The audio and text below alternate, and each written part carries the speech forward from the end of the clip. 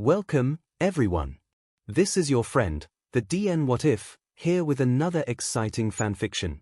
Today, we're diving into the story of what if Deku and Mirio trained for UA together. If you enjoyed this video, don't forget to hit that like button and subscribe for more fanfiction content just like this. Now, let's get started with the fanfic. 4 years ago. Kaken, leave me alone already. I already told you I couldn't show you my quirk because it's against the law to use quirks in public without a hero license. A young Midoriya cries at a blonde boy with explosive hands. Bullshit, Deku, we all know you're just using that excuse as a cop-out to avoid the fact that you really are just quirkless. Smirking, the boy continues, I bet that's really how your mom died. She couldn't handle having a quirkless little Deku, so she killed herself. The boy laughs while his hands start to spark, readying himself to beat the cowering boy in front of him. Mouth aghast at the fact his former childhood friend would ever say such a thing, the young boy clenches his fist, stopping himself from attacking the boy in front of him. Instead, fighting back with his words. Shut up, Kaken, you know my mom died from that villain attack last year. Tears of anger spilling, Izuku continues, and she loved me. Something you wouldn't know about since your mom doesn't at all. I doubt she even wanted you with the way she constantly hits you. Izuku can't help but yell now, a burst of bravery washing over him as he spouts back insults to Bakugo, stunning the blonde momentarily from being spoken back to by the so-called quirkless boy. Both are silent, taking in what the other has said. That is until Midoriya notices Kaken's reddened face and angered expression. I know I shouldn't have said that about his mom, but he shouldn't have implied it first, Midoriya thinks, still watching the childhood bully. Foaming at the mouth, Bakugo readies his hands to kill Deku for even daring to insinuate his mother didn't love him. He ignores the fact he just suggested the same thing to the boy in front of him because he's quirkless, saying the latter doesn't apply to him. Not really. Deku, I'm gonna count to 0, then I'm gonna kick your butt, got it? Cracking his knuckles with a vicious smile on his face, Bakugo ignites his hand, aiming towards his target. Ready, an angry Bakugo yelps at seeing a boy pop up from the ground. Hold on just a second. Appearing from the ground is a grinning Tin copycat, who steps in front of Midoriya just in time to stop the incoming hit from Bakugo. Who the hell are you, cartoon face? Bakugo yells, halting his attack just in time to avoid hurting a random person who could cause a mark on his perfect record. Not that he really cares, but even one mark could damage his chances of getting into the best hero school in all of Japan. I am Mirio Tagata. Now what's going on here? The Tin wannabe says, smiling. However, this guy is far from happy. Bakugo has seen smiles like this before, and the boy in front of him is far from cheerful. There's hot anger underneath that smile. He's learned to tell the difference from seeing his mom sessed off at him, and she really means it. He realizes he's taken too long examining the boy defending Deku when the kid, Mirio, takes a step closer to him. Let me ask again, what's going on here? Mirio asks, smiling even wider now. All of a sudden, Bakugo feels sweat go down his back, and his hands twitching, which is a new feeling for him. He can't describe what he's feeling. Fear, it's fear, but he knows he doesn't like it.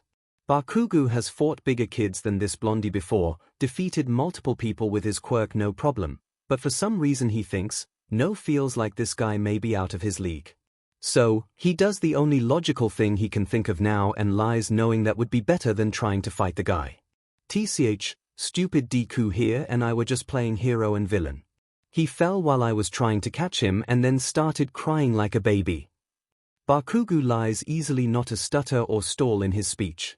For a solid minute, nothing happens, and Bakugo thinks he's going to get off, that perhaps the guy believed what he said. Then he sees in the boy's eyes he isn't buying it. That's funny because I could have sworn you were going to blow this boy's face off with your explosive quirk. Right, after you told him his mother killed herself because, what was it? Oh yes, he was quirkless. The seemingly harmless, but he knows probably not, boy says. There's no hesitation when Bakugo runs away from his opponent for the first time in his life. Izuku is still laying on the ground though, astonished by what he's witnessed. For the first time ever, someone was standing up to Kaken. No one has ever done this, and for him no less. He can see the moment Bakugo realizes he made a mistake trying to lie to Mirio because there's some sort of underlying strength to him even if he is just a few years older. The air around them tenses and even he feels sweat beading down his brow. The moment Bakugo runs away is when Izuku realizes this is a kid not to be messed with. This boy, Mirio, is what a hero is supposed to be. It's then that Izuku realizes something. All Might may be his idol, but Mirio is his hero.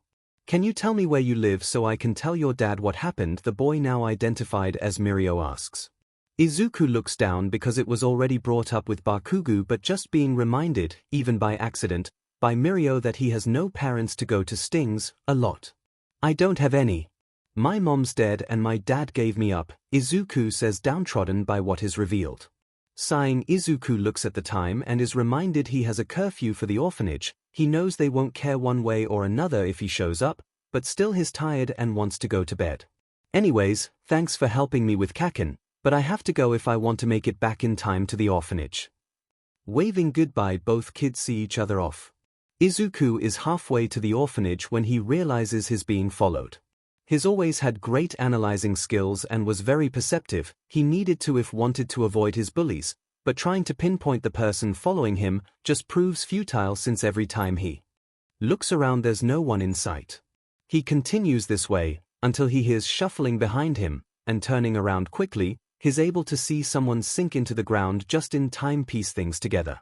Earlier the boy who helped him, Mirio, had a quirk that let him phase in and out, and when putting 2 and 2 together, Izuku connects that he must be the one following him. For a moment, Izuku feels fuzzy. Then it passes. It continues for a week when finally, Izuku addresses it. Excuse me, Mirio-san. I know you're there. A pause. When nothing, or rather no one responds, Izuku thinks that perhaps he was wrong the entire time. Maybe he made up Mirio wanting to spend time with him because he has no one else. Stupid, why would anyone want to hang out with you? You're just an orphan boy who won't show your quirk.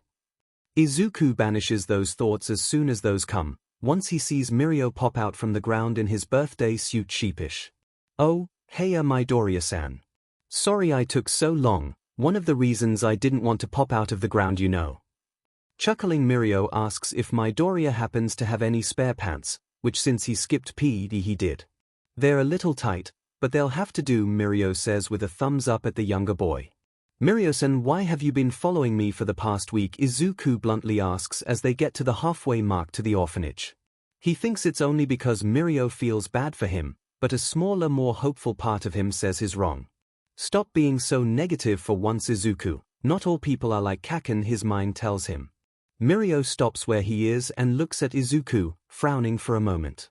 He looks like he can't decide whether he wants to tell the truth or not until he finally opens his mouth and reveals the reason why he's been following him the entire time. When I saw that Bakugo kid beating you up, I knew I had to step in because that's what a hero would do. And seeing all those people just pass you by really angered me. Pausing, Mirio looks to Izuku, frowning. But then after you left, I followed, because I wanted to speak to you more about what you said. I was curious about you. Mirio finishes, looking a little embarrassed at being noisy, but also not since he helped the smaller boy out. Thinking back, Izuku tries to recall what all he said, then it hits him. Oh, that? Yeah, no one believes me, but I have a quirk.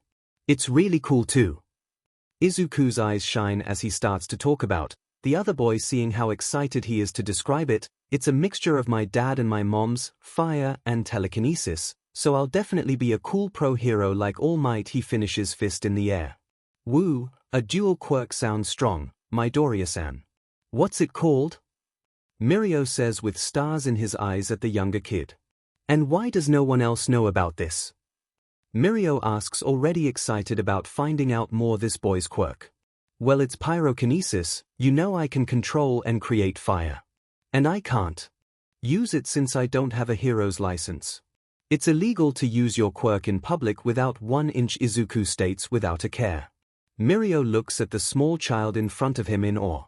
The quirk he told him about is powerful, but he'll need to train it to be able to control it. From what is heard, the boy has no friends because they don't know about this, which brings Mirio to his offer. That's it, Izuku Midoriya, I can already see that you have an amazing quirk, however unless you train it you won't be able to get into Uday alongside me, so we need to work out and train our quirks to the max to do that. Wait, how'd you know I wanted to go to UA? Izuku says, surprised he knew. Giving off another smile, Mirio replies, you said you wanted to be like All Mighters. Do I? And All Might's an alumni of UA. I just put 2 and 2 together, Mirio says, laughing. Okay, but I can't train my quirk. Izuku tries to protest. In public, my friend, but in the confines of a secret place, which I already know a place, we can do all the destruction and testing of just how powerful you and I really are, and we'll buff you and me up in the meantime. How about it? You buddies? Mirio says, putting his hand out. The minute Izuku hears Mirio call him a friend, tears are threatening to come out of his eyes. For the briefest moments, Izuku cherishes those words because he hasn't heard anyone call him that in years. Tears finally fall when Mirio declares them you buddies. It's then Izuku decides that for Mirio he'll bend the rules if it'll mean train together, so they can get into UA together. Yeah, sniff UA buddies, Izuku says. Yeah, power. Mirio yells the first of many powers. Power! Izuku murmurs. Unsure of where the phrase came from, Izuku decides he doesn't care and instead decides to roll with it, following Mirio's example with a just as loud power, beginning 2 friends' journey to UA. Izuku! Yeah, Mirio? You know I have my entrance exam next year, right? Mirio says, looking to the younger boy lying next to him on the sandy beach covered in junk. While Izuku looks confused at the question, he knows exactly what Mirio is talking about. It's only what they've been working towards the past 4 years for. Well, Izuku still has a few more years until he can apply, but that doesn't mean he can't still help his hero while also preparing himself to meet him there. Yeah, it's why we've been training, Izuku answers, wondering as to why Mirio is bringing this up. This isn't the first time he's brought up UA or the entrance exam since we started training. But usually he doesn't sound so serious about it, Izuku thinks. Huh, of course it is, I was the one who recommended it. Mirio says, playfully punching the younger one's shoulder, causing a flinch, but what I'm trying to say is if I want to get in, I'm gonna need to train harder than ever. Mirio says, fist clenched, a determined look in his eye. My quirk is still very dangerous, and even after all these years I have a lot to learn about permeation. Mirio looks back to when he and Izuku had just started training. Although he already had a good handle on his quirk, there were times when it would randomly activate, and he would fall into the ground while walking, or occasionally while at school his clothes would fall off because he would become intangible. Now I can control my quirk after training with Izuku so much, but it's still not good enough. I still have slip-ups at school and home, Mirio thinks. Even if we have trained relentlessly these past few years, I'm still not where I want to be. I may be able to control it, but I'm still not at my best. He's confused at first because he thought that's what they were doing this entire time, when they were together on the beach, getting up at god-awful hours, jogging, sparring, all to prepare the 2 of them for UA. But now as he listens to his speech, he thinks he might be wrong. Maybe now's the time where he leaves him like everyone else. He's going to tell him he needs to train alone now. Maybe Izuku's been more of a hindrance than a help. He continues to think of negative things until he notices Mirio's worried face. Izuku, did you hear anything I said? The cartoon-faced boy asks. Mirio hasn't seen Izuku this worried since that day he first confronted him. Embarrassed of his reaction, Izuku answers honestly with a no. Oh, that's okay. I said that since I'll need to be focused more, I decided our current training routine isn't going to cut it. So I created us a new one, Mirio says happily as he magically pulls a thick pile of paper from his backpack. Now I know this may be daunting at first, but if we want to get in and be the best heroes ever, then we need to stick to it. Power. Right.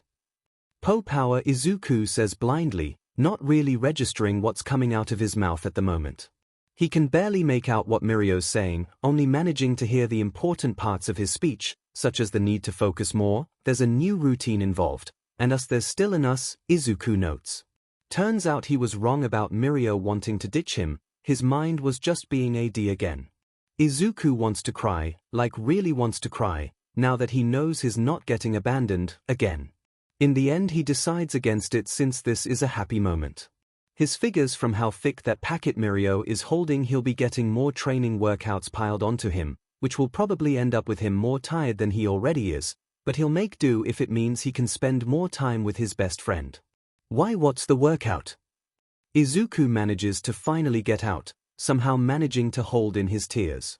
Something that surprises even Mirio, who has taken to carrying handkerchiefs on him so he's prepared for Izuku's waterworks. I'm glad you asked. With my Mirio and Midoriya road to Yuta workout routine will be fine-tuned to take on anything. Mirio says in his best hero voice and power pose, also taking note of his buddy's tears. Honestly, he's pretty sure he could create a lake with those tear ducts. Although their current workout routine was working out just fine, Mirio just wanted to create something special for the two since he knows he probably won't be around much when he starts UA. Call him cocky, but with all the training he and Izuku have done, he's confident he'll get in. He just wants to show Izuku how serious he is about the two of them getting into their dream school together, even if Izuku does have a few years to wait. When he looks back to Izuku, he sees him teary-eyed, smiling. You created this workout plan, just for us? Izuku says, trying to hide the crack in his voice, while also looking at the exercise plan. Flipping through, he sees how much effort was put into it, pointing at himself, then back to Mirio to verify the older boy meant the routine was for him. Of course, Knucklehead, hence the title on the cover, Mirio and Midoriya Road to You. Laughing, the boy continues, did you think I wouldn't do everything I could to ensure my little brother got into UA with me? Mirio says nonchalantly, ruffling his hair. When he turns his back to stretch, intentionally or not, Izuku finally lets his tears fall, fist clenching his chest.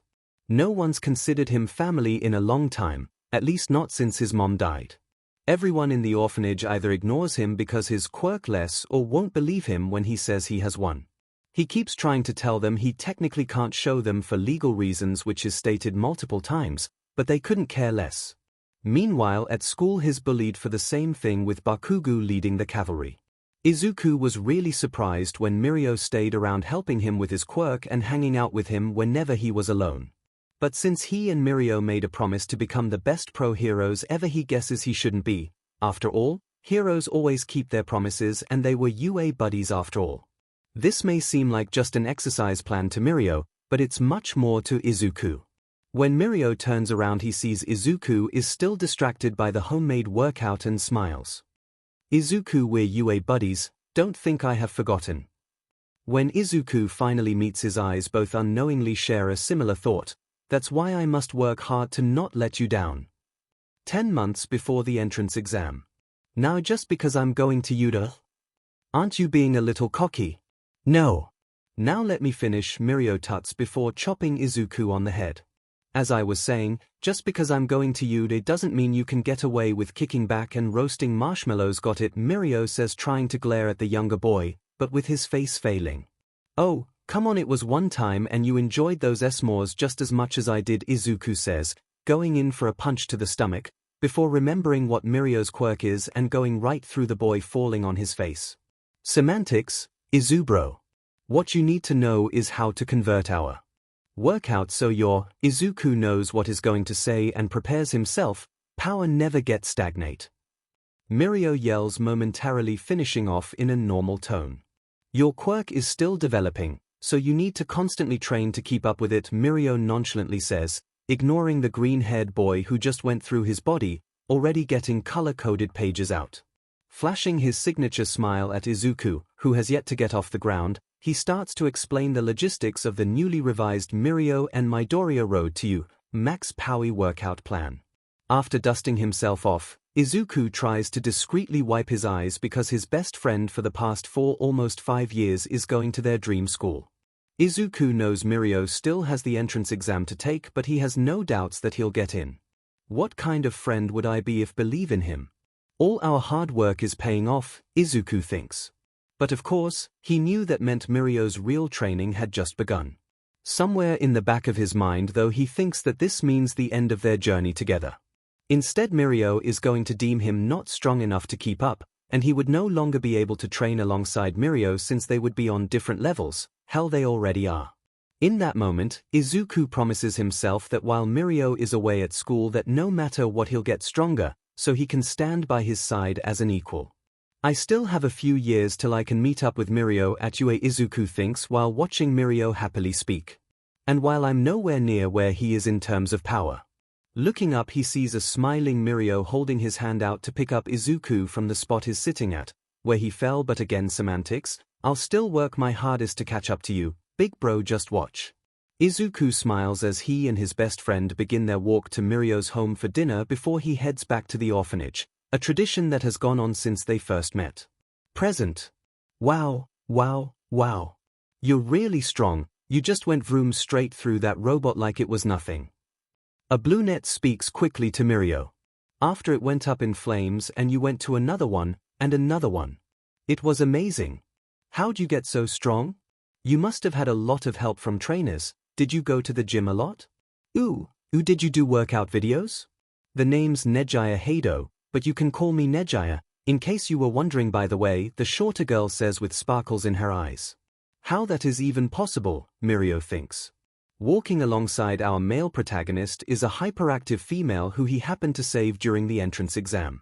Once the test ended, however, he noticed her following him and start to ask non-stop questions, reminding him of a certain green-haired buddy and his curious nature. Of course, he took to her in an instant. My name's Mirio Togota, and you can call me Mirio. And no, I only trained with one person, but he helped me a lot to get where I am today. Pausing to wink and give a thumbs up, we did, however, have one workout regimen that we stuck to, and it was helped me get so much power. Posing with an arm out for a moment. What was it, Mirio? A shy voice asks from behind Nejaya. Despite already being good friends since grade school, he still hides behind the bubbly girl speaking. I remember when we were in school you would leave right after saying you were going to train, and left it at that. Smiling at one of his oldest friends, Tamaki Imagiki, Mirio remembers him as the boy he bumped into, yet the other started apologizing profusely. He couldn't help but befriend him to try and bring him out of his shell. He can't help but think that's why he might have taken in our other male protagonist of this story, but shrugs it off. To answer your question, Tamaki, it was called the Mirio and Midoriya Road to You, Max Powie workout. Giving a thumbs up for dramatic effect, Mirio continues, fine-tuned to prepare only the strongest for their journey to you, and Mirio says, smiling. Tapping her chin, Nejaya thinks over Mirio's words, finally speaking up. If it was fine-tuned for only the strongest, why does it have yours and whoever Midoriya is names on it? Jumping up, accidentally activating her quirk, Nejaya starts to ask more questions. What's so great about the workout regimen? Is it only for the strongest? Has anyone else tried it out? Can I try it out? Is Midoriya as strong as you? Is he your brother? Where is this Midoriya? Noticing her red face, Tamaki taps the blue-haired girl's back, signaling her to take a break from asking so many questions. Getting the hint, Nejaya smiles apologetically to the blonde boy she's just befriended while waiting for his answers. Keeping up with the blue-haired girl seemed to be impossible for others, as he noticed while waiting for the entrance exam, but for a seasoned warrior like Mirio who has dealt with Izuku's mumbling, he's able to answer all her questions, happily ticking each one off his finger as he does. While also thanking his friend for the temporary reprieve of questions, Mirio can't help but think how much she reminds him of Izuku. I'm gonna keep her, Mirio proclaims to himself. Well, first off, Midoriya is my best friend lil bro, and while he is strong, he's yet to beat me in a spar. Pausing mid-step to turn around and face Nejaya, which brings me to your question about why it has our names on it. Blushing, Mirio rubs his head. We've been training together for years and made a promise when we were younger that we would get into Udota together. Now smiling at the memory, so the name just suits our goal, not to mention how strong it's made us, Mirio says, flexing. Oh yeah, can't deny that. You demolished those robots like they were plush toys. No doubt you got top scores on the entrance exam, Nejaya answers, starting to ramble, while mimicking karate chops. Yes. Your workout regimen with Midoriya shows. Tamaki whispers. How is he doing? He's doing pretty good. As you know, Tamaki, Izubro may still be in middle school, but he's a shoe-in for you when he applies for the hero course. Mirio says, proudly pounding a fist to the chest. Oh, can we meet him? Do you have a picture? He sounds adorable. Is he actually your brother? You called him your best friend first. Which one is it? Nejaya asks until she finally needs to take a breath. Well, actually I've already met him, Tamaki says, raising his hand for some reason. Noticing this, he lowers it, slightly embarrassed but taking note that neither laughed at the motion. Pausing to look at the shorter girl, Mirio laughs a hearty laugh, realizing what he called Izuku. He can't believe he let the nickname slip so easily, but then again Izuku really is just like a brother to him, and Tamaki already knows about his close bond with Izuku, seeing as on a few occasions he's joined them on their cheat days. If anything, they've spent so much time with one another they might as well be. Smiling Mirio decides to show her his favorite picture of them dressed as the Mario brothers from last Halloween, with him as Mario and Izuku as Luigi, rightly so. Nejaya can't help but coo at the two boys in the picture cosplaying as iconic video game brothers, the adorableness being too much for her. They may not be related, but I can already tell he cares a lot for the younger boy. Oh my gosh, this picture is just too cute. I wonder if I could get a copy? Taking a break from her inner battle, Nejaya notices something in the background of the picture. Who's that in the background with their head down looking away from the camera as though they don't want to be there? Nejaya says, pointing at a dark figure in a purple outfit. Looking at the photo closer, Mirio's eyes bulge because he can't believe he almost forgot about the third person they invited out that day. Oh, that's Tamaki. He was Waluri, a great fit for us, right? Izuku chose the outfits. Mirio says, smiling at their coordinated costumes. You're just saying that because you got to be Mario and say it's me and Mirio, Tamaki says, looking away. Semantics. Mirio says, not denying Tamaki's statement, but also not agreeing, mainly for show. As the newly formed trio continue to walk out of the school grounds and exchange contact information, Mirio promises to introduce them to Izuku, officially, the next time they meet up. Well, I guess I just have to introduce Nejaya, since Izuku's already met Tamaki a few times. But still, having a group hangout would be nice, Mirio thinks. Knowing that despite how much Izuku likes his company, having others to talk to would do him good.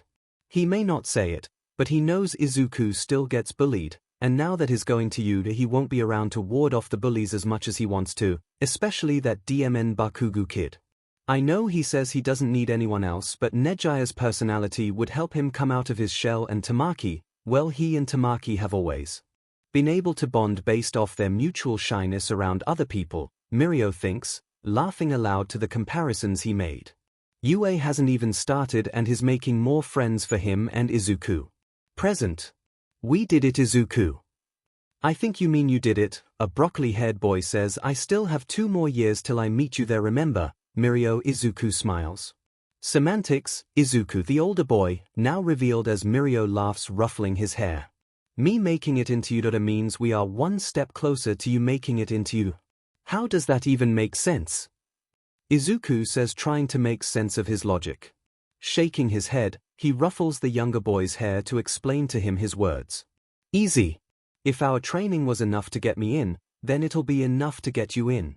Especially if you're still following our road to Yuta plan, grinning with his signature thumbs up. Izuku stayed silent after that because he honestly couldn't see the flaw in that logic. Smiling, Izuku nods his head, silently promising to Mirio that no matter what he'll get in now. Looking to the younger boy next to him, Mirio can't help but think about all the times they had together.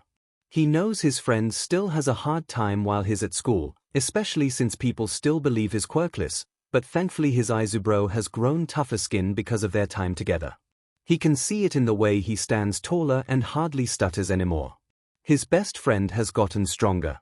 You know, it feels like yesterday that we were lighting trash on fire and flashing the public, Izuku, Mirio says happily as he stares at the now cleared up beach. He and Izuku spent the last year cleaning while preparing him for the entrance exams. It was just yesterday, Mirio. Remember, I lit trash on fire to see if you could phase through it, causing you to flash that old couple by accident, because as it turns out you cannot, Izuku says, incredulous at the fact the older boy forgot. He must have forgotten over the excitement at getting into UE. Shaking his head, Izuku decides to let it slide this time, already knowing there will be plenty more accidents he will have to let pass. Especially now with Nejaya in their friend group. Geez, and I thought Mirio was hyper. Scratching the back of his head, Mirio blushes, belting out a loud laugh. Oh yeah, it was, wasn't it? Well, either way, we've come a long way from where we used to be with our quirks, right? Posing with his arm out, he looks to Izuku. Before, the most you could do was light a flame on your finger, and now you can lift trucks with them. Mirio excitedly yells, and now I can better handle phasing through objects, while doing a combo attack, he says while mimicking a karate chop. Come on, Izuku. Don't tell me you're not as pumped as me at our progress, the younger boy's best friend yells. Crossing his arms, Izuku looks to Mirio smiling because of course he's impressed. He never thought he would reach this level of power at his age, and he has him too. Thank for it. I was just a random quirkless orphan that nobody cared about, but you changed that, Mirio, Izuku thinks happily. What are you guys looking so gloomy about? Were you guys having a serious talk? Och, Tamaki, I told you we should have stayed back at the cafe. Nejaya says as she spins down onto the sandy beach. Behind her, following slowly with a gloomy face, is Mirio's second closest friend as well as Midoriya's, who seems to be shaking his face at the oblivious girl. Nejaya, as I seem to recall, I was the one who told you to stay back, but you said then. Covering his mouth, Nejaya hops in front of the gloomy teen, laughing, tossing out denial after denial of his accusation towards her. Tamaki is such a funny guy, but also a liar, don't you agree, Midoriya? Looking to the younger boy, Izuku agrees, laughing at their friend's behavior. Don't worry, Nejaya, waving the interruption off. Midoriya and I were just talking about how he's a shoe-in for you since I got accepted. Mirio says, smiling. Nodding her head quickly, Nejaya floats over to the fluffy-haired boy and begins squeezing his arms. Yeah. Don't worry, Izuku, you're a little beefcake, there's no way you won't pass the exam when it's your turn for the entrance exam, Nejaya says. Unknowingly causing Midoriya to begin stuttering and turn red-faced from being called a beefcake from such a pretty girl. I wouldn't call myself a beefcake. You're right, Izubro. You're more like a cinnamon roll but like super buff, Mirio chimes in, getting nods from the two older Udota students. Walking up to him and squeezing his cheeks. Jumping up and down, Nejaya smiles wider, spinning in agreement. Yeah, that's exactly Midoriya. We can say it's because he's sweet, cute, and he has fluffy hair. That does sound like Midoriya, Tamaki whispers from his spot on the side.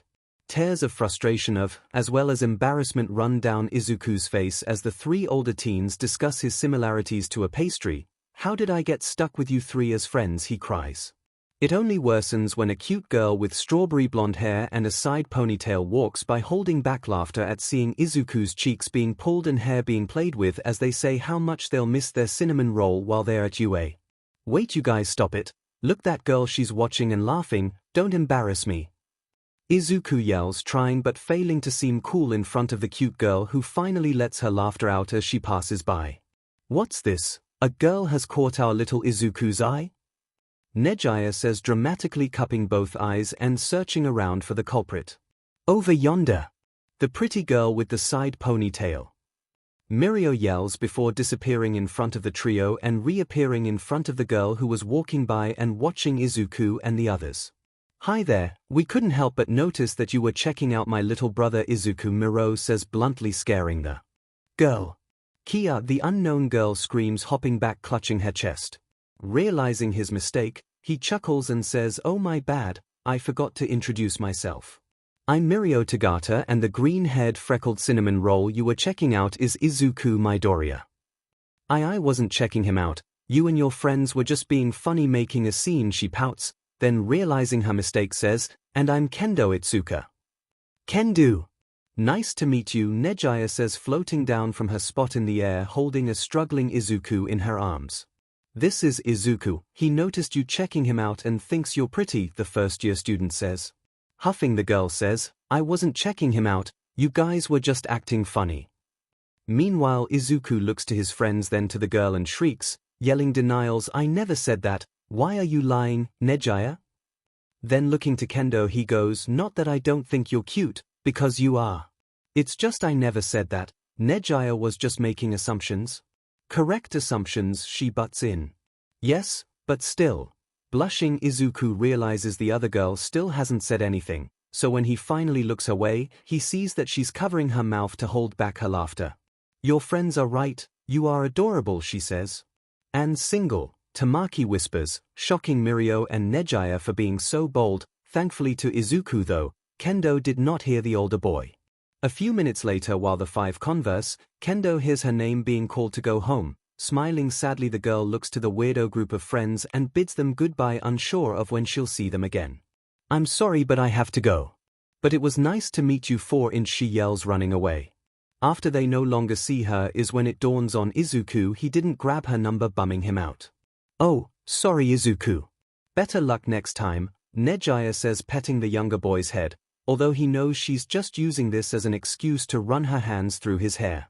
I wonder how she'd react if I cut my hair. Don't even think about cutting your hair, Izuku, got it? Nejaya says with a sharp glint in her eye.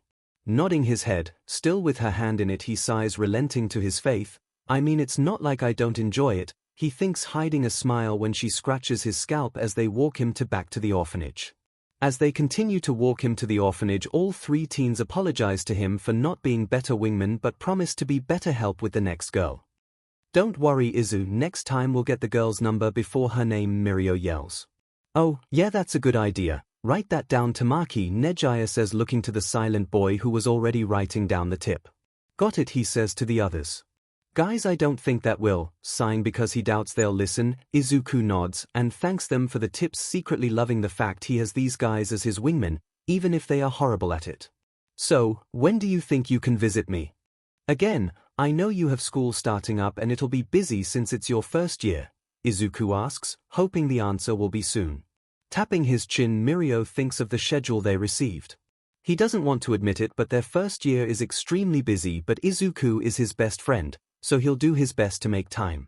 Not to worry, Izuku, as soon as Nejaya, Tamaki, and I have settled into classes, we'll come visit you and tell you about everything we've done, Mirio says with his megawatt smile. A burning sensation erupts in Izuku's chest because he knows Mirio means it when he makes his promise, so nodding his head he smiles back, accepting his words. As he goes to enter the orphanage, he hears three voices yell out, Pua! And as he turns around, he sees Mirio doing his signature pose with Nejaya and Tamaki doing the same. Walking out, Izuku grins and mimics his best friend yelling Pua at him, knowing that even though Mirio may be busy training to be a hero, he'll still make time for him.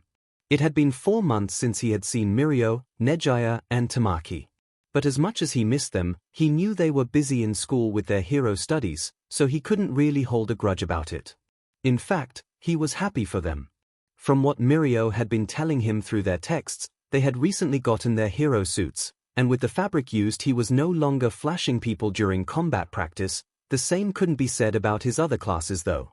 Izuku begged for a picture of the three in their suits, which Mirio refused to show, saying he wanted to be there to see his reaction when he saw what they looked like in them, after which Midoriya stopped asking. However, that isn't to say Izuku had such an easy time with Mirio and the others gone.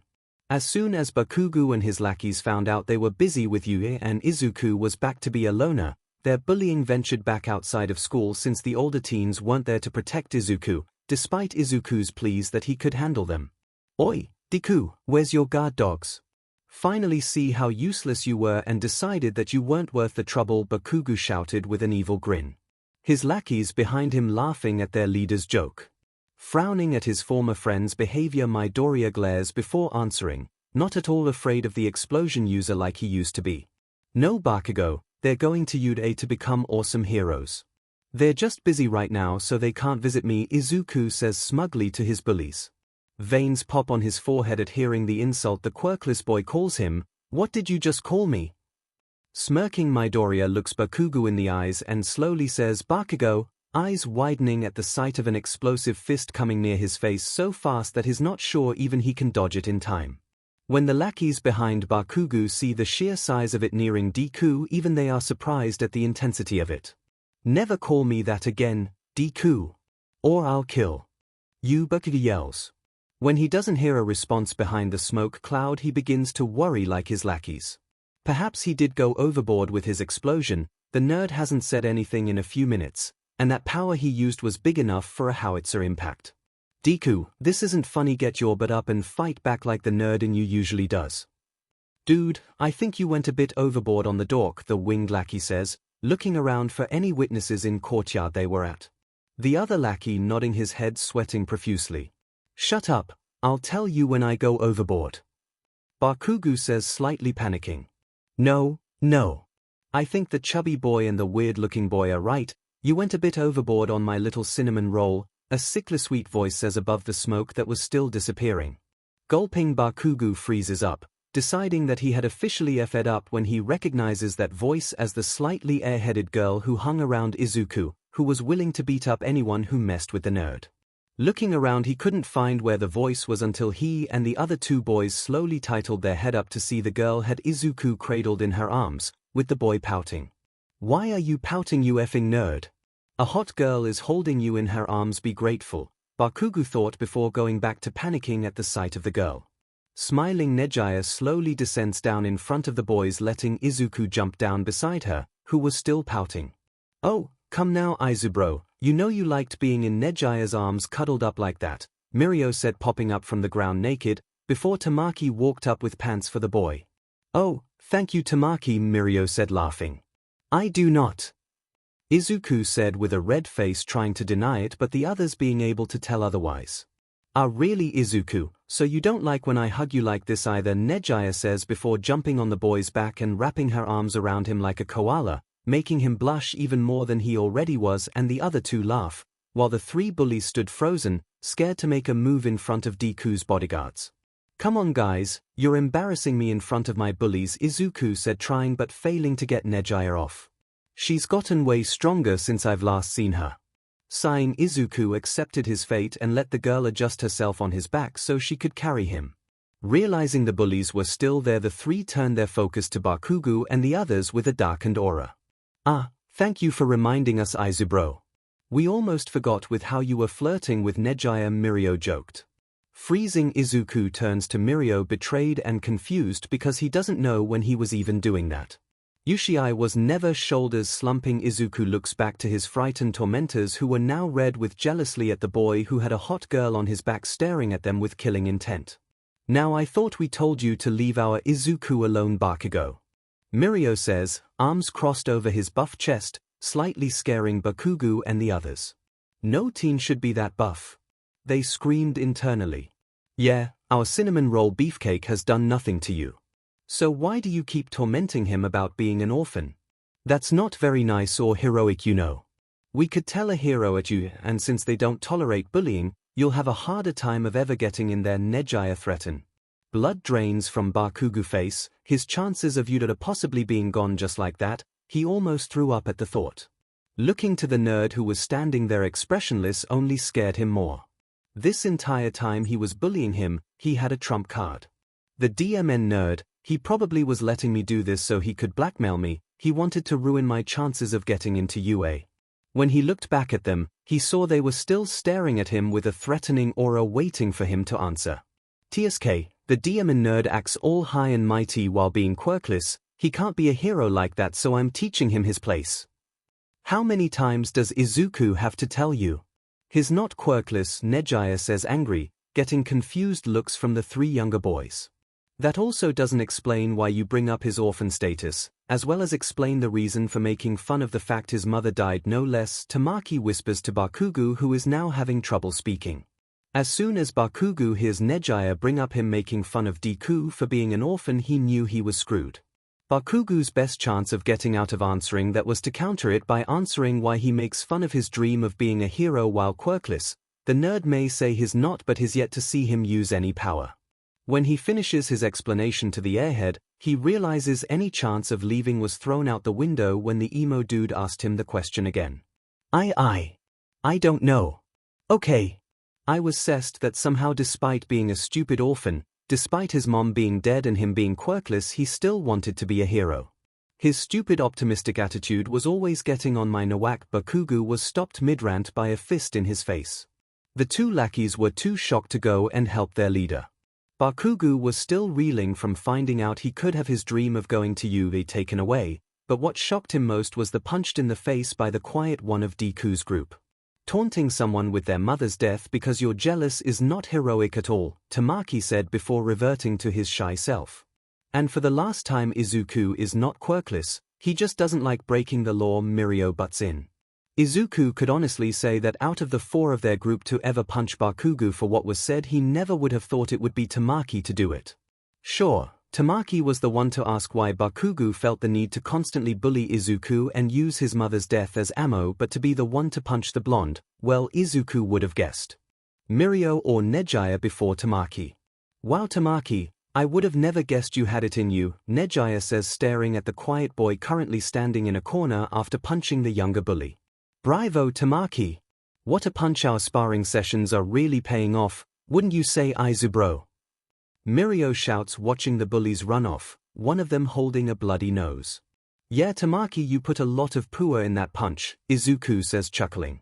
The other three go silent, then suddenly Mirio bursts out laughing, throwing an arm around Izuku, watching out for Nejaya, who was still holding on to Izuku. We sure did miss you, Izuku, Mirio says, leading the boy away to his house. We're sorry we haven't visited you, school has been so busy, but now we're on break for a whole week, Nejaya says, hugging Izuku tighter. We plan to make it up to you, Tamaki says from the side. Thank you, guys, but I know how tough Yude is, so no need to apologize, Izuku says with a teary smile. Nonsense, Izuku, we are your friends, nay family, therefore it is our duty to always make time for you. This week is solely devoted to you, Mirio says with a fist in the air, Nejaya and Tamaki following closely. Thanks guys, Izuku says, unable to hold back, putting his fist in the air. But first we have to show you our costumes, Mirio says, pulling a picture out of the three in their suits, Nejaya pulling her phone out to capture Izuku's starry eyes at seeing the awesome outfits they have. Oh man, look at Nejaya's, you look amazing in it. I bet it supports your wave motion quirk with those gauntlet, and Tamaki's cloak looks so cool and mysterious. Whoa Mirio, yours is so cool. But what's the number on it for? Laughing at the younger boy's expression, the older three smile and begin to explain. Well, I put 1 million because that's how many people I want to save. It also corresponds with my hero name, Lemillion. Mirio shouts, doing his power pose, enjoying Izuku's huge smile at him. I kept mine simple, smiling. Nejaya reveals her name. My hero alias is Nejai-chan. I like it, so cool. Izuku says to his best friends, what about you, Tamaki, what is your hero alias? Scratching his head, he looks away before whispering, my name is Sunita. So cool. You guys have such awesome names. I can't wait till I have to choose mine. Oh man, what should my costume look like? Izuku asks, panicking, causing the others to laugh. Aizu bro, don't worry, you still have time till you need to make yours, but if you want, we can help you, Mirio says, gesturing to the three of them. Looking to the older teens, Izuku gets a glossy look in his eye. Really, you will? Oh man, I'm gonna have the coolest costume ever. Guys, I'm not so sure about this, Izuku says nervously. What? How can you say that, my little Izuku? Nejaya says dramatically, we worked so hard on this.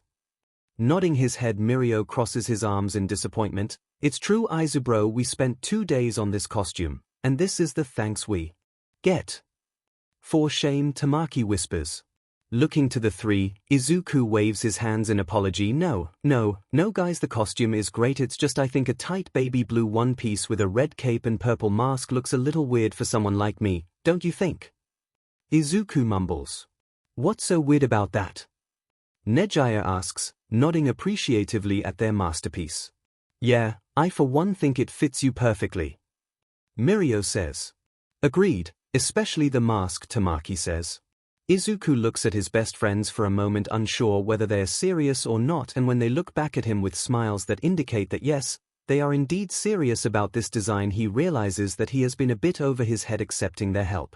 Well, if you don't like this look, for reasons unknown, Nejaya whispers, then what are you looking for, Mirio inquires. How about this, Izuku says, beginning to draw a green and black jumpsuit with a red cape, with the word power embroidered on the chest. As the Nejaya and Tamaki continue to look at his drawing, smiling at the wording he put on his chest and design being exactly something Izuku would wear, Mirio looks back to his best friend, tears in his eyes. It's perfect, Aizu bro. There'll probably be a bigger time skip next chapter, but not too big. Remember, this is a start of Mirio and Izuku's friendship starting before and entering Tiyude. Mirio, Nejaya, and Tamaki were relaxing in class waiting for their homeroom teacher Aizawa-sensei to come in. While they waited, they began to discuss their favorite subject, or rather favorite person, Izuku Midoriya. Hey. Do you think we can see Izuku after class? We haven't seen him in a few weeks. I think he'd enjoy knowing about what's coming up. Nejaya tried whispering. Tapping his chin, Mirio nodded sage-like in agreement to the hyper girl. Indeed, Nejaya, I think our little Izuku would thoroughly enjoy it, but what he would enjoy even more is coming to it, he finishes. But how are we going to do that? Tamaki mutters. Simple, we just, leaning in to speak. The other two begin to smile ear to ear as they hear Mirio's brilliant plan on how to bring Izuku to UA. A few minutes later, when they are done conversing, their sensei finally walks in addressing the class, or what's left of them, the rest being expelled for having no potential, and tells them of the upcoming event they need to train for. Okay class, you've all been doing well academically, but if you want to prove to the pros you have what it takes to be a real hero, then you need to prepare yourself for the sports festival that's coming up, as most of you had already predicted, a tired voice said. The three friends sitting in the back fail to contain their glee at the upcoming event, where they will have to put their all in if they want to show themselves off. That's all for now. Head over to Gym Gamma for combat practice with Cementos. Actually sensei, we had a question? Nejaya said as she, Mirio and Tamaki waited for everyone to walk out, leaving only the three students alone with their sensei, who looked ready for a nap. Well, talkative child, what is it? Aizawa asked. Well sensei, we have a friend, nay more like a little brother, who is a big fan of the Udara Sports Festival, and we were hoping we could score him a ticket, so he could watch us compete. Mirio asked. Aizawa looked at his three top students, wondering if they were being serious or just messing with him. When he saw their hopefully faces falter for a moment, he realized that, no, they were not joking, they wanted a free ticket to the sports festival. Look, you three, Udai can't just give tickets out for free for every Udara student. If we did, then we'd never make any money for the school. I'm sorry, but no, Aizawa said. But sir, Mirio tried protesting, only to get a glare, immediately shutting him up. I said no, not get to Gym Gamma before I give you detention. Yes sensei, the three replied downtrodden. As Aizawa saw his three top students walk away, he felt a sharp pain in his chest. When told by Recovery Girl nothing was wrong with him, he realized that he was feeling guilt for turning down the three kids' requests. For FS sake. The next day Aizawa called in the three students and had them explain just why this child couldn't get his own ticket, or at least watch it on TV. He kind of wished he hadn't asked when they explained his situation to him. Aizawa-sensei, we weren't lying when we said he was like a little brother to us. I've known Izuku since he was 8 and his like family. He's had to live in an orphanage because his mother was killed in a villain attack, so he has no one. Aizawa flinched when he heard this. Kid had to have a rough childhood. But us, he finishes. What about his dad? You said the mom died, what of the dad? His dad gave him up, but Izuku never gave a reason why though, Mirio answers. Sighing, Aizawa rubs his forehead. These three had to have adopted the unluckiest kid in the world. Can I at least see a picture of the kid you want me to get a free ticket for? Aizawa asks, regretting his words when he sees the three teens' face light up and fight over what picture to show. Show this one, it brings out Izuku's eyes. Nejaya says. No, this one when he's sparring with us. Mirio shouts. What about that one we did with last month for fun? Tamaki whispered, ceasing the arguing at once. You're a genius, Tamaki, that's the best photo we've ever taken, even if it was against Izuku's will. Mirio shouts. Oh yeah, definitely one of our finer pictures. Nejaya nods, not noticing their sensei's patience was getting thinner by the second. Nejaya, if you would do the honors, Mirio says, watching the energetic girl present her phone to their sensei, who while usually was great at holding an expressionless face, couldn't help but let his lips lift in a small smile at the three teens plus who he assumes is Izuku dressed up as the wild PP cats. Introducing our best friend Izuku Midoriya, Nejaya says dramatically. I'm guessing Midoriya is the one dressed as Ragdoll, Aizawa said, trying to hold his laughter in. Indeed, Aizawa-sensei. We figured since their hair color matched, she would be the best match for Izuku, Mirio said proudly. How did you determine the others? He couldn't help but ask. Easy, Mirio was Tiger since he is the tallest and buffest of us, Tamaki was Mandalay since they have a similar hairstyle, and I was Pixie Bob because of the color scheme. Nejaya explained, happily. Aizawa's lip twitched upward, thankfully able to hide it underneath his capture gear. You know what, give me a copy of this photo and I'll give the kid a seat with you guys in your class section, Aizawa said, hoping that would be enticing enough to give him a copy. Deal, the three shouts.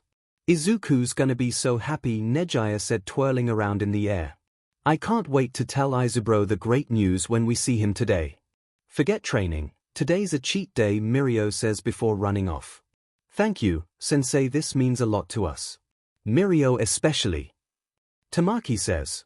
Sighing, the homeroom teacher nods his head. Yeah, just don't mention it to anyone when they question what a random kid is doing in your booth. K. And about that picture? Here you go, Tamaki says, already sending the picture to his teacher's phone, followed by a floating Nejaya. In the teacher's lounge. Oh my god, these kids are too pure. Midnight cooed. Has Mandalay and the others seen this yet? Present MIC asked, not even holding back his laughter. Oh yeah, they loved it, especially the Izuku kid. Ragdoll said he could pass off as her brother. He smirked. So, what did you do to get this from Mirio and the others? I'm pretty sure they didn't give it to you for nothing, Snipe said nonchalantly. Nothing big, just a spot for the kid in their booth at the sports festival, Aizawa says nonchalantly, causing the others to spit their drink. Seriously, and Nezu approved that? Cementos said skeptical. Smirking, the Erasure hero shakes his head. Not at first, but then I showed the picture they gave, and he immediately changed his mind, saying how adorable those four were and he couldn't not let the kid watch and be there for them. Well, I'll be DMN, they thought. At Dagobah. Izuku hadn't seen his friends in a few weeks, which was alright. Bakugo had backed off since they had warned him to stop bullying him, so aside from the glaring and calling him a quirkless Deku, he was otherwise fine. Deciding to take a walk around the beach was his best form of therapy when he wanted to talk to someone, but no one was around.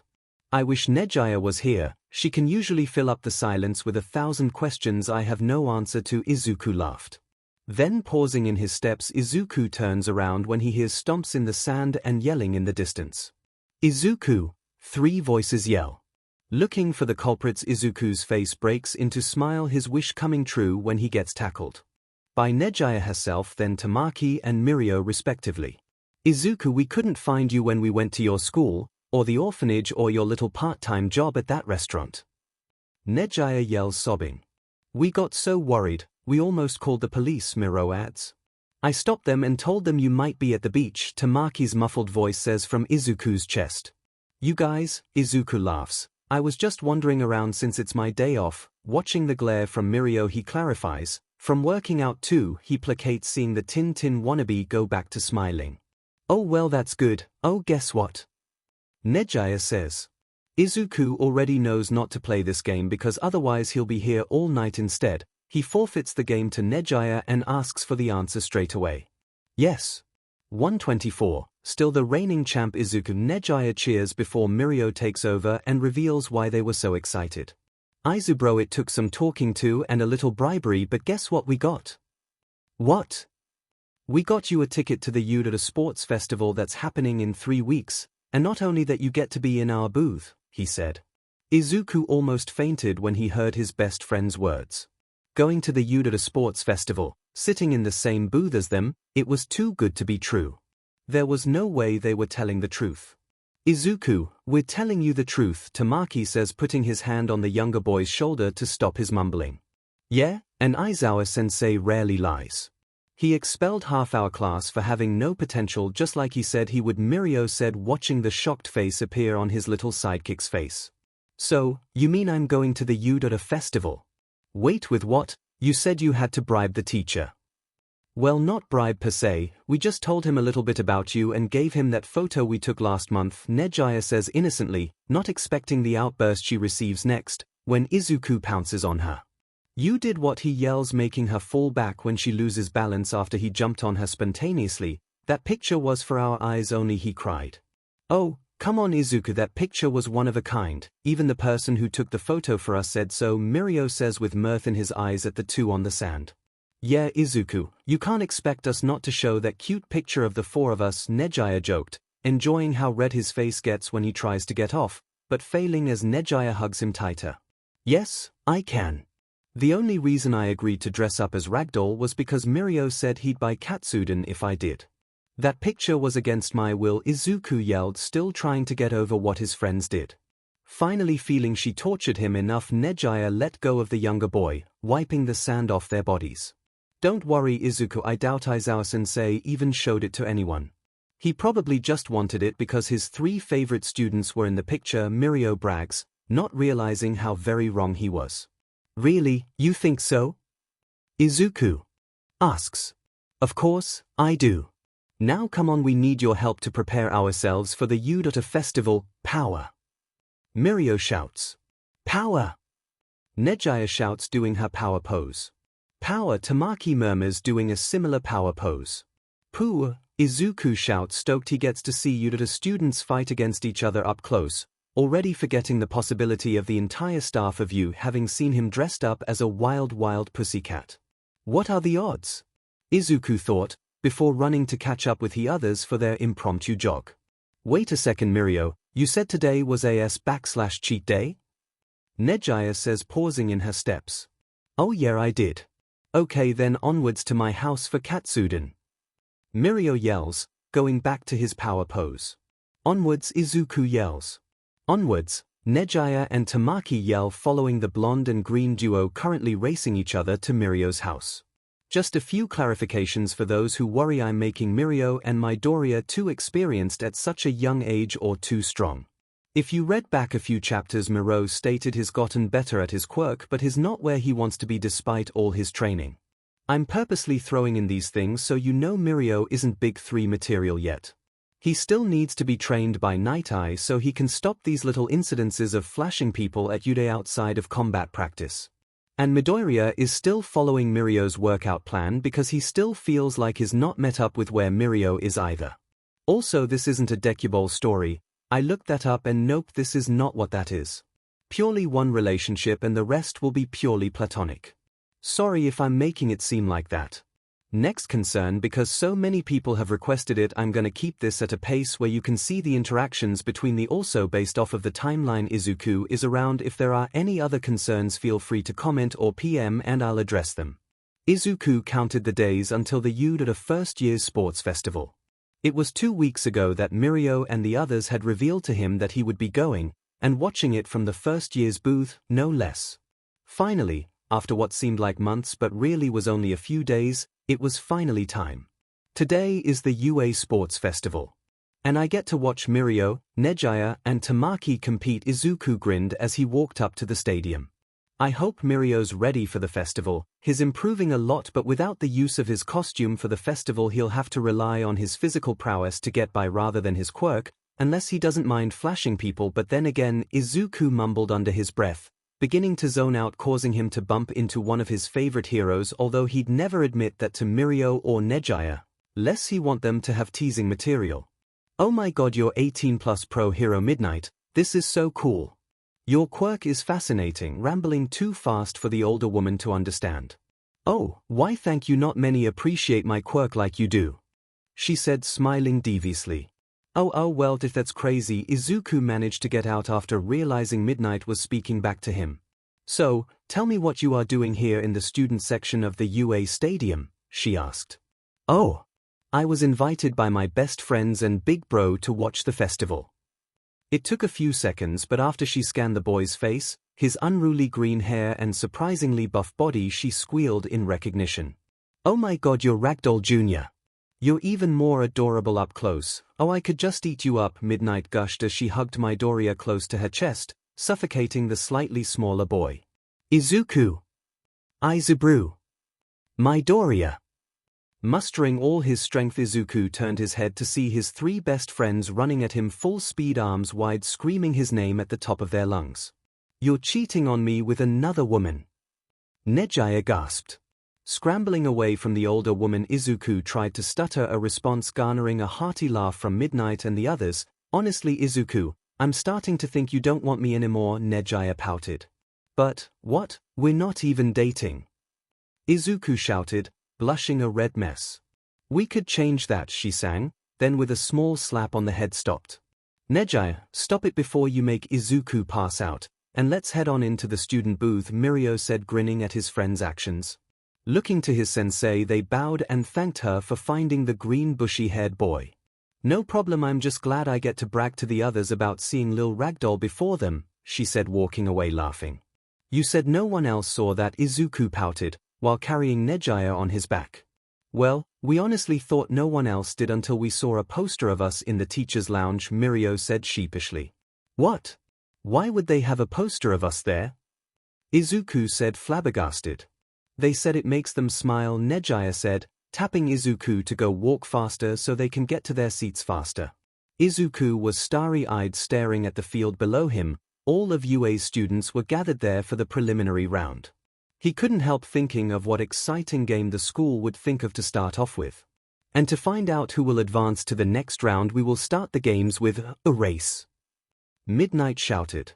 All around the crowd quieted, such a simple thing to start off with. The students will have to race each other through this simple course, but beware of bubby traps set up by yours truly, Principal Nezu. Cheers erupted, at the newest twist added, while the students became nervous at hearing that their principal had a hand in this course. Ready, go. Izuku was a bit worried once he saw what the first round was. Nejaya would be fine, and possible Tamaki, but Mirio, well, given his clothes had fallen off already and he was trying to hurry and recover them, gave him all he knew that things were going to turn out as good as he thought they would. It was 15 minutes later and the 42 students to advance were announced, albeit not without a few burns and sprains.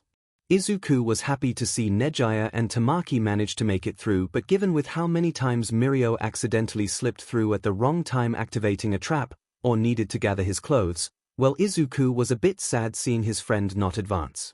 Mirio, how are you feeling? Izuku asks. Smiling, the older teen looks to his best friend, like I need to train harder. Nodding his head, Izuku grins, yeah, and I'll be right by your side. And next year when you compete, you'll get first place.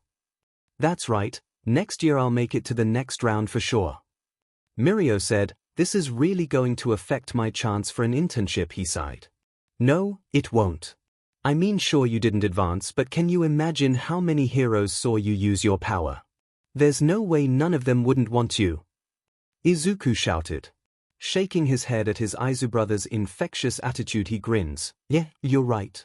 I just have to wait and see who picks me. Unaware of the pro-hero who had been watching the festival uninterested until he caught an eye on Mirio. So much untapped potential. Oh man, can you believe I didn't even make it past the first round? I'm not gonna get any good offers for internships. But wow, Tamaki, you got to the second round, not bad. Nejaya recounts. Tamaki smiled at his energetic friend. Thanks. Smiling at the wave user, Izuku shakes his head excitingly. No way, you were amazing, Nejaya.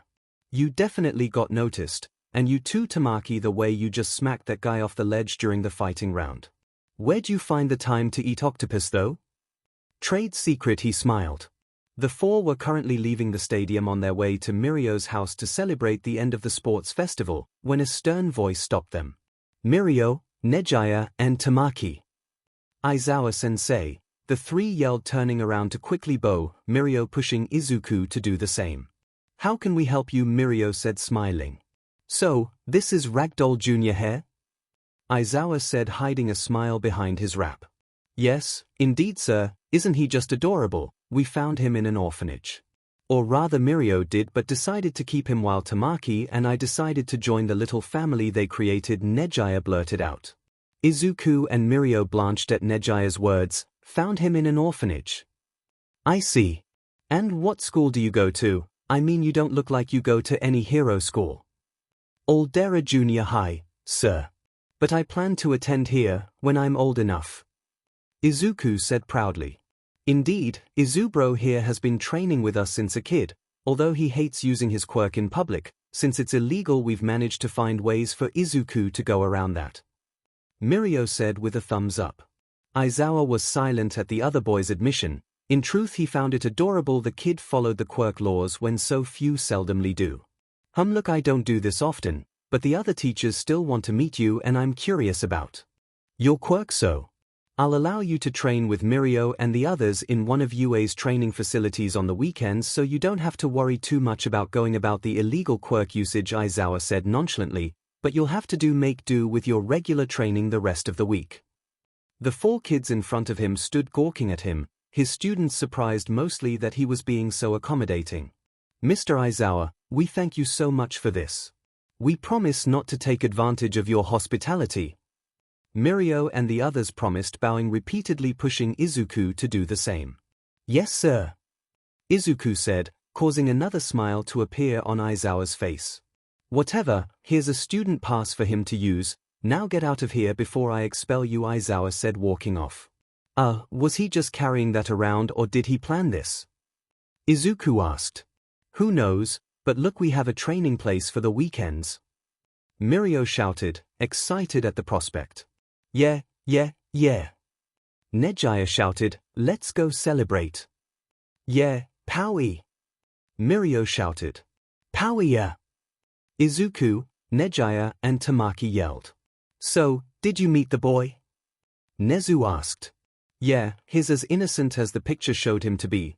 Also, I invited him to train his quirk with Mirio and the others on the weekends here, Aizawa said. Now why in the world would you do that? Nezu asked, curious. The kid apparently follows quirk laws to a T, and while Mirio and the others train with him, they have trouble with his quirk training since he's such a goob. So, I figured I'd fix that, he shrugged, ignoring the other faculty grinning at the usually stoic man's sweet offer. I see, well okay then, I approve of your actions and can't wait to meet the boy, Nezu said before walking off. Wow! You guys do combat practice here every week? Izuku gushed, still not over the fact he was standing in on of UA's training facility. Yeah. It's so fun kicking each other's butt. Nejaya said from Izuku's back. That's right, although I'm still trailing behind on fully controlling my quirk, Mirio said sadly. That may be true, Mirio, but isn't that what you're here for, to learn how to fully control it and become the #1 hero? Izuku cheered. Mirio smiled at his best friend, his words of encouragement all he needed to remember his promise he made to Izuku, and that yes, that is why he's going to UA. Yeah, that is why I'm here, Mirio said. While that was a sweet speech and all, you said you came here to train your quirk, so show me what you've got so I know I'm not wasting my weekend. Izuku's eyes shined at seeing the teacher here allowing him to use his quirk. Yeah okay, but you might want to back up. Taking heed of his words, Aizawa and the others do as he says as Izuku takes a deep breath and ignites himself, surprising the teacher when he sees emerald flames surrounding the boy, followed by the flames moving and lifting the dumbbells on the side. Once he's done showing the telekinetic part of his quirk, he releases the weights and shoots off flames from his hands, setting the targets in front of him on fire. This kid has ample control of his quirk already, Aizawa said. Just wait, Mirio said, making Aizawa look back to the boy who continued to spew flames and started panicking. Mirio! It's happening again! Izuku yelled, running around as the flames continued to be released from his hands, setting everything in his vicinity on fire, as well as his shirt. This is why we've been trying to train him. He still hasn't learned how to turn off the flames, Mirio says, going to Izuku so he could knock him out. Instead, Aizawa just activated him quirk, turning off Izuku's. A few moments later the fire sprinklers went off, soaking everyone, as well as a frowning Eraserhead. What did I get myself into? Well, obviously you need to learn self-restraint or control, either one, and maybe invest in some fireproof clothes. Aizawa suggested. That sounds good, but I can't afford the fireproof clothes, Izuku said. I'll just have to work on the self-control. Sighing because he already knew he was somehow getting too attached to the kid, he shook his head. Yue has gym clothes that are fireproof, take a pair and I'll let Nezu know I allowed you to. For now, since I know what I'm starting with, you four can go and we'll start back tomorrow with Izuku dressed properly, he says, looking pointedly at Izuku. Yelping, Izuku runs towards the changing room to find a spare shirt, Mirio and the others following close behind. May I ask why you're doing so much for this boy? Nezu inquires, showing up when the others are fully gone. I don't know, I guess I feel bad for the kid having been dealt such a shitty hand, Aizawa shrugged. Seems like least I could do is help the kid reach his dream of being a hero, seeing as he has some potential. Well alright then, but that uniform is coming out of your pocket, Nezu says, walking away. Figured. A week later. So, guys, who did you get for your internships? Izuku asked, practically jumping out of his seat in the cafe they were in. Well, I accepted Ryoko's agency invite, Nejaya said proudly. Fat Gum wanted me so I accepted, Tamaki whispered. Whoa, that's amazing, you got such great heroes. Ryuko's an upcoming hero who is already in the top 30s while Fat Gum isn't as high but still popular and has an exclusive agency, Izuku said, starry-eyed at his friends. Then looking to Mirio, what about you, Mirio? He was worried at first because of his results, but like Izuku said, his thoughts were unfounded. because he did get an invite by a hero who Izuku would probably like himself. I got invited to Sir Night Eye's agency, Mirio said proudly. No way! Sir Night Eye was All Might's only sidekick. Once they split up, he made his own agency. The fact you got picked is amazing, Mirio. I knew heroes would want you. Izuku said in awe of his best bro's power. Yeah, Izuku's always right, Mirio said, rolling his eyes. Toda an updated chapter because no, I did not forget about one of my favorite fics. I already have like 3 chapters in progress, might post another one up later today, who knows. Until then, I would like anyone who reads this to answer me this. Who should Izuku date? Some say Nejaya, a few say Itsuka. I am absolutely torn, because I love both of these girls. Let me know in the comments. Izuku was walking to meet Mirio and the others at Dagobah Beach before heading to Mirio's house. They said they had a surprise for him to make up for being so busy with their internships, which he didn't mind. Of course, he knew they would be busy with having such high-profile heroes as their mentors, but then again, his friends were so caring. Okay, Izuku, now that you're here, we can reveal to you the surprise we had for you, Nejaya said, jumping up and down in front of the broccoli-haired boy, pausing for dramatic effect. We have your hero names finalized. Whoa, really? You guys didn't have to do that. I still have a while to go till I need one, Izuku said sheepishly. Nonsense, Izuku. You can never be too prepared. Now come on, we worked hard on them, Mirio smiled. It's true, Tamaki whispered. Realizing they weren't going to take no for an answer, Izuku nodded his head and followed his friends back to Mirio's house. Izuku thought about it, and Mirio was right. You can never be too prepared in the hero profession. If he wanted to stand by Mirio's side, then he had to always be prepared. Guys, are you serious? This is like the costume debacle 6 months ago, Izuku deadpanned as he stared at the names they had created for him. He'll admit they were quite creative with their nicknames for him, but as for using them for his hero alias, that was a no-go. Well, I guess I could work with that one, he thought. When he looked up to ask Mirio and the others if they had anything else, he immediately felt bad for rejecting them all. In front of him were his senpais, huddled together, hugging one another with tears in their eyes, and pouting at the younger boy. You really don't want to look at the names we came up with, Izuku and Nejaya sniffled. I mean, it's not that I don't like them. I just think no one would take me serious with any of them, Izuku said, reaching out to hug the older girl only to get turned away. Oh wow, she really is sad, he thought. Looking to the other two, he saw they also were crying and immediately felt bad. He found it was an impossible task getting the sight of these older teens crying because of him out of his head. God damn it, I'm really gonna consider these, aren't I? Looking at the older teens who were wiping each other's tears dramatically, he sighed, who am I even kidding, of course I am. But Izubru, we worked so hard on them, Mirio said, putting his face in Tamaki's shoulder. Why don't you take another look-see, Tamaki whispered before going back to the group hug. Deciding it wouldn't kill him too, Izuku nodded, not wanting to hurt his friends anymore. The 3 teens instantly perked up as they picked out their favorite hero name. I can't believe I fell for those crocodile tears, he mumbled. So, this one is mine, Nejaya said, holding up a poster with the name Muscle Boy, the beefcake. Izuku looks away, awkwardly nodding. Let's put that one in the it's possible list, yeah? Smiling, Nejaya goes to tell Tamaki before already seeing the quiet boy has 3 spots done for the names. Got it. There's a this has potential, maybe and no thanks spot. Alright, let's see. What do you have, Mirio? Izuku asked, already regretting his words. Oh, you're gonna love mine. Introducing Innocent Boy, the cinnamon roll. On his poster was an actual cinnamon roll. Izuku felt himself cringe, honest to God cringe at his big bro's hero alias for him. Oh wow, well now that is just a really nice name, and well, I knew it. Tamaki put it in the has potential pile. Mirio yelled, happy his little bro loved his name, oblivious to the secondhand embarrassment Izuku was going through. The things I do for these guys, Izuku thought, secretly dying inside. Tamaki, you're up. Izuku said. I made the broccoli boy alias, Tamaki said, raising up the poster with a piece of broccoli with eyes on it. I mean, I don't hate it, but I don't love it, Izuku said quietly. So that's a maybe, Tamaki said, nodding, putting his name in the maybe pile next to Nejaya's. How did you get that? Never mind. What's next? Izuku sighed, getting physically tired. The three upperclassmen looked to each other, silently communicating to one another before nodding. Why am I getting a bad feeling about this? Izuku chuckled. I think you'll really like this next one. Izuku. Nejaya smiled. I do at least, before raising a poster with the name Lemillion Jr. on it. Izuku spluttered at the hero alias he did not see when he first searched through the name pile, while Mirio gave a hearty laugh at his friend. Nejaya's right, Izuku, it would suit you just fine.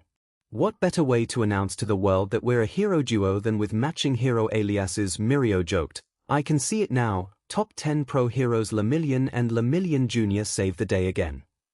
Put it in the potential pile, Nejaya, Izuku murmured, surprising the trio. Initially Nejaya made it as a joke, but she should have known Izuku would consider the name. She smiled softly at the younger boy before putting it in the potential pile. Mirio on the other hand was on the side trying to hide his tears from the others with Tamaki patting his back. I'm not crying, I just have something in my eyes. Oh, who am I kidding? Izubro is too pure. My little Lemillion Jr. After taking a short break for lunch, the group got back to finding Izuku's hero name. Okay Izuku, this is our last one and we think it's a real winner. Mirio yelled, Tamaki and Nejaya nodding. Izuku couldn't contain his excitement, already knowing which one it was and agreeing with them that it was one of his top choices for a hero. Alias. Introducing pyrokinesis hero, Flame Riot. The three yelled in unison. Izuku stared at the name starry-eyed, unable to look away. It was such a cool name, and although some would say it paid tribute to former pro hero Crimson Riot, Izuku still thought that this name was the coolest. Well, aside from Lemillion Jr., Flame Riot's the one, Izuku thought. So, what do YA say, Izuku? Do you like it? Nejaya asked, floating around the younger boy who hadn't spoken in a few minutes. Finally tearing his eyes away from the poster, Izuku looked to his friends. With glossy eyes, he nods, thanking them for all the consideration they put into these names. He knows how busy they must have been at school, it being their second year and all, but for them to push off their schoolwork to do this means a lot. But making time for you and school is nothing, Nejaya said, messing up the slightly taller boy's hair. Hey, when the heck did you get taller? Last time we hung out I was way taller than you, now you're almost the same height as Tamaki. Nejaya pouted. Mirio took a double take after looking at Izuku and saw that Nejaya's words were correct. Izuku no longer stood at his regular 5 feet 2 inches height, but now was around 5 feet 7 inches and was far fitter than they had last saw him. How in the world did they miss Izuku changing so much in the time they were at UA? IZW, why are you growing up so fast without my permission? Mirio yelled, quickly snagging a picture of the four of them to preserve the moment. Or, I'm sorry guys, but I'm just following your workout plan like you advised me to. Mirio, Izuku mumbled, not wanting to see his best friends cry again. It's okay Izuku, this just means we have to visit you more often. Mirio yelled, fist pumping the air, the others following him. Hearing this, Izuku couldn't help smiling ear to ear. Here's this before we get into the deeper stuff. So far it's a tie with the pairing. Lastly, if you guys like my writing and want to support me, I have a KOFI account under the same username. I'll take requests there too for whatever you want. Mirio won't mind if I take a day off. Izuku laughed to himself as he continued his walk, eating the chips he had bought. Izuku had decided to take a nice walk alongside the beach he decided to clean up alongside his best friend 2 years ago. Deciding this was a nice enough spot to stop at, he sits himself down on a bench beside a skeletal-looking man with blonde hair. Closing his eyes, Izuku soaks up the sun, content with just listening to the sound of the waves, that is until the gaunt man decides to break the silence. Something on your mind, young man? The sickly man asks. Opening his eyes, Izuku looks to his left to see the blonde adult looking to him with a softness in his eyes his only ever seen with Mirio and most recently Aizawa-sensei. For some reason it makes Izuku want to open to the man. You don't have to if you don't want to, but I hear talking to people is good for you, he says with a smile. That Izuku can swear he's seen before. Thanking the man, Izuku decides that there's no harm in talking to him, especially since his friends are currently busy with their internships and school to talk with him. It's not their fault, but he doesn't really have anyone else. I'm just a bit lonely, I guess, Izuku says sheepishly. The man looked at this young boy confused. He couldn't be older than 14, so he should have plenty of friends. Along with that, what of his parents? My boy, why is that? He asked. My best friends are currently going to UA to train to be heroes, so I don't really have anyone to hang out with or talk with when I need to. They try to make time for me, but they can barely visit me every few weeks. Sighing, Izuku shrugs. I mean, we have the weekends for my quirk training, but even those have been cut down given that their schoolwork has been heavier. But I'm happy for them because in a year I'll be right by their side training to be a hero, and then Mirio and I will be the best hero duo in the world. Izuku exclaims to the blonde. Izuku, seeing the confusion on the blonde man's face, goes on to explain who Mirio is. Mirio was my first real friend after I got put in an orphanage when my mom was killed in a villain attack a few years ago, and my dad wanted nothing to do with me, and everyone abandoned me for thinking I was quirkless. Without him I'm not sure I'd be where I am today. Blushing when he realizes how much he revealed, Izuku begins to apologize. I'm sorry, I didn't mean to talk so much and I even forgot to introduce myself. I'm Izuku Midoriya, pleasure to meet you. Toshinori Yagi has never been speechless, but right now, speaking to this kid, he can honestly say he has no words to convey what he's thinking. No, I apologize, I haven't even introduced myself. I am Toshinori Yagi. But if you don't mind me asking, are you really quirkless? Toshinori asks. Shaking his head, Midoriya explains, no, I have a quirk. A cool one too. I've just never shown anyone besides Mirio, Nejaya, and Tamaki. Those are my friends. You know the whole, unless you have a hero license then you're breaking the law thing. Well, my mom taught me to always follow that rule, and I have even after she died, Izuku says.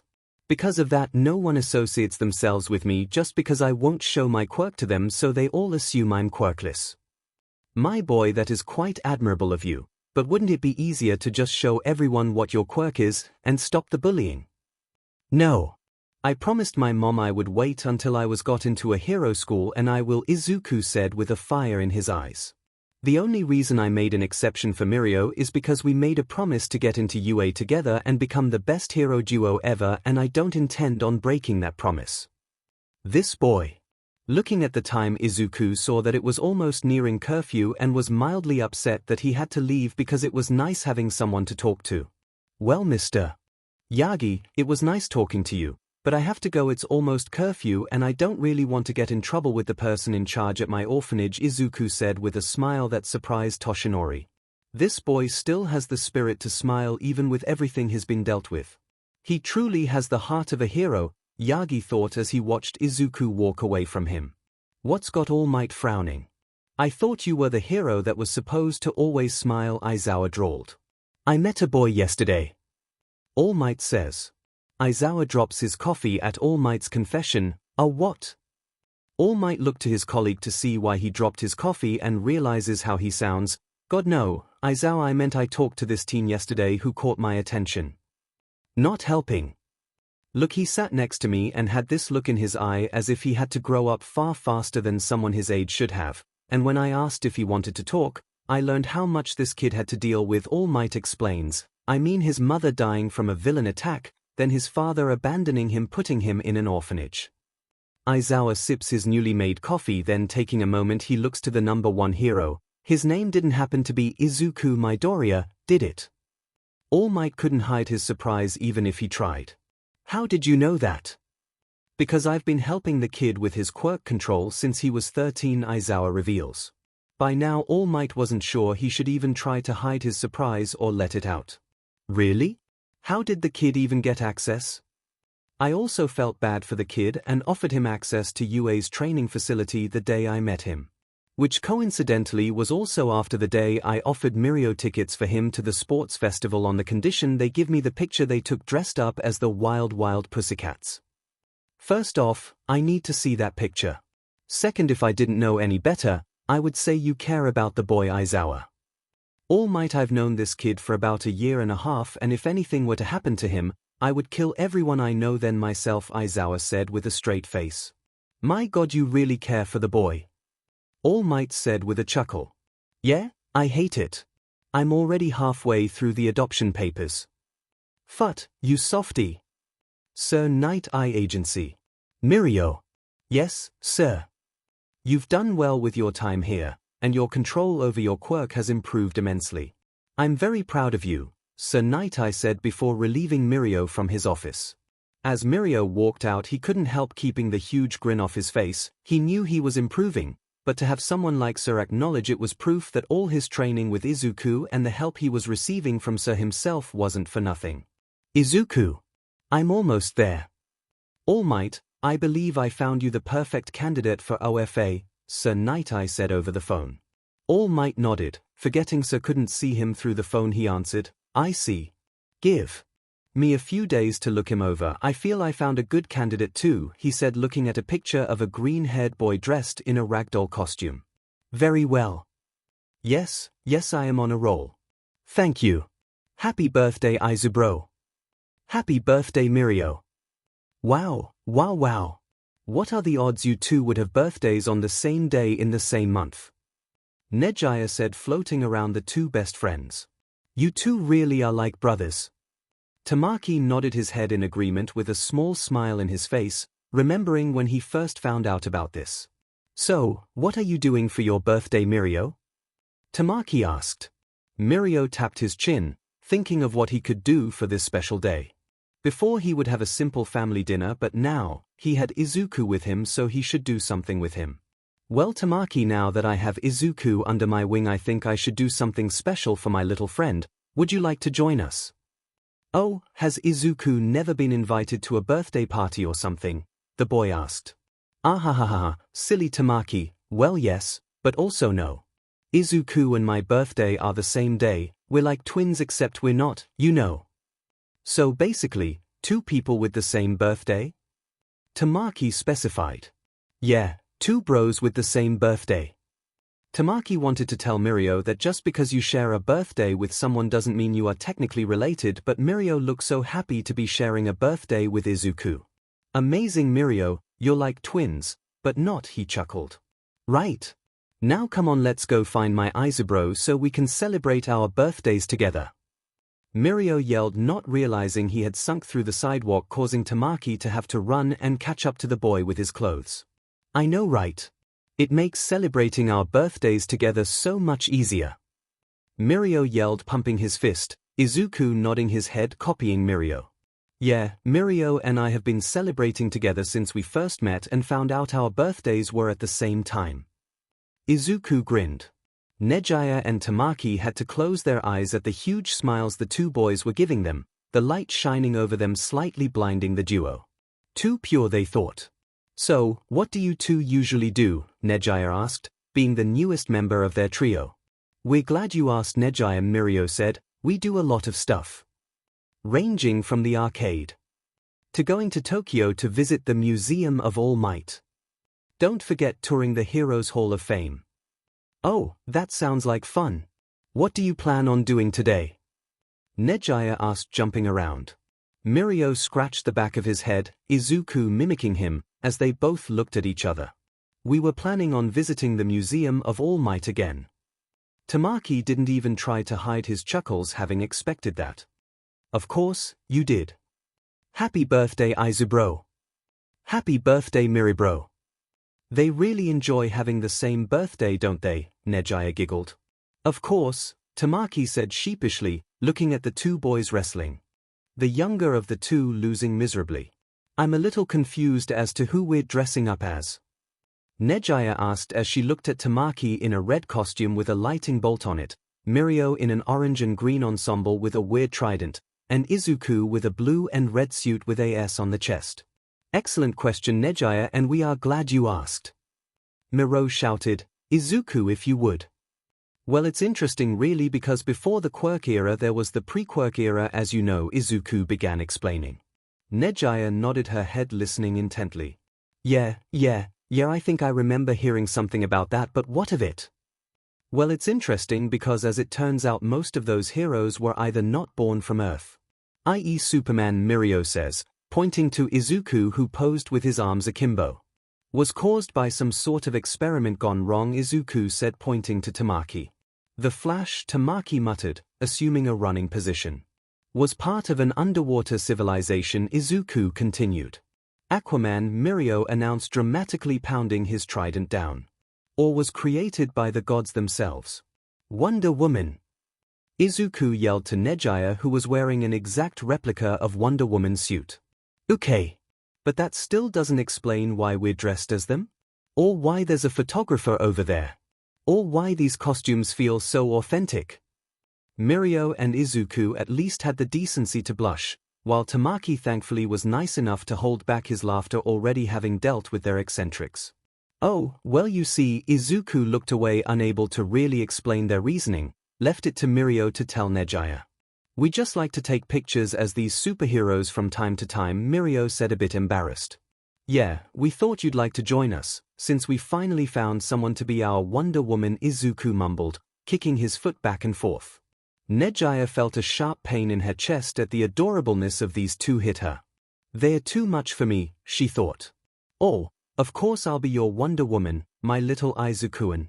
But that doesn't explain the authenticity of these outfits. That'd be Tamaki, he's very good at sewing, Mirio said, smiling at his friend. Oh, yeah, he did our costumes last year too.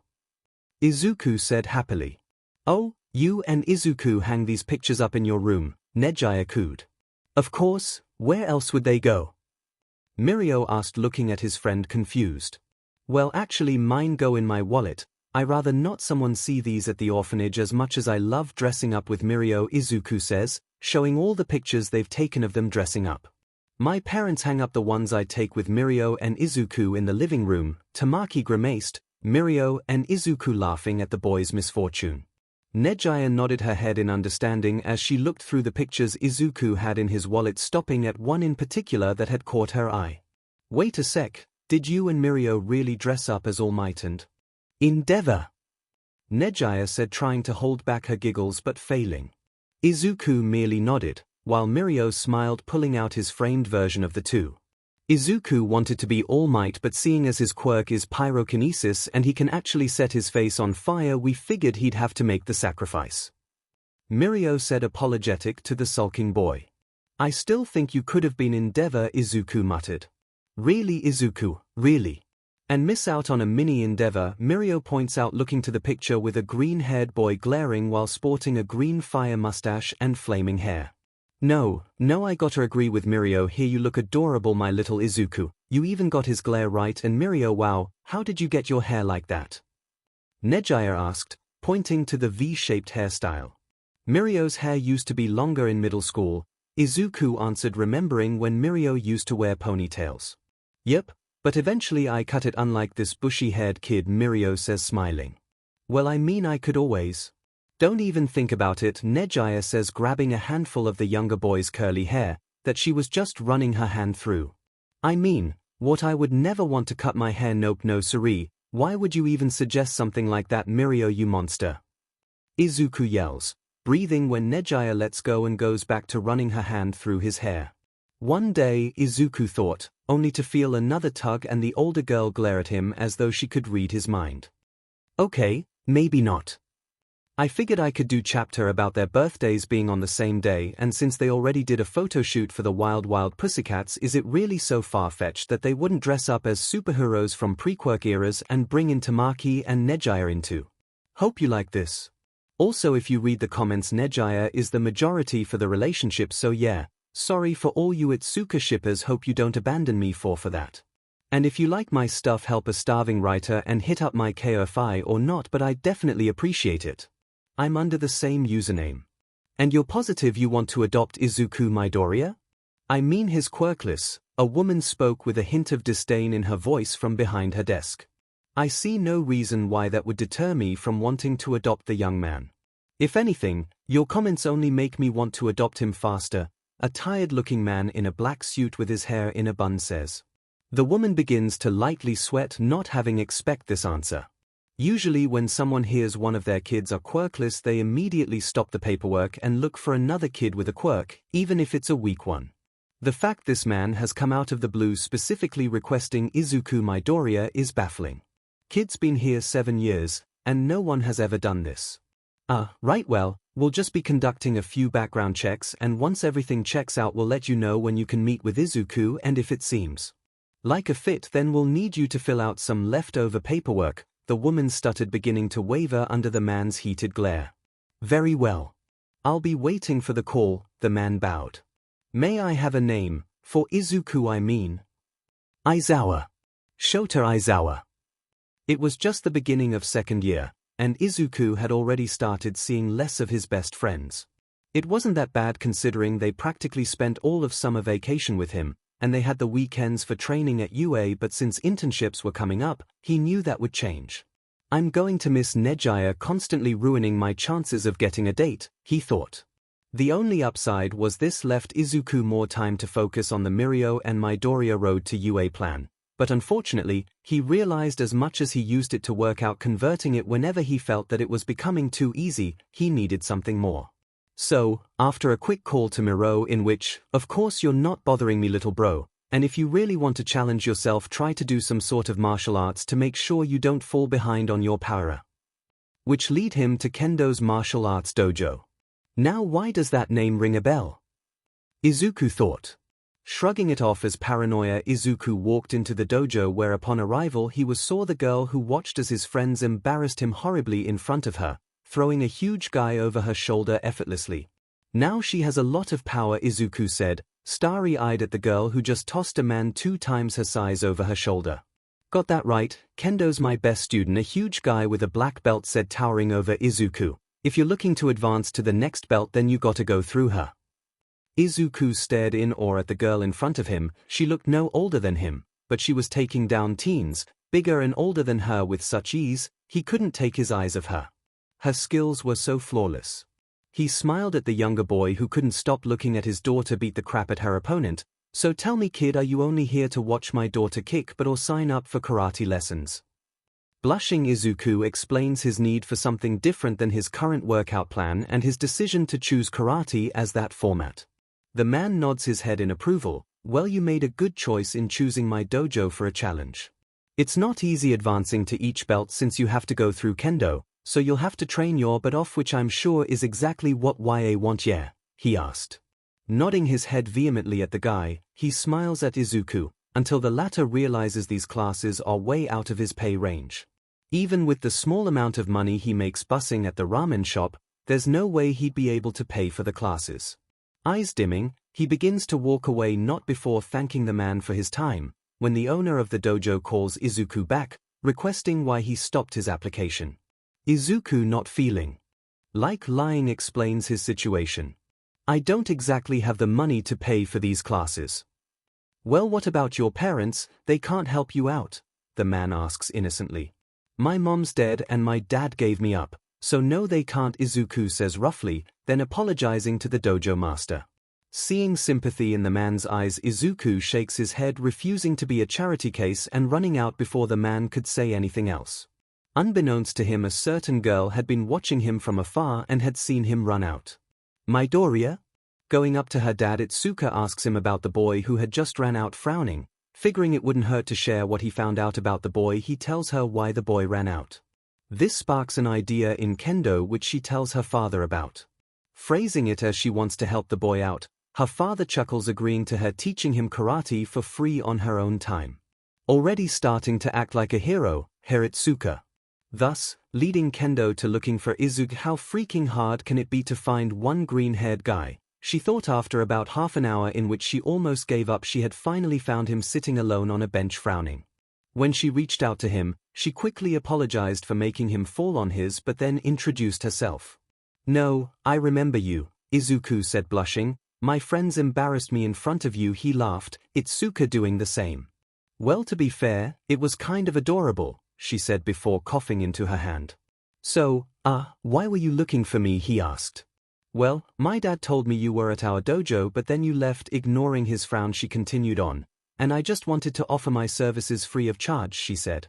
Why, Izuku asked. I can't pay you.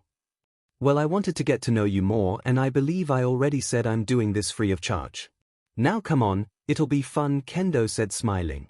As much as Izuku wanted to reject her offer, the smile she had on her face was enough for him to accept, and plus he wanted to see how fun the karate lessons would be. This isn't fun, you devil woman, Izuku said, breathing heavily on his back. Kendo was bent over laughing, not even trying to hide her amusement in taking down Izuku for the 5th time in a row. He'd been practicing his martial arts with kendo for a month now, and despite all the work he'd done, he hadn't even gotten to his yellow belt. "Come on, Beefcake, get up. Practice makes perfect," she joked.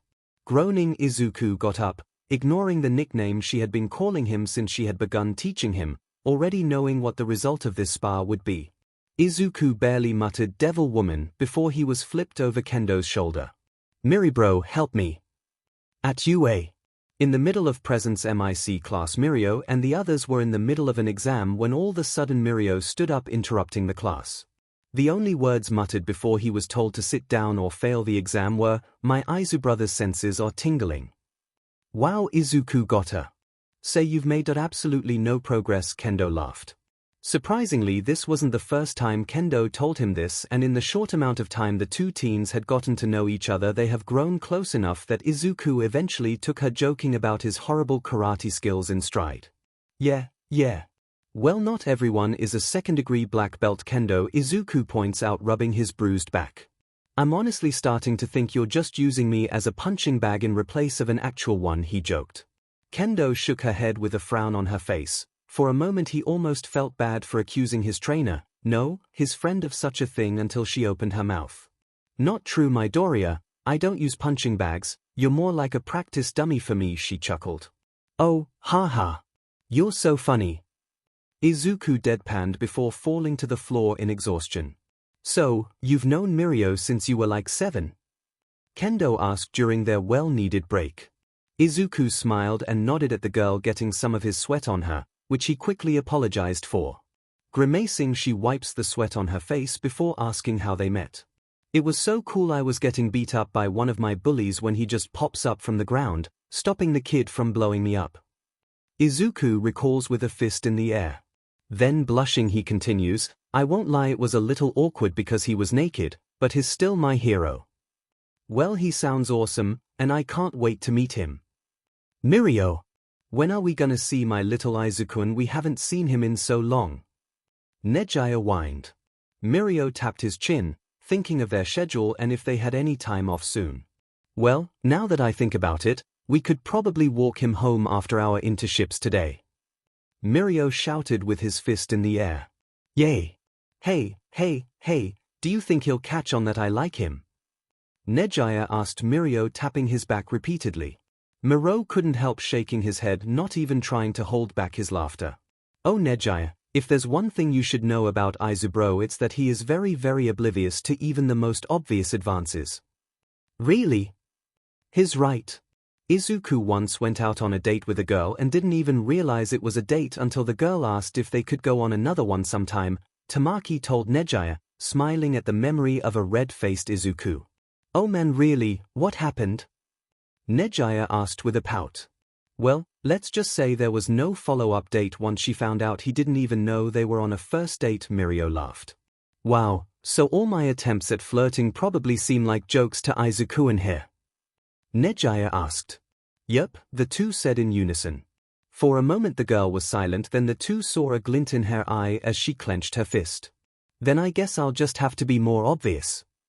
Mirio and Tamaki shrugged but followed along with the shorter girl in a show of support.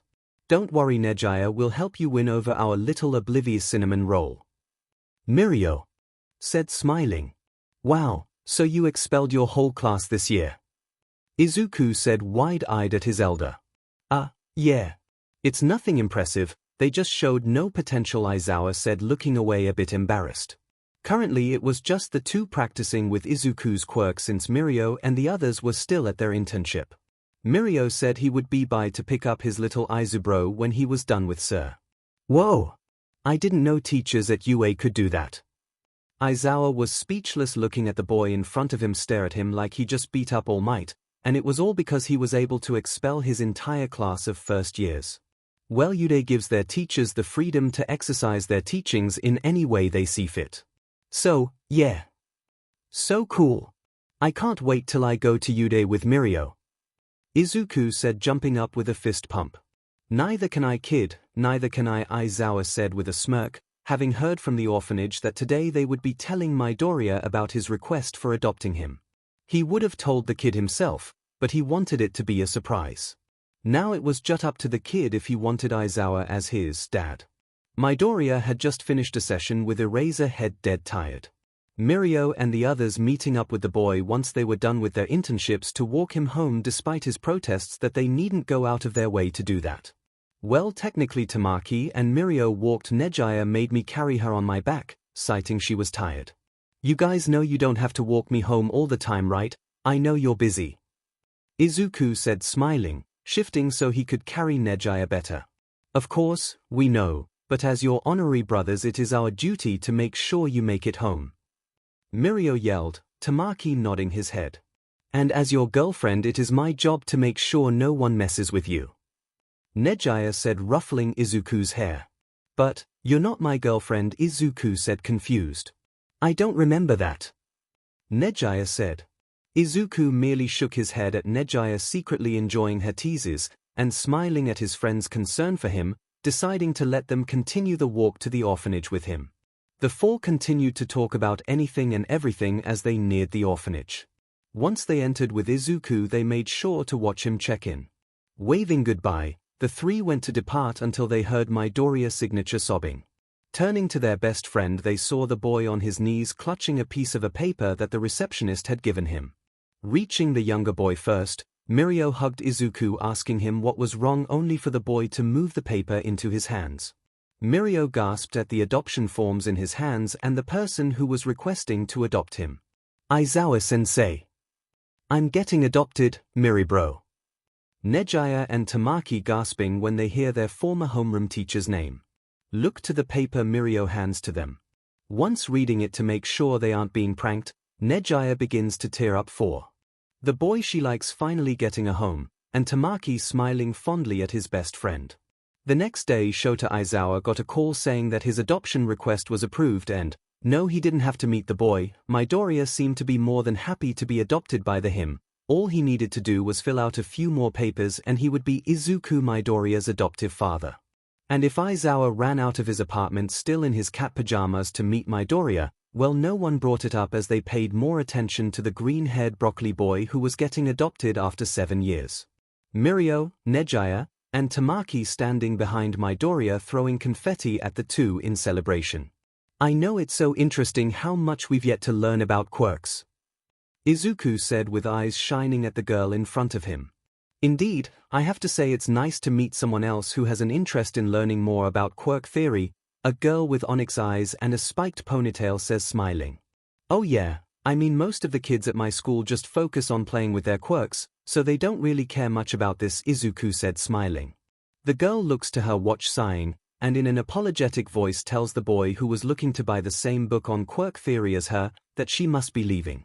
While it was nice talking to you, Midoriya, I must be on my leave. Biting her lip as if contemplating her next move, the girl begins to look for a pen and paper to write down her number. Oh yeah, I understand, it was nice talking to you too, Yozu, Izuku says, smiling. I hope we can do this again sometime. Before the girl could finish her sentence, three voices cut her off, causing Izuku's face to drain of color. So close. Izuku-in! Nejaya yelled, calling the attention of the girl about to write down her number for the green-haired boy. Izubro! We found you! A second cartoonish face yelled, rushing from the ground towards the same target. Izuku, a third voice whispered, slowly slinking at the same person who, when looking closely, you could see a tear of frustration begin to run down his face, with a giant smile begin to erupt on his face, contradicting his frustration at the embarrassment he was going to be treated to, in front of the hot girl. Looking over his shoulder, he saw the girl still standing there, a small smile forming on her face, oblivious to what was going to happen. Okay, Izuku, just hurry up, grab her number and just get her out of here before Nejaya and the others get it too late. His sweat dropped. Oh, well, who do we have here, Izubro? Mirio said, popping up from the ground naked, prompting Izuku to shield the girl he just met eyes with until Tamaki showed up with Mirio's pants. Why, thank you, Tamaki. Now then, Izubro, aren't you going to introduce us to this girl? Mirio said, resuming his questioning as he put his pants on. Ooh, Izukun, what a pretty girl, Nejaya said. Thank you, Rosu replied, blushing at the compliment from the older girl. Of course. You would only choose the best for your harem. Verozu choked on her spit when she looked at the girl in front of her, then the boy behind her whose jaw was dropped. Before Izuku could tell her Nejaya was joking, the black-haired girl was already running off away from the boy, her phone already out, not planning on being part of his harem. And she's gone, Izuku sighed. When Izuku went to berate Nejaya and the others, he couldn't help but chuckle as he heard the other laughing hysterically at Nejaya's words. Oh my gosh, Izuku, I'm so sorry, I didn't think she'd actually believe me, Nejaya said, red-faced. Oh boy, looks like we lost another girl for our little Izubro, Mirio said with tears in his eyes, not at all sorry, because of the hilariousness of the situation. If it helps Izuku, there is a perfectly good reason to why I do this. And that is... Izuku deadpans. To see if the girl is interested enough in you that she is willing to deal with the three of us, Nejaya says as she, Mirio and a very reluctant Tamaki huddle in a group hug, eventually grabbing Izuku. I mean, how many potential girlfriends have you lost because they were unable to handle us? Nejaya asked. Well, don't answer that, Nejaya says quickly. Yes, obviously they aren't that into you if they can't handle us. Since we are a package deal, Izuku, Mirio said sagely.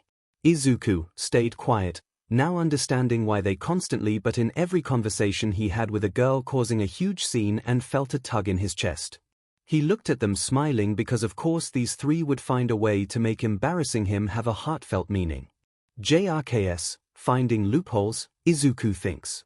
At that point, as he saw his friends looking at him with goofy smiles on his face, Izuku decided he couldn't be mad at his friends. Well, guess that makes sense. Don't worry Izuku, you and I can always do a long-distance relationship, Nejaya said, while Mirio and Tamaki laughed aloud at Izuku's blushing face. Yes, perfect. And if you date Nejaya, then the Tamaki and I can most likely. Probably, Tamaki interjected. Most definitely will be able to constantly join you two whenever you hang out, since we already do already, he said joyously. Mirio took this moment to help Nejaya, as he promised he would, get with Izuku. Just as he was his little Izu brother's wingman, he promised to be Nejaya's. Don't I get a say in this? Izuku said, finally able to say when he sees Mirio, Tamaki and Nejaya fist-pumping the air in joy. Oh, are you saying you don't like Nejaya? You don't think she's pretty, adorable and all around the perfect girl for you? Mirio finished. Well, I mean... Izuku looked to the girl in question, pouting at him. No fair, Mirio. You know I think all that because you read my diary. Izuku said, stomping his foot. Oh, my little Izuku has a diary and he writes about me in it. You only make me like you more, Izukuan. Nejaya said, jumping into Izuku's arms. Mirio and Tamaki were off to the side smiling. At the older girl who was making their honorary younger brother blush like crazy. Taking a deep breath, Izuku looks to Mirio and the others confused. Well, what now? Well, now you answer, Nejaya. Do you want to be her boyfriend? Mirio said.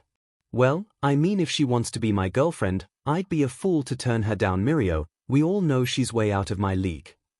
I'm glad you acknowledged that. Mirio exclaimed. Tamami and Nejaya nodding their head in agreement. All right then, Nejaya, I will go out with you. Izuku said, smiling, almost falling to the floor when the hyper girl tackles him in a hug. I think we should celebrate to the beginning of the relationship of our very own Izuku and Nejaya. Tamaki murmured. Our little Izubro has a girlfriend. Mirio yells, tears flowing down his face. We need to celebrate. No, we need to throw a party. No, we need to. Mirio was stopped in his tracks by Tamaki and Nejaya, who agreed that a celebration was in order. Nejaya, today is Friday. Mirio announced. Yeah, I know, the girl says, confused. Shaking his head, he realizes if she has been hanging out with them, she still has a way to go until she is used to their eccentricities. Today is Friday, which means Izuku and I have dinner at my house. It begins to dawn on her what he is saying. OH, what are the odds I have a family dinner on Fridays too? Ahaha, did you hear that, Izu? She thought we were going to let her go after you and had just got together. Mirio laughed, Tamaki joining in, and Izuku shaking his head in embarrassment. Oh man, she's so funny. Good choice in girlfriend, Izubro, Mirio says, wiping tears from his face. Well, I mean, technically she chose me, Izuku mumbled. What are you talking about? Nejaya asked, trying to figure out what she's missing. She's been hanging out with the three boys long enough to think she knows enough of their weekly rituals. What could she be missing? You are going to have dinner at my house and meet my parents, Mirio said smiling. Come on now, we're having katsudon, Izubro's favorite. But you should already know that, Mirio says in a no-nonsense tone. A bit surprising since he's never spoken to her like that before. Oh, right, let me just tell my parents, Nejaya said smiling, going to call her parents and give them a heads up she won't be showing up for dinner. Now then, on to my house everyone. Powie, Mirio yelled. Pow, Nejaya, Tamaki and Izuku yelled, confusing anyone passing by as to why they were screaming in the middle of a shopping center. Nejaya had been hanging out with Mirio and the others for at least 2 years, so she really thought she knew almost everything there was to know about them. Once entering the Tagata's house, she realized she was very wrong. She had met Mirio's parents before, so she didn't expect anything different from any other time, but apparently once you begin dating their son's honorary brother, that all changes. 1 second she's in a nice and cozy story straight out of a magazine home eating katsudon, the next she's being interrogated by the Tin family. Him. So, you're dating our little Izukun, are you, Nejaya? Mrs. Tagata asked expressionless. Finally made your move? Nejaya took a sip of her water so she could rid her dry throat. Wise. Him. Mrs. Tagata, please don't scare away Nejaya before we even go on our first date, Izuku whined. The mother Tin gasped, looking offended Izuku would say such a thing. Why, I never, my little Izu. Here I am just trying to make sure this girl is good for you and you think I'm trying to scare her away. The nerve. Sipping her wine, the mother of Mirio looks to the other teens for help. Do you think I was being scary? Of course, not, Mrs. Tagata, you were being the right amount of protective, Tamaki whispers. Yes, our little Izubro deserves no one but the best. Continue on, mother. Mirio says right beside his mother. Traitor, Izuku mutters. Thank you, boys, as I was saying. You think you're good enough for my little Izukuan. You're wrong. No one is good enough. But since Izuku likes you, I approve. She finishes with a wide smile. Izuku stared at the woman he's come to see as a second mother in horror. Nejaya doing the same. Mirio was smiling widely in approval and Tamaki was eating katsudon. Thank you. Nejaya whispered. Yay, on to dessert. Mirio and Tamaki yell. Dessert? Izuku yelled, momentarily forgetting what Mrs. Tagata had said, instead his excitement for Mirio's mother delicious strawberry cake taking over. Dessert? Nejaya whispered. Can't wait to hear what Aizawa-sensei has to say to you dating his adopted son. Mirio chuckles. Nejaya face falling at his comment. Hope this didn't seem forced, but I just thought it'd be kind of funny if this was how Nejaya and Izuku ended up. Also Nejaya getting the shovel talk from Mirio's parents. Don't worry, we're going to be seeing All Might again in the coming chapters, as well as an encounter with Bakugu. Also, if you like my stuff, support me on KOFI under same username. So, this is your room. We can go shopping later to fill it with things you want, Aizawa said, looking away. Izuku smiled wide at the bare room with a twin bed. Already he could picture hanging up all the pictures he and Mirio had taken over the years, Tamaki joining in on the photos, and then Nejaya. It's great, can't wait, Aizawa. Izuku said, choking up. Mirio and the others stood hugging Izuku, taking in the scene. Oh, this is too much for me. Izuku, I think I'm going to cry. Mirio yelled. What are you three doing here, may I ask? Aizawa deadpanned. The three older teens gasped at their teacher's words. Eraserhead, we're here for moral support. This is a big day for Izuku. Mirio yells, not noticing Izuku snort at their excuse of wanting to see what Aizawa's apartment looks like. Well, if you wouldn't mind leaving us so we could get acquainted, that'd be great.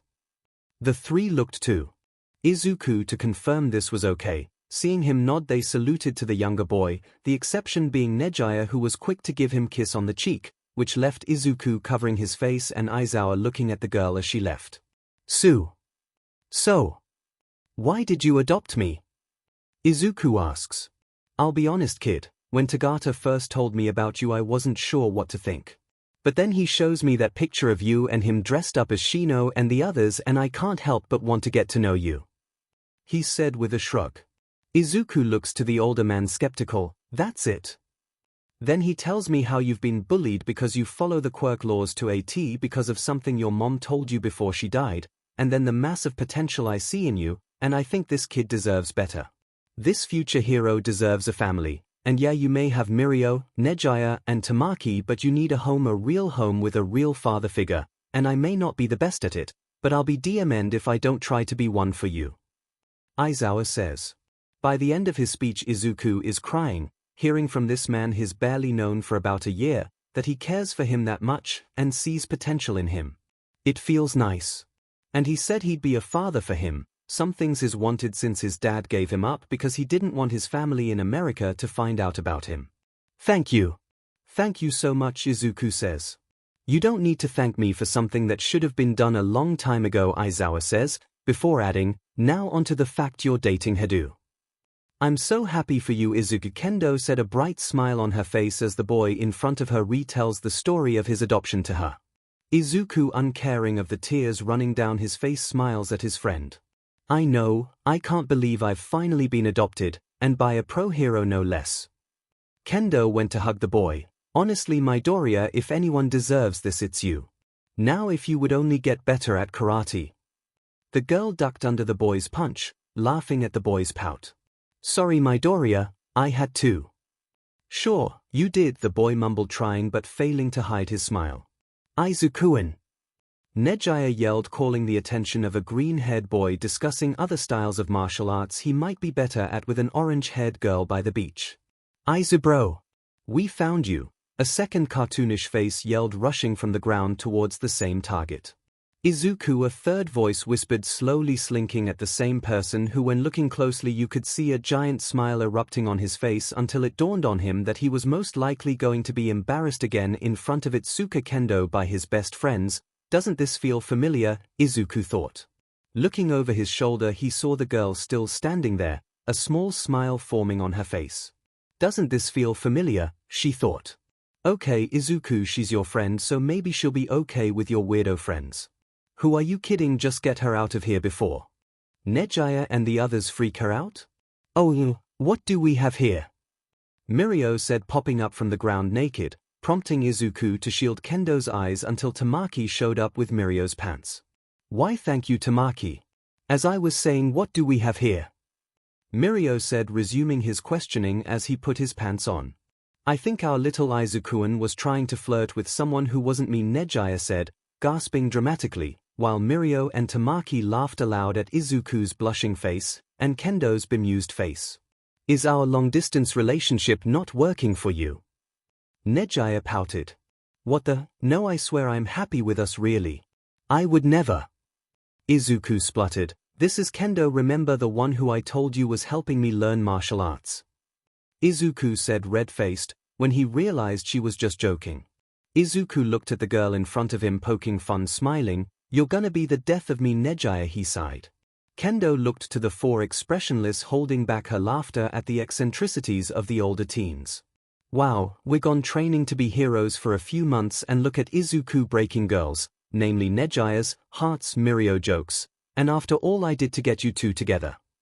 What are you talking about? I haven't done anything. Izuku yells, and all you did was say you two are dating now and Tamaki and I are tagging along on your dates, Miribro.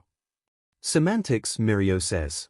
This is a long-distance relationship, Izuku, we can never be sure, Nejaya says, winking, then looking to the orange-haired girl. You should watch out, Kendo, this beefcake is a little flirt. Before we started dating, all he ever did was flirt with girls, Nejaya says, trying to hold in her laughter but failing. Izuku scoffs at his girlfriend who was just messing with him. No, I'm not. Even before we were dating you wouldn't even let me flirt with anyone to even see if I could. Kicking a pebble, he points to the girl accusingly. You scared away every girl I tried to talk to. Remember that one girl who I was talking to? She had that spiked ponytail. Nope, doesn't ring a bell, Nejaya says with an innocent face, although she totally does. And you, don't give me that face, I know you do. I had just finished a conversation with her about quirk theory when she was about to give me her number. Then you pounced on my back and said, oh nice one Izuku-kun, she'll be a great addition to our harem, and made her run away before I could tell her you were joking. Izuku couldn't help but chuckle at the memory, Even if he was disappointed he didn't get the hot girl's number back then, oh wells, at least Nejaya is giving me a shot. For some reason. Who said I was joking about wanting the harem back then? Nejaya said seriously, before bursting out laughing at Izuku's and Kendo's red face. Not funny, Nejaya, Izuku says with his face covered. It kind of is, Mirio says smiling. To be fair, Nejaya was throwing out huge hints about wanting to date you that you were oblivious to. Tamaki whispered, unfortunately ignored by the others who were still making fun of Izuku. While Izuku doesn't even try to hide his groan directed towards his friends. Kendo smiles softly at her friend, who looks happier than she's seen him in the 2 months they've been training. It was spring break and Mirio had said that he wanted to train with Izuku like old times. Aizawa had said it was alright since he had gotten good control over his quirks, so here he was on a Saturday heading to the beach. Izuku agreed it'd be nice to have some one-on-one training, except when he got to the beach, he didn't see just his Mirabro, he saw Nejaya and Tamaki too. He didn't mind, of course, he never really trained with those two, he was just curious as to what they would be doing with them. Ah, Izubro, nice to see you arrive, are you ready for your training? Mirio yelled. Sure bro, but what are we doing exactly? Izuku asked, confused. We are going to do a 10 kilometers run following this route around Musutafu and carrying these weights, Mirio said, holding up a hiking bag. Okay, but why are there only 2 bags of weights and 4 of us? Mirio looked to the side, before looking to Izuku guiltily, well, I kinda forgot your backpack. Izuku's sweat dropped, looks like this run was gonna be a breeze. But don't worry, that's why I called Nejaya here. See, at first it was only going to be you, Tamaki and I, but then when I realized I forgot your weights, I figured what's the next best thing for you to run and carry. Izuku could already feel a drop in his stomach at Mirio's next words. Nejaya. While Nejaya is a bit heavier than our weights. Hey! I'm sure she'll still be light enough for you to run the route with no problems. Mirio shouts, while him and Tamaki put on their backpacks. Mirio's looking far heavier than his friends. But, I mean, Nejaya on my back, I don't know, Izuku said, stuttering as he finally took stock in what his girlfriend was wearing. She's only wearing a sports bra and gym shorts. Really short gym shorts, he thought. Be a man, Izuku, and carry your girlfriend around Japan. Mirio joked. Now come on, if we finish in time, we can eat at the American restaurant All Might likes. Mirio says as an incentive. Apparently, it's the right thing to say as Midoriya goes to scoop Nejaya onto his back and begins to jog his way to the restaurant. The last thing they see before he disappears is Nejaya sending them a thumbs up. I knew that would work, Mirio says, smiling. Should we run after him? Tamaki asks. Nah, I already ordered a taxi. Don't worry, All Might, as I said, will be showing up soon, as well as Bakugo. People probably miss him. I just wanted to get Izuku and his friendship with the soon-to-be Big Three solid to the point when he gets to UA. You can imagine how protective they will be over their little cinnamon roll. Few more chapters, one swear. Aizawa was new at being a dad, so he wasn't sure how to react to certain things. He knew a few ground rules, like not letting the older girl his adopted son is dating go into his room with the door closed or letting him stay out past a certain time. He still hasn't figured out a good curfew for Midoriya, but he's working on it. This is where his dilemma lies. It's nothing big, it's just, he constantly sees Midoriya go out without a jacket or a sweater, wearing the bare minimum. He's unsure if maybe he needs to buy the kid more clothes because he doesn't want to ruin them or something, but he's certain in this whether the kid must be freezing. He's tried approaching him, but all he gets is an "I'm fine." Probably doesn't want to seem like a burden, he thinks. Soon Aizawa will learn it's quite the opposite. It was extra windy today and 3 of 4 teens were especially cold. The odd one out being a freckled-faced green-haired boy, who was currently being squished in a group hug for his body warmth. While Izuku was just wearing a thin long sleeve with jeans and his signature red shoes, he was perfectly fine in this weather. Meanwhile, his best friends and girlfriend were freezing. It's really unfair you don't get cold, my little Izukuan. Nejaya says, smiling. Well, to be fair, Izubro's quirk grants him a certain advantage in this type of weather, he playfully glares, so it's not really him but his quirk that lets his body emit heat and keep us warm. Mirio cheers. Nejaya looks to Mirio then Izuku who stopped to rub the back of his head embarrassed. You mean to tell me we have our own little heater then? Nejaya said with a huge smile. Indeed, Mirio said smiling back. Seriously guys, you guys already use me to cook marshmallows, Izuku protested weakly. Please, you know you love when we do that, Nejaya said hugging Izuku tighter. When the younger boy didn't answer, the three older teens took his silence as a yes, laughing at his admittance. As Izuku and the others neared his home, he couldn't believe he said that, his home, he finally had a home. Anyways, as they neared his house, they saw a stoic Eraserhead standing outside bundled up like the other three teens. Slowing their pace, the four teens looked to each other wondering why their sensei would look so serious at them. Midoriya, please wear a sweater when you go out. I couldn't stand it if you were to get sick while under my care, Aizawa said, eyes softening. Izuku finally understanding why his adoptive father was standing outside and with a sweater in his hand turned red. Aizawa, I'm so sorry if I worried you, but the thing is I don't really like bundling up. That may be, but you'll get sigh. No, you see my quirk makes my body temperature very high, so I don't really need to wear so many layers of clothes, Izuku explained. Aizawa eyes Izuku for a moment to see if he were lying. When he saw no signs of the boy trying to deceive him, he sighed and nodded his head. Okay, if that's the case then I'll let you not bundling up slide, but next time let me know about something like this. I'm new to this fatherhood stuff and I was worried you didn't want to ruin your clothes and didn't think you could ask me for any. No, I'm sorry. I promise from now on I'll tell you if I need anything, Izuku bowed, the others following for some reason. Aizawa chuckled seeing his loyal friends copy him. Alright, thanks kiddo, you guys can go back to doing whatever you were doing now. The four kids saluted before leaving. Thank you Aizawa. Eraserhead. Sensei. Each one calling him something different before leaving. It was time to go back to school as the three older teens sadly acknowledged before leaving Izuku. Mirio and Tamaki squeezing Izuku to death before stepping away for Nejaya to say her goodbye. Oh, I'll miss being able to constantly visit you, Izuku, and Nejaya said before kissing Izuku. Izuku blushed at the action, still not used to the older girl's signs of affection.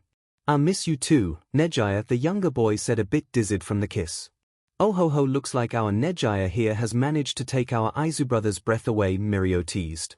I'd prefer if you didn't do it in my house, Aizawa said expressionless. Oh my gosh, we're sorry Aizawa sensei, we're going to leave now. Come on Mirio, Tamaki. Bye Izuku-an. Oh man, that's embarrassing. Why didn't you tell me Aizawa sensei was still there? Nejaya yelled, running out with Mirio and Tamaki on her heel laughing. Izuku, still a bit dazed, barely noticed Aizawa asking him something until he heard snapping in his face. What? I asked if you'll be okay to go back to school, right? Because I can take a few days off. I have a lot of vacation days and Midnight and Present MIC already know about you, so they said they'd take my shifts so I can spend more time with you, Aizawa said to Izuku. Izuku smiled at the man he was beginning to see as a father before shaking his head in thanks. It's alright, I've been going to school alone for a while now, so this won't be any different, he smiled. Aizawa rubbed the back of his head, unsure at first. Alright then, just give me a call if you need anything and I'll be right there, okay? Okay, he answered, happy at being cared for by a parental figure. Well. If it isn't Deku, Bakugo sneered. Tell me Deku, where have you been going after classes these past few months? Bakugo ordered. Izuku rolled his eyes at his former friend. And why should I tell you? Because I want to make sure a quirkless fool like you isn't trying to work their way into getting into UA by doing something on the side, he growled. Why does it even matter what I'm doing to better my chances of getting into UA? I'm not bothering you, am I? Because I'm the only one who's supposed to get in, he says. Izuku scoffs at the boy's pretentious attitude. A hero shouldn't act the way he does, but he figures every hero has some shitty origin story, he just wishes Bakugo didn't involve him in it. Look, I work out after class with Mirio and the others, then I go home. Happy? He asks. Fut, you mean you go to the orphanage? Bakugo taunts. Izuku doesn't flinch at the insult this time, not now that he has a real home to go to. No. I mean the home who adopted me, he grinned. Shock fell upon Bakugo's face. It's been 8 years since Izuku's been in the orphanage, so he didn't think he would ever get adopted. Finding out he had was a shock but also in a way a relief. Despite the harsh friendship they had, Bakugo will admit no one deserved to be in an orphanage for so long. Hearing the nerd finally got adopted was nice to hear. Well, congrats, then Bakugo says, looking away. The boy across from him stood shocked. He wasn't sure he quite heard correctly, but he thinks he heard Bakugo tell him congratulations on being adopted. I'm outta here, nerd, just don't apply to you, they got it. And there goes the moment, Izuku thinks. So, he congratulates you for getting adopted, then called you a nerd and said not to apply to UA. Kendo recalled, while Izuku ordered their ramen. Yeah, it was weird. I mean, I know he's not gonna be my best friend, but for a second he seemed like he was actually happy I was adopted. Well, that's pretty weird considering you said he made fun of you for it for so many years, she said, bewildered. I know, right? So how goes your training for UA? I mean, I know you told me you don't show your quirk because it's illegal, but didn't you say that you were getting some help with training at UA? Yeah. I mean, I'm nowhere near Mirio's level, but I've learned how to control my quirk a lot better than I used to, he said happily. That's great to hear. Now you just need to improve on your martial arts, Kendo said with a laugh as the boy pouted. Yeah. Whatever. You better watch it, sooner or later I'm gonna be surpassing the master, he chuckled. Yeah, I'll be waiting for the day that happens, happily, Kendo smiled. I believe he would be your best bet as your successor, Toshinori, a dog, mouse, bear said. A skinny blonde man hums as he looks at a picture of a Tin boy. Actually, there's someone else who would be a good candidate too, he says, his mind going back to the meeting of the green-haired teen. I just need to meet him again to verify it, he says, once describing the boy. Well, what do you know, that can easily be arranged, Nezu says. I can't turn it off, Izuku yells as fire shoots out of his mouth. Calm down, Izu bro. Mirio yells, chasing after his little bro naked when he begins to phase through the ground. Nejaya, maybe you should use wave on Izuku to make the fire surrounding us die down, Tamaki whispered from his corner. Oh, good idea, Tamaki, Nejaya said, fist pumping the air. Ring wave. Nejaya yells, blasting a wave towards Izuku and Mirio, extinguishing the fire surrounding them while also crashing the two boys into his gym wall. Oh, I think I overdid it. She cringed. We're okay.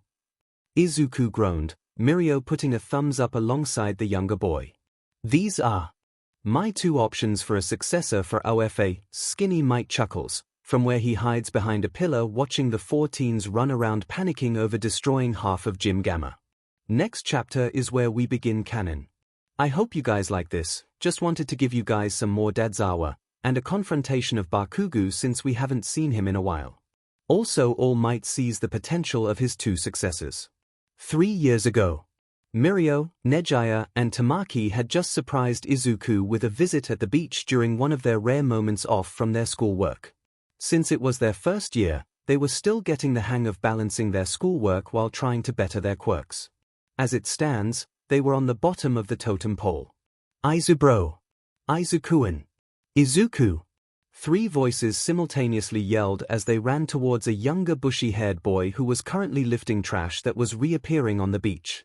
Izuku turned towards the voices calling for him, a giant grin appearing on his face as he saw his best friends' faces after months of only texting or FaceTiming. Dropping the trash he had in hand, he ran towards his friends, jumping for a group hug. To anyone else the scene would look a bit childish, but for those 4 it was heartwarming. Mirio. I didn't know you guys were visiting. Of course not, that ruins what we call a surprise, Mirio jokes before looking at the trash his little bro was cleaning. Ah, and I see you're not letting up on our road to UA plan, nicely done my little apprentice. Mirio said with a smile on his face, causing Midoriya to smile. Of course, not, I still have a few years to go, but I'm gonna make sure I use that time wisely, Power. Power, the other 3 yell. So how goes the quirk control? Nejaya asks.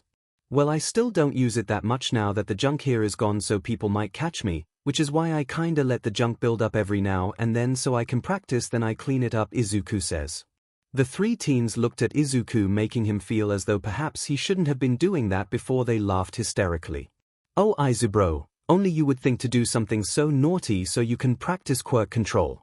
I like it. Mirio says, with a thumbs up. Well done, I mean, not only are you cleaning up nicely, but you're becoming more of a little beefcake, Nejaya says happily.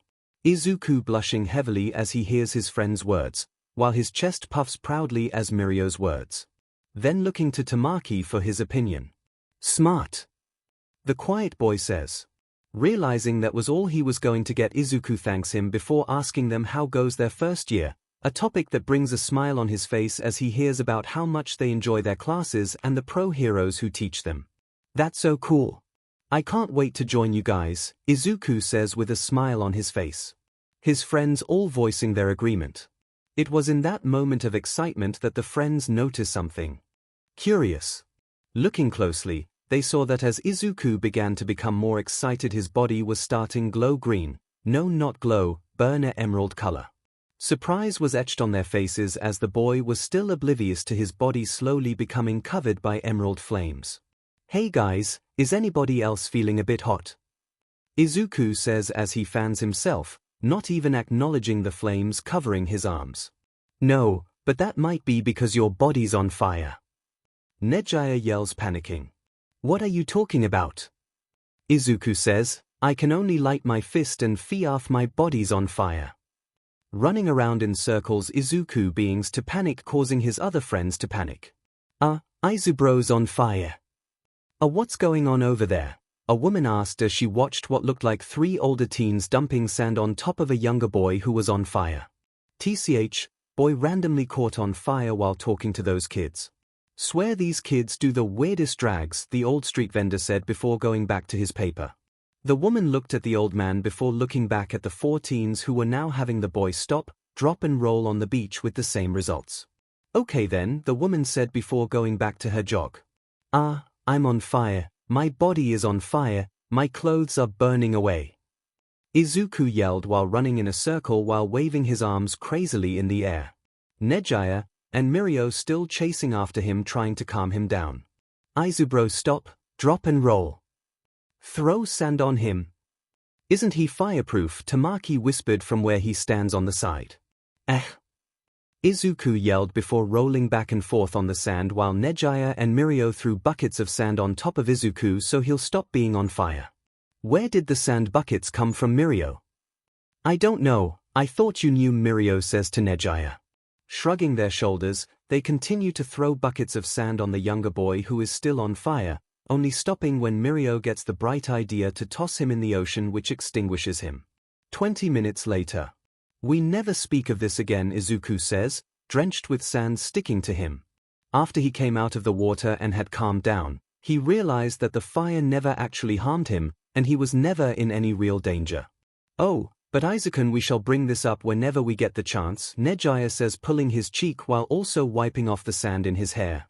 Yeah, can't believe you didn't remember you were fireproof. Your quirk is pyrokinesis. You can light your face on fire like Endeavor. Mirio laughed, patting his half-burnt shirt to make sure it was no longer on fire. Tamaki looked at the 3 teens shaking his head. No one ever listens to reason, he reasoned. It's not my fault. This is a new development, I've never lit my whole body on fire, so it was new and shocking, he pouted. Oh, don't worry, Izukun will be here every step of the way through your awkward phases of learning your quirk, Nejaya said with a Cheshire grin. Don't put it that way. Izuku yells while blushing. Present. Babe, do the thing, do the thing. Nejaya said, jumping up and down. Do I have to? Izuku whined. Nejaya pouted at the boy for a mere 2 seconds before Izuku looked away, unable to resist his girlfriend's pout.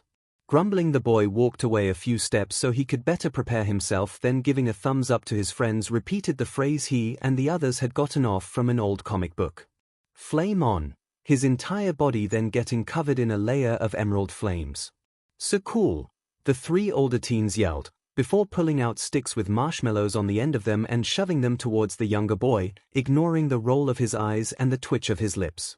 You have a nerdy son, you realize that, right? Shota Midnight said as she looked around the apartment at all the pictures he had of Izuku dressed up as heroes with Mirio, and Tamaki, and eventually Mirio, Tamaki and his now girlfriend Nejaya. Shut up, his amazing, and you know it, Aizawa said as he hid a small grin behind his scarf, remembering how secretive he and the others acted while sneaking out with their costumes. So, who's the little listener dressing up as this year? Hisashi said as he walked out from the kitchen of Shota's kitchen. Can't say. They left before I could ask. My guess is they want to surprise us or something. Aizawa said nonchalantly. Both Midnight and present MIC smirked at the underground hero. Both noticing how soft he was becoming since adopting Izuku but not saying anything. It was a welcoming change for someone who was usually grumpy. So, no clue at all? Midnight asked. Nope. Maybe they are being so secretive because they are dressing as us. Present MIC said.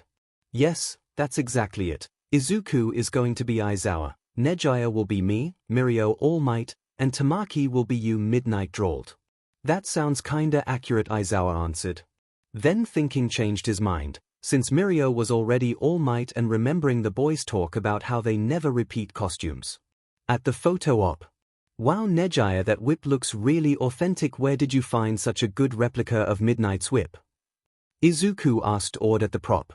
Oh, but it's not a prop, my little Izukuan. Nejaya purred, enjoying how her boyfriend's face was turning extremely red. It's not? Nope. So, you better be a good boy or else crack, Nejaya says as she cracks Midnight's whip, laughing while she does it, enjoying how Izuku hops into Mirio's arms, slightly frightened and unknown to her, slightly aroused. Oh ho ho, perhaps we should have chosen Nejaya to dress up as someone else for this photo op, Mirio says while cradling his Izubro, also blushing. I second that, Tamaki says while facing away. Oh, come on guys, you know I was joking. Nejaya shouts. Well, you certainly act like Midnight, Izuku mumbled, fixing his capture gear, while watching Mirio fix his speakers around his neck and Tamaki adjust his cloak. Peach, you know you like it, Nejaya lightly laughs, taking his blush as a yes. Yeah. Let's just get this photo done so we can get you out of that costume, Izuku says, realizing how that sounded, quickly trying to backtrack. Wait, I do. Oh Aizagan, that doesn't sound like something a good boy would do, Nejaya says as she cracks her whip at him. Why are you like this? Mirio and Tamaki laughing as the younger of the four cover his face with his capture gear while Nejaya hugs Izuku, suffocating him with his chest. Wow, she is a really convincing Midnight, Mirio says. Indeed. Not to interrupt your stuckn thing, but why am I here again? A confused Kendo says, while trying to figure out how the hell Izuku convinced her to a photo op with his friends dressed as up-and-coming dragoon hero, Ryukyu. The four friends looked to each other before looking back to Kendo, smiling. Because we want you to be here, they said in unison. Kendo slightly blushed at the four teens' reply, a warm feeling rushing through her at their words, but that still didn't exactly answer her question. Well yeah, Izuku told me that, but could you maybe elaborate more? Kendo asked. Of course, milady, Mirio bowed. You see. Every year. We have hero photo ops. They're very exclusive, only the closest of the closest to us can be in them, Midoriya and Mirio said, dead serious. We barely added Tamaki a few years ago and Nejaya joined us about when I got into UA. Mirio answered. Yeah, very exclusive, no one else has joined our photos, Izuku said as he showed his collection of photos to Kendo, who was awed at the photos, which did indeed show that only the four of them were in each photo. Wow, and you guys, don't you want me to be in this year's photo, she said, touched. Of course, you have become close to our little Izubro, as well as us. Therefore, you can join in our picture, Mirio said. Wow, thank you. I'm honored. Kendo said.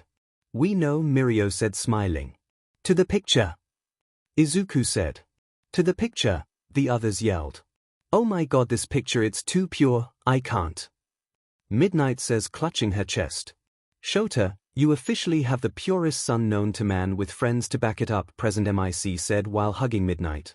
What did I do to deserve this, kid? Shota said while clutching a picture showing Izuku dressed as himself, hair dyed black with goggles, capture gear, and jumpsuit to boot. Nejaya as Midnight mid-whip crack, Mirio as present MIC mid-yell, surprisingly Tamaki as snipe with guns pointed out, and their newest addition Itsuka Kendo dressed as Ryukyu in a karate pose. Wait, how did Heido get one of my whips? Midnight asked when she realized the girl had one of her whips. I don't know, but I heard from Mirio and Tamaki they haven't seen Izuku and Nejaya since they left the photo op, present MIC said with a grin. What's so bad about that? Midnight asked Shota. He ground his teeth as he opened his mouth to answer. They left in their costumes. Whip and all. Midnight didn't even try to hold back her cackling. Wow, this kid is truly the purest of the purest. Kinda jealous of you, Aizawa All Might says, slightly wishing he had a picture like this. I knew you would be, that's why I asked Mirio and Izuku for this, Aizawa said, shoving a picture at the #1 hero before walking off. Before Toshinori could say thank you, the man was already gone, leaving him with possibly the best picture he's ever seen. PFFFT, these kids. Gotta say, kid does a pretty good Endeavor impression, and other one has my hair down to AT. Shaking his head at the two youngsters' weird hobby, the hero puts the picture in his wallet where hopefully no one will find out he has it. I really need to choose who will be my successor, but demon, are these two kids so freaking pure. Oi, stupid Deku. Izuku turned his head just in time to see a fist coming at his face. If not for his martial art training, he's sure he would have been heading home with a black eye. Instead, he was able to catch his old friend's arm and flip him over his shoulder, a loud thud hitting the ground, and the boy below him losing his breath. Yes, Bakugo? Izuku says as he wipes his hands. Gritting his teeth, the blonde boy gasps for air, slowly getting on his knees to face the stupid Deku in front of him. Deciding it would probably be better to swallow any insult he had to better avoid getting flipped again, he went straight to the point of why he called for his useless friend's attention. What's going on with you? Midoriya looked at the other boy curiously. Never in all his time that he has known Bakugo has the explosion user ever asked him that. Usually words which came from Bakugo to Midoriya would range in the "you're a useless Deku," "ha, you're an orphan, dumb Deku. Go die." Today must be an anomaly. What do you mean? Bakugo rolled his eyes. Of course he wouldn't get an answer right off the bat. He tortured his ex-best friend his entire life, then out of blue asks him a totally innocent question, albeit a bit hostile. I mean, why the hell have you been cleaning up Dagobah Beach? Why are you running around Japan with that weird talkative girl on your back, and how did you have such a huge growth spurt, stupid Deku? He growled. There's the Bakugo I know and don't love. Midoriya's eyes widened as Bakugo pointed out everything he was doing to get in shape for UA, slightly surprised he was caught cleaning up the beach since he only did that during the break of dawn. As for him carrying Nejaya on his back as he ran around Japan, well, he's just used to that overweights. Look, I'm just doing some training and a little community service, because that's what heroes do, Bakugo. Bakugo looked at Midoriya like he had just grown a second head. Doing something for the community and not expecting anything was a foreign concept for him, so of course Midoriya didn't expect him to understand why he would be cleaning the beach. He also didn't tell him it was because it was part of his training for UA. What about carrying the weird girl? That's my girlfriend you're talking about, Izuku glared, earning a baffled look from Bakugo, who was surprised who could get such a hot girl to date him. Surprisingly, that was something Midoriya could agree with him on. Anyways, she helps me on my jogs around Japan. She thinks she's better than carrying a bag of weights on my bag. I disagree, but you don't really want to get on Nejaya's bad side, he mumbles. Don't I know it? Bakugo grumbles, earning a laugh from Izuku. Anyways, if that's all, I have to go. I'm meeting with Nejaya and the others to hang out and don't want to waste their free day. Izuku said before running off, leaving a scowling Bakugo behind. The blonde knew what was happening. The dumb Deku wasn't just training for the hell of it or giving back to the community because he was a good Samaritan. No, the DMN Deku was training for UA, and after he warned him not to go. When the hell was the idiot going to accept that he was going to be the only one to get into UA? T-Sich, not like the idiot was even gonna get past the entrance exam without a quirk. Since you're all third years, it's time for you to think seriously about your futures, the teacher began one morning. I'd pass out handouts for your future plans, but... He grabbed the stack of papers on his desk, and with a flourish, tossed them up into the air. I know you're all pretty much planning to go into the hero course, right? The classroom erupted into noise, with kids showing of their quirks. Izuku, on the other hand, simply ignored those around him to continue right in his hero analysis for the future book. Yes, you all have wonderful quirks, the teacher drawled, but you all know using them at school is against the rules. Hey, Teach, Bakugo called, cutting through the noise. Don't lump me in the same group as these extras. I'm not gonna be stuck at the bottom of the barrel with the rest of these rejects. The room once more exploded into sound. This time, however, it was with his classmates yelling at the blonde for being rude. Izuku rolled his eyes at his friend's ego once again getting the best of him, causing all those around him to be angered at him. You should all shut up like the extras you are. Bakugo shouted back, taking pleasure in the way his peers got even more riled up. Ah, the teacher drawled, everybody stopping their yelling to give him their attention. The man was looking at one of the pieces of paper now scattered on his desk. It seems that you want to go to Udara High, yes, Bakugo? He wants to go to that national school? It was in the top 0.2% of high schools this year. They barely accept less than half of those who apply. Exactly! Bakugo shouted, putting a stop to the chatter. That's why you guys are just a bunch of extras.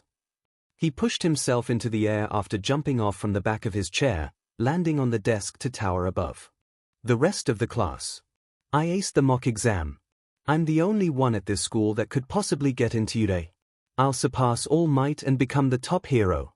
My name will be the highest on the list of top earners.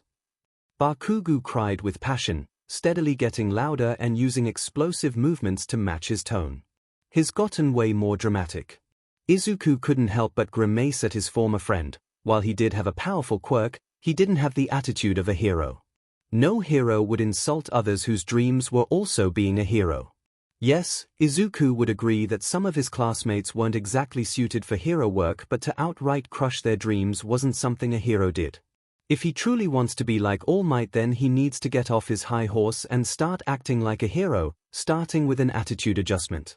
The teacher, used to his students' antics, spent a moment shuffling through some other papers before something caught his eye. Oh, apparently Midoriya is aiming for Udara too, that's surprising. All around him was the sound of laughter, his former friends or classmates laughing at him, thinking he wouldn't have a chance in hell at making it into the prestigious hero school.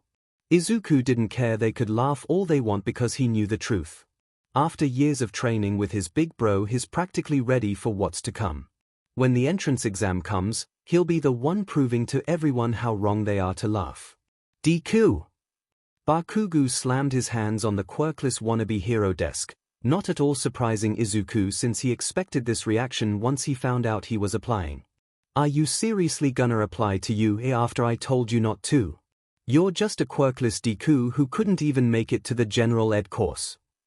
Bakugo, we both know that's not true, and even if I was quirkless UA, I'd still have a better chance of getting into UA than you with that attitude. So again, regardless of whether I have a quirk or not, I will apply and get in.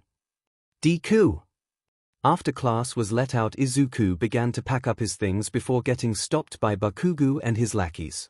A hand on his shoulder preventing him from moving any further. Look, D, I want my story to be where I am the only one from our year to be allowed into you, and I can't do that with you applying. He put his hand in Midoriya's shoulder, smoke emanating from where his palm was on his shoulder, holding a smirk. Here's some advice, don't even try. Continue being a useless Deku elsewhere where no one notices and let me be the hero. Leaving behind Izuku, who was angered at his words but otherwise ignored his taunts. After the confrontation with Bakugo, Izuku was seen walking through a tunnel, making his way home with a frown on his face. Geez, what a JRK. Whatever, it doesn't matter, I'm gonna keep my promise and make Mirio proud by getting into UA with my PWR. Unfortunately, because of Izuku's loud shout, he didn't notice the manhole behind him open and the sludge monster slink out of it. Oblivious to the danger, Izuku continued his walk home through the tunnel. Hem, a medium-sized skin suit, yes, you'll do just fine. The thing said, its voice just as grotesque as its face. After finally zoning back into his surroundings, Izuku paled at seeing the giant sludge monster heading straight for him. At first, he tried to run away only for it to send a tendril of sludge towards him and reel him back. It's okay, kid, it'll be over soon, so how about you stop fighting it? I need to get out of here before he arrives.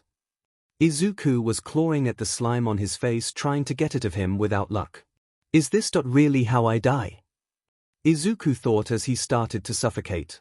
Is this how it ends, the world getting blurry as he slowly gave up? You're my Aizu bro. And we're gonna be the best heroes ever. Izuku's eyes widened as he remembered Mirio's words to him all those years ago. He had fallen after a gruesome exercise that Mirio had put him through. As much as he wanted to give up, he didn't want to make the person he looked up to disappointed in him. Aizu bro, are you alright there? You look a little tired. Yeah, this is just a lot of work for me, Izuku said sheepishly. Mirio looked at the smaller boy before him, minutes passing before he finally spoke. Bahaha, well, why didn't you say something sooner, Aizu bro? This just means I'll have to adjust the workout regime, so we don't overwork your body. The 9-year-old boy smiled up at his idol with tears in his eyes, in disbelief that someone could be so caring. I still don't get it, Mirio, why are you helping me so much? Izuku said softly. The older boy smiled softly at his younger friend, patting his head. 'Cause you're my Aizu bro. And we're gonna be the best heroes ever. Really?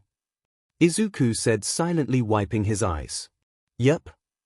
Izuku's eyes widened. That's right. As he clenched his hand on the slime. How could I have forgotten that? If I'm gonna prove that's true, then I need to show Mirio that I can stand by his side as one of the best heroes that like him. Slowly Izuku began to exert flames out of his throat, causing the sludge monster to shoot out of his throat in pain from the high-temperature flames. Shit kid, you burned me, I'll get you for that. I have to become the best hero in the world. Right before he had to use his quirk again, the one hero he didn't think would show up, popped up from the same manhole the sludge monster did. Do not fear, for I am here. Oh, thank God. Texas Sma. Young Midoriya, wake up. Izuku, not even realizing he had passed out, was woken up by his face getting slapped. Letting his eyes adjust took some time, but once he could see clearly, he almost fainted in seeing the number 1 hero in front of him. Oh, thank goodness, I was getting worried. Holy crap, you're All Might. Izuku yelled as he jumped to his feet. That I am young Midoriya, and might I say you have a wonderful quirk for you to handle the sludge monster. All Might said, turning around. Oh, wow, thanks a lot, I had help in training it. Wait a second, how do you know my name? Crap, I forgot he didn't know who I am. Oh well, I saw your school ID when I rifled through your school badge to see who you were. Had to make sure you were okay and all that. Anyways, I must be off. All Might said quickly while holding 2 soda bottles filled with the sludge villain. Nice save, All Might. Oh, that makes sense. Hold on a sec, can I get your order? Wait, he already signed it. Wow, Mirio is gonna freak. Izuku froze. Yep, so thanks for the help, my boy, now I'll be going. All Might said before shooting off. Oh my gosh, I can't believe I talked to All Might and got his autograph. Izuku thought. While Izuku continued his endless train of thought, he failed to notice where his legs were taking him. I can't believe Deku is gonna try to be a hero. How stupid can he be to think a quirkless guy like him can get into a place like Yue? The winged minion says. I know, it's pathetic, right? The other one said. Katsuki didn't say anything, still sessed off Deku was trying to ruin his origin story. I'll kill you if I see you at Yue, Deku. Hey, Bakugo, you okay? The other minion said, pulling out a cigarette and lighting it. Katsuki turned around in anger and swatted the cigarette away with an explosion. What the hell did I tell you about smoking that shit around me?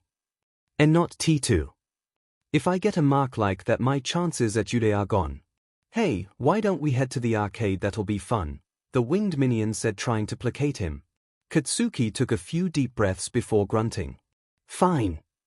However, before they could get far, a chilling voice stopped the 3 boys. Ooh, a medium-sized skin suit with a powerful quirk, excellent. A disgusting voice said, accompanied by the sound of slush. Izuku continued to stare in awe at All Might's autograph, unaware of the area he was walking to. Boom. Whoa, what's happening? A villain attack, that's what. A villain attacks. Looking up, he realized he was in a crowd. Hey, isn't it that sludge villain from before? Yeah, wasn't All Might chasing him? Izuku froze. But how did he get out if he was with All Might? Dimming it, I can't get to him, can anyone else? Death Arm said. I'm too busy with this fire. Backdraft shouted. I can't do anything either. This fire is too crazy for me to go anywhere near it. Kamu Woods yelled while running and carrying citizens to safety. A one-way street, my only weakness. Mount Lady said. Why are these heroes just standing around? Izuku said, looking around. Why aren't the heroes doing anything? A random crowd watcher asks. I just asked that, Izuku mumbled. Because he keeps letting off explosions. Another answered. Izuku froze when he heard that and slowly looked at the sludge villain. The hostage he has is letting explosions off and setting everything on fire. The hostage is Kaken. He needs help. Kaken needs help. Kid! Stop, get back here. Death Arms yelled to the green messy-haired boy as he ran past the brigade towards Katsuki. Wait, what? Izuku's eyes widened when he realized what was happening. Why am I running, he thought. I can't stop my legs. Izuku thought, immediately cursing whatever was causing him to do this. How could I have let those bottles slip from my pants? If only I was faster. All Might growled. Looking away from the scene, a tall skinny blonde clenched his fists, agonizing over his failure of fully capturing the sludge monster. That is until he sees Midoriya running into the burning alley where the sludge monster was causing the flames to move, unnoticed by everyone else but him. I knew I chose right, All Might thought, breaking out into a smile. He is my successor. You! The villain said, shooting slime tentacles at Izuku only for him to barrel roll out of the way and continue running to Kaken. What's that kid doing? Okay, you've trained for this. Not technically, but you kinda have, Izuku thought while running. Izuku continued running towards Bakugo and the sludge monster, using his quirk to stop the flames from continuing to spread, keeping them contained to the alley. Deku, what the F are you doing? Bakugo screamed, taking that moment of distraction to break free of the sludge and breath. Kaken! I couldn't just sit there and watch you die. His face one of determination as he realized what needed to be done. Forgive me, Mom. What the hell does that kid think he's doing? That villain's gonna kill him. Kamu Wood says. Hell, if I know, but we still can't get to him with those flames surrounding them. Death Arms yelled. Everyone in the crowd was in shock as they witnessed the green-haired boy run at the hostage, barely dodging the sludge tendrils, then once he was close, get in some sort of screaming match with the blonde boy.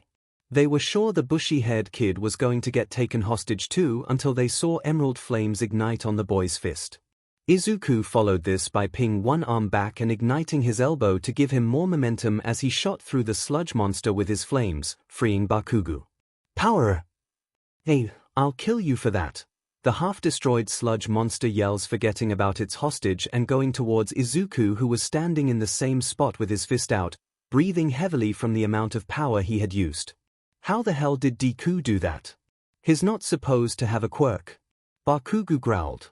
I really am pathetic, Anna, All Might said as he grabbed Izuku and Katsuki out of harm's way.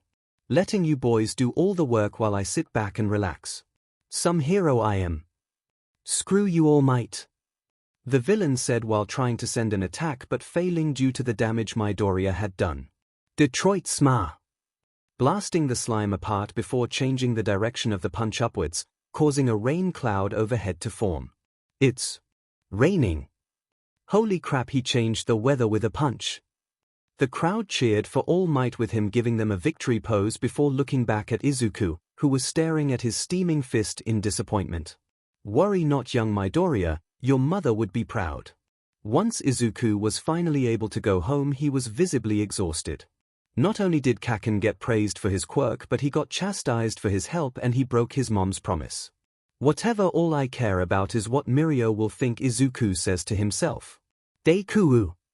Dang it, how does Bakugo even know where I live? Izuku thought before turning around to see a very red Katsuki. Katsuki was breathing heavily, stomping his way all the way to the greenette's face. What the hell was that? You don't have a quirk, you're a quirkless Deku.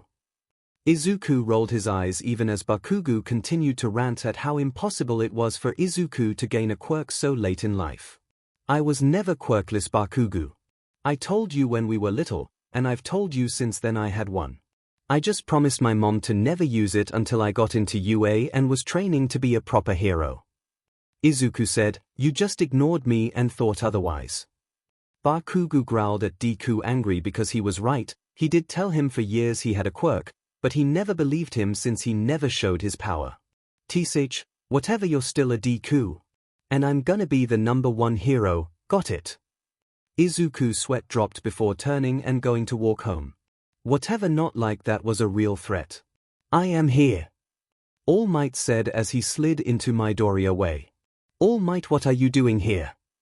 Izuku shouted, shocked to see his hero again so soon. Bikau Biladrich. Oh my god, are you alright? Wait, you're not All Might, you're Mr. Yagi. Izuku yelled. Actually, I'm both. All Might is my hero persona and Toshinori Yagi my civilian persona. This reason I'm like this is because of an injury that occurred 5 years ago. 5 years ago? Was that the toxic chainsaw fight? Nah, guy couldn't touch me even if he tried. No, this was something else. Due to that I can only hold my form for 3 hours a day, All Might explained. Izuku was horrified from this information but kept it hidden, not wanting to worry the symbol of peace. While I'm honored, you're telling me Mr. Yagi, I have to ask why. Izuku asked, confused. All Might nodded, glad to be back on track of his originally mission for meeting the boy. Tell me, young Midoriya, when you ran to save that boy, your legs, they moved on their own, didn't they? Izuku tapped his chin, trying to remember the feeling, a rush of how fast he was running yet not being able to stop himself coming back. Yeah, it was really weird because I didn't even think about it, just kinda happened. All Might smiled wide before saying his next words. You see, young man, the best heroes fight for what's right, they rescue without a second thought, but what a lot of them have in common is that when someone was in danger, their legs moved on their own, including myself. Izuku started to look confused as he told him these things. You ran headfirst into danger when no one else would. Izuku nodded, remembering all the heroes who said there was no way they could help. There's always a way. Young man, I want you to be my successor. What do you mean your successor? Young Midoriya, many people try to guess what my quirk is by saying it's some type of strength quirk, when in truth it's the opposite. My quirk is called One for All. It's transferable from each successor to the next, gathering that power and growing stronger as it moves on. And I want you to be the next one to get it. What? Seriously? Yes, seriously. You embody what it means to be a true hero. Not to mention everything you've gone through that led up to this moment. Izuku's heart was bursting with joy over his hero's words, but deep down he felt like something was wrong with this moment. As if he didn't truly deserve it. So, my boy, what do you say? Cliffhanger, but now we've started canon. What's Izuku gonna say, yes or no? Will Mirio still have a chance to get OFA? Who knows? I do. Tune in when I get the chance to update. I can't believe All Might is asking me to be his successor. This is amazing, but am I truly worthy? I have to call Mirio, no, I have to call Aizawa-sensei. All Might's sweat dropped at his hopeful successor. Probably shoulda told him this was a secret. Midoriya, my boy, I'm sorry but you can't tell anyone what I am offering you. Izuku stopped his muttering at his hero's words. Not being able to tell his best friend and adoptive father was, in his opinion, a deal-breaker. He couldn't accept something as big as All Might's quirk without at least asking what they thought. With everything they've done for him, it was the least he could do. Looking to Skinny Might, Izuku braced himself for the hero's reply. All Might, sir, as honored as I am that you would offer me the opportunity to be your successor, I can't in good conscience accept, I'm sorry. All Might was speechless to hear his ideal successor rejecting his offer. It was a blow to the gut, seeing as he was searching for so long for him. Young Midoriya, why you would reject an offer such as this? Izuku took a deep breath. I just feel that it would be wrong of me to accept such a power without telling Aizawa, the man who willingly adopted me after only knowing me for a year. And Mirio, he's been by my side for almost 8 years. Not telling him would be a betrayal to our friendship. Not to mention, even if I didn't tell Mirio and the others about OFA, they would still suspect something was up since my quirk is pyrokinesis. It's just that I know this is a lot, All Might, sir, but it's the truth. Bowing to the older man, Izuku began his trek home, leaving behind a speechless All Might. Toshinori Yagi had no idea how to respond to what Izuku had told him. Once he realized he was about to let the perfect successor slip through his fingers, he finally got himself together. Wait, young Midoriya, please wait. Izuku was a few feet away when he heard All Might yell out for him. Turning, he saw his hero reaching out for him with a small smile. Izuku Midoriya, you truly have the heart of a hero. Become my successor and I will allow you to tell those you deem trustworthy, he smiled. Tears ran down Izuku's face as he listened to All Might's words. I accept, All Might. Just what I wanted to hear. Now then, when should I expect you to tell Aizawa and the others? He asked. Izuku tapped his chin in thought. The sooner the better would be preferable. However, he knew Aizawa and the others were rather busy given it was the middle of the school year and they were crammed with their exams and internships. Then, as if a light bulb lit up in his head, Izuku told All Might his plan. Today is Friday, All. Please call me Yagi when I'm like this, he smiled. Oh yeah, sure. Well, anyway, since today is Friday, Mirio and the others will be coming over to my place for Katsuden, which makes it the perfect time to tell them. All Might beamed at his successor. Are getting things done as soon as you can, my boy. I like how you think. Well, let's go then, we have some news to relay to everyone. And so, the two went on their way to Izuku's house. To say Aizawa was shocked to see Toshinori Yagi on his doorsteps with his adopted son would be putting it lightly. He was flabbergasted, bewildered, mind boggled, any other word which conveyed confusion. Deep down he had a bad feeling about this. All Might, can I ask why you're with Izuku? Unfortunately, before the hero could answer, a hyper teen popped up behind Aizawa, eyes wide at the sight of the number one hero. All Might. Oh my gosh, it's All Might. Mirio, Tamaki, come here, Izukuans with All Might. Nejaya yelled. Izuku's lip twitched at his girlfriend's tactfulness. Oh ho ho, look at our little Izubro making friends with the number one hero of Japan. What an honor to be in your presence, sir.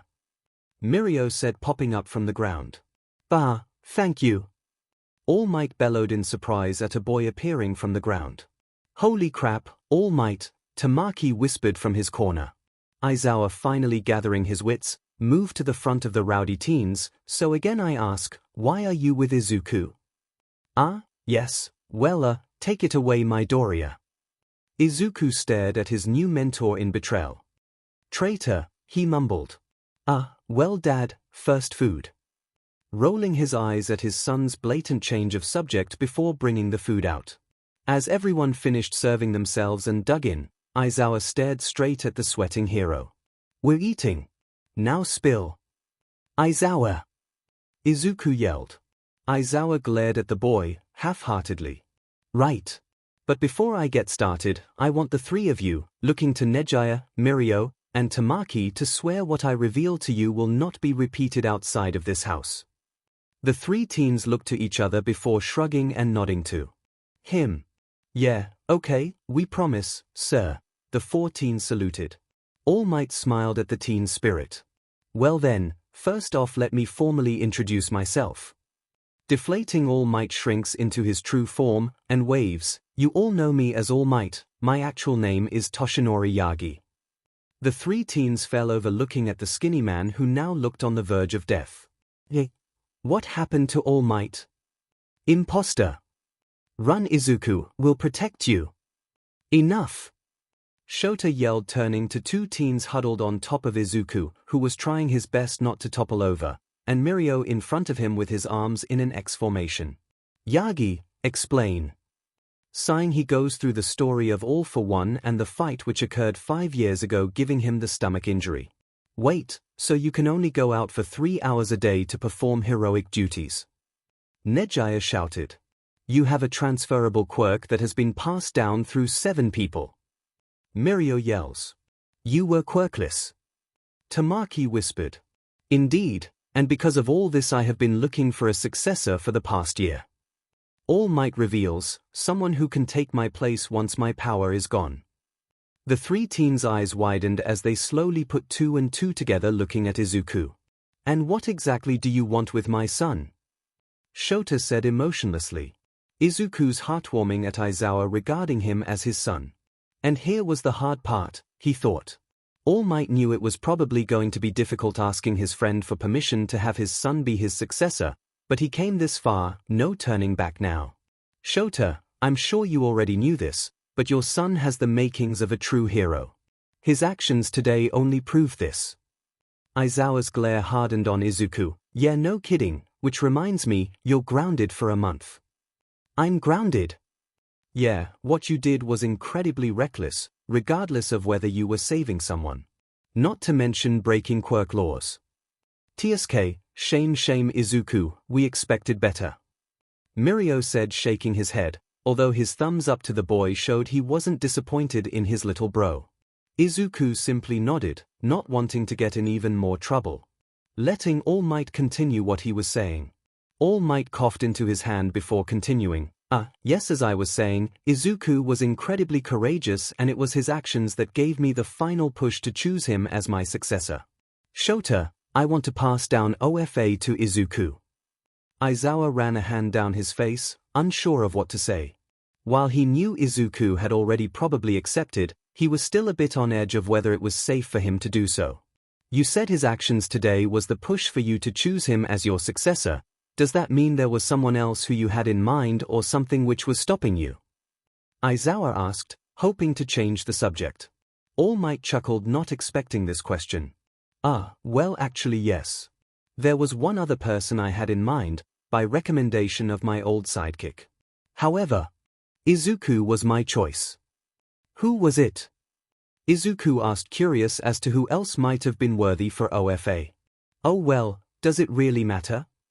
All Might asked, not wanting to make things awkward with the one in question sitting right beside his successor. Not really, but we're all just a bit curious, Mirio added. Yeah. Who else was good enough to be a candidate? They had to be really strong and brave and have a heart of a hero like my Izukuan if they were even considered, right? Well, yes. Look, just answer the question, otherwise these three will continue to bug you. Aizawa said.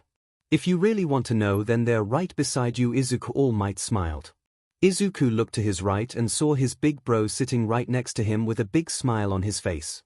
At first Izuku thought he would get angry or maybe look a bit disappointed that Izuku had got an OFA instead of him, but instead, like always, he surprised him, but acting in an entirely different way. Aizawa, can you believe Sir thought I was worthy enough for All Might's quirk? Mirio said, teary-eyed. Bear hugging the young boy, Mirio continued to spout compliments about the two. We're gonna be the best pro heroes ever, aren't we, Aizu-bro? With All Might by your side and Night Eye by mine, there's no way we won't be the best superhero duo ever. Izuku wasn't sure whether to cry or laugh at his, at this point, adopted brother's antics. Yeah, definitely Miribro. Wiping his tears, Izuku looked to Mirio before quietly asking, so you're not mad I got off even though you were also being considered? Mirio grinned at the broccoli-haired boy before laughing. Nah, besides mastering my quirk was hard enough, can you imagine trying to master All Might's as well as mine? But don't worry, I'll help you every step of the way. You will? Of course, you'll need help managing all that power. What's that all about? All Might asked. Aizawa sighed. Honestly, I don't even know. They've been doing that since I've met them. All Might turned to the teens for answers. Oh yeah, Mirio says that before every attack he does, so does Izukuan. It's like how you say smash, they say power. Nejaya answered, smiling fondly at the two boys wrestling. Indeed, if I didn't know any better, I'd say it powers up their moves, Tamaki whispered from his corner. So, I assume you're alright with Izuku accepting my power? Not like I can stop the kid now. Aizawa drawled. But I swear if that kid comes home not looking how he does now, you'll pay for it. He growled. Yeah, got it. So how do we do this, All Might? Well, my boy, one for all needs a proper vessel before it can be used, otherwise your limbs will explode. What? All Might hurried to backtrack, not wanting Izuku to back out of being his successor. But don't worry. Whatever you've been doing has made you more than ready, I swear. Izuku began to calm down, eyeing his mentor skeptically. When he didn't see any signs of deceit, he nodded his head. Thank the Mirio and Midoriya road to you. A workout plan, Izuku said proudly. The what now? Izuku pulled out a stack of paper and handed it to All Might, who leafed through it impressed, before handing it back. Not bad, I even noticed you added martial arts to the mix. You truly planned everything out. I chose well for a successor. All Might yelled, before deflating back to his civilian persona. Midoriya laughed, nodding his head. Yeah, well, Mirio and I made a promise to get into Udora together and I plan to keep it. So, what now? All Might shrugged. Now's time for the ceremony. Plucking a piece of hair off his head, All Might handed it to the boy. Eat this. What the heck, why? Izuku gagged. One for all has to be passed down through some sort of DNA. I figured this would be easier than blood or spit. Izuku grumbled about how unhygienic this was, but agreed it was better than eating spit. Oh my god, did you really use a scented shampoo before coming here? I thought it might make the hair taste better. All Might said sheepishly. Izuku shivered as he felt the hair go down his throat. Do you at least have water to wash it down? All Might's face dropped, not even thinking about giving his successor something to wash down his hair. No I don't. Sorry. Seriously. Geez, fine, well, what do we do now? All Might beamed at the young man. Now we wait. It'll take a bit for you to digest the hair, so in a few hours we should be ready to test out OFA and see how well it meshes with your power. For now, you can go do whatever you want, but come back in about, say, 3 hours to test it out. Izuku nodded his head, before going to visit a few of his favorite pro-hero teachers. Ragdoll Jr. What are you doing here? I thought we weren't seeing you until Friday at Deadzawa's. Midnight cooed as she suffocated Izuku between her chest. Izuku mumbled. Present Mic chuckled at the young teen. Ever since Aizawa adopted the kid, him and Midnight had decided to be honorary aunt and uncle, spoiling the kid whenever they could. Not that the kid didn't deserve it, but it helped that they received a photo of him and his friends dressed as Eraserhead, Midnight, and himself. Honestly, kids too pure for the world.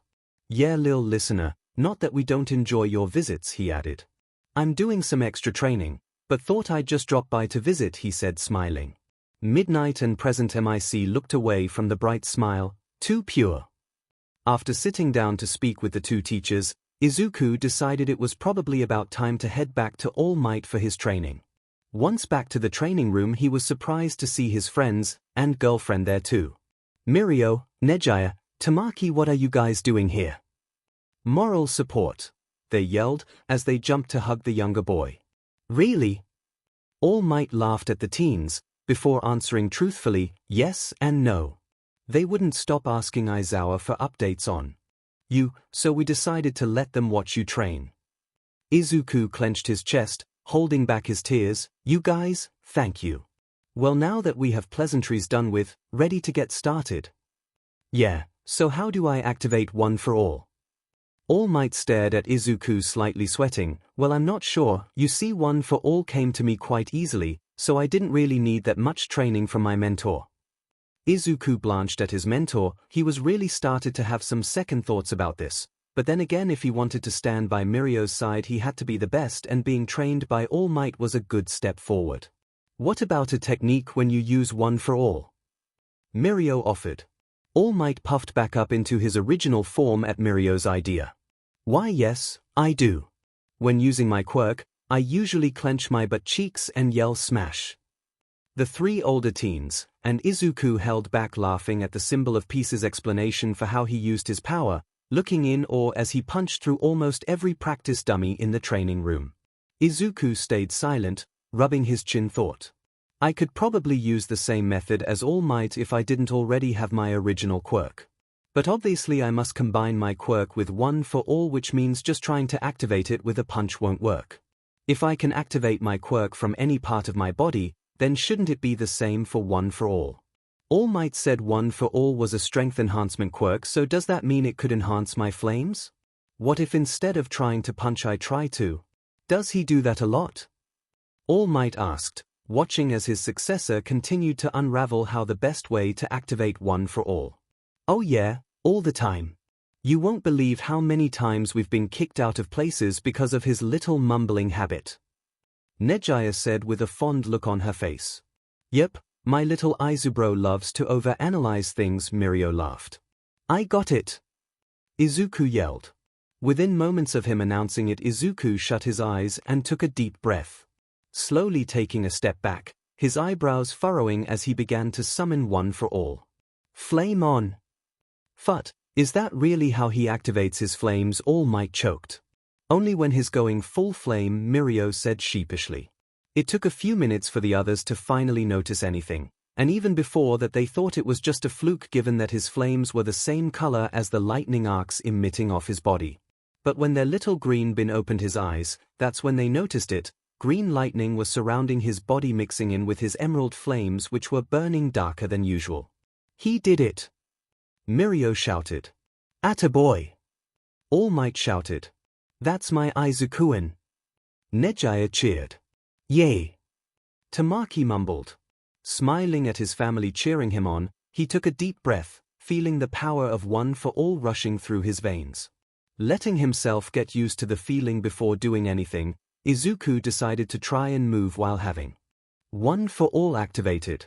Albeit a bit painful at first, he continued to move until it felt natural, stopping at a certain point. Power yeah! The four other occupants stared in surprise at the amount of power that had been released. The blast that he had shot was powerful enough to melt several cement blocks. Izuku stared in awe at the amount of power he had just used, his mind going crazy with the possibilities he could use of his pyrokinesis. If that was how enhanced his flames were with OFA, Izuku can't wait to see what he can do with the telekinesis portion of his quirk. As it turns out though, the adrenaline rush he felt from having achieved this was the only thing stopping Izuku from feeling his destroyed arm. Whoa hoa! Did you see that, Tamaki? Izukuin just destroyed those cement blocks. 1 second they were there, the next poof they were gone. Nejaya shouted. Yes, I did. I was right next to you. He whispered. Amazing, you practically mastered One for All in a day. All Might shouted. Izuku held back tears at his mentor's words, as well as the backlash of pain he was feeling. At least my arm didn't explode. Really, that's awesome.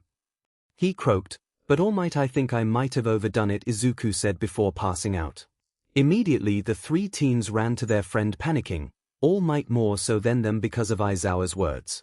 Oh god, I'm going to die, he's going to kill me. Hurry Mirio, get Izuku to Recovery Girl before Aizawa finds us. Roger that, All Might sensei. Immediately Mirio picked up Izuku and began running to the nurse's office with Nejaya and Tamaki on his heels.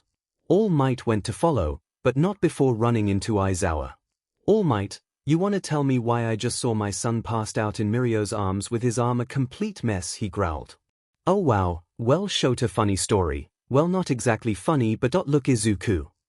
For once Aizawa will admit in being a complete fool and falling for All Might's words. When hearing that Izuku might have been behind him, he turned around only to see no one there, and turning back around and seeing the hero gone. He only got angrier at the number one hero that day. Well my boy, if I were to guess what happened, I'd say your output of OFA was too high. Izuku stared at All Might confused. He thought he handled the power quite well, but then looking at his bandaged arm he seconds guess himself. What I mean is, while you were using 100%, your body right now can only use around 3%. Quite a feat all things considered. For now, I suggest you practice working with that output amount, so you don't end up in the infirmary again and I don't end up in trouble with Aizawa, he chuckled. Izuku understood better now.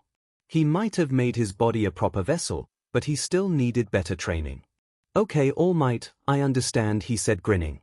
I know you do, and so long as you continue the Mirio and Midoriya road to a plan, you'll be more than ready for the entrance exams in a few months. A week later. Powie! Izuku grit his teeth as he let loose another stream of fire towards his opponent with a small percentage of One for All infused. When the smoke died down and he heard no noise, he assumed that he had finally won a match. Miri-Izuku said. Powie! Brew! Izuku went flying into the gym wall, eyes turning into swirls as Mirio stood up from his spot in the ground. Game, set and match, Izubro. No FFE, you're practically untouchable, Izuku gasped as he gently pried himself from the wall. Ha ha ha ha, not true Izubro. Despite the control I have on my quirk, one misstep and I'm done for. You've gotten good handling with your quirk as well as being able to combine OFA with it, but it just so happens that I've gotten better, Mirio says smiling, putting a hand out to lift the younger boy. Izuku sighed, not so much sad he lost against his big bro, but a bit disappointed at how far he was from Mirio's level.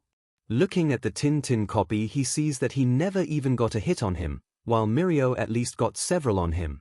However, the smile on Mirio's face helped bring his spirits up, making him forget about his loss. He truly is amazing. He's right, you know. Bayu, Izuku, I don't think I've seen anyone work as hard as Mirio to master their quirk. Just keep training and I'm sure you'll land a hit eventually, Aizawa smirked, entering the conversation. Izuku smiled at Mirio, nodding, a determined glint in his eye.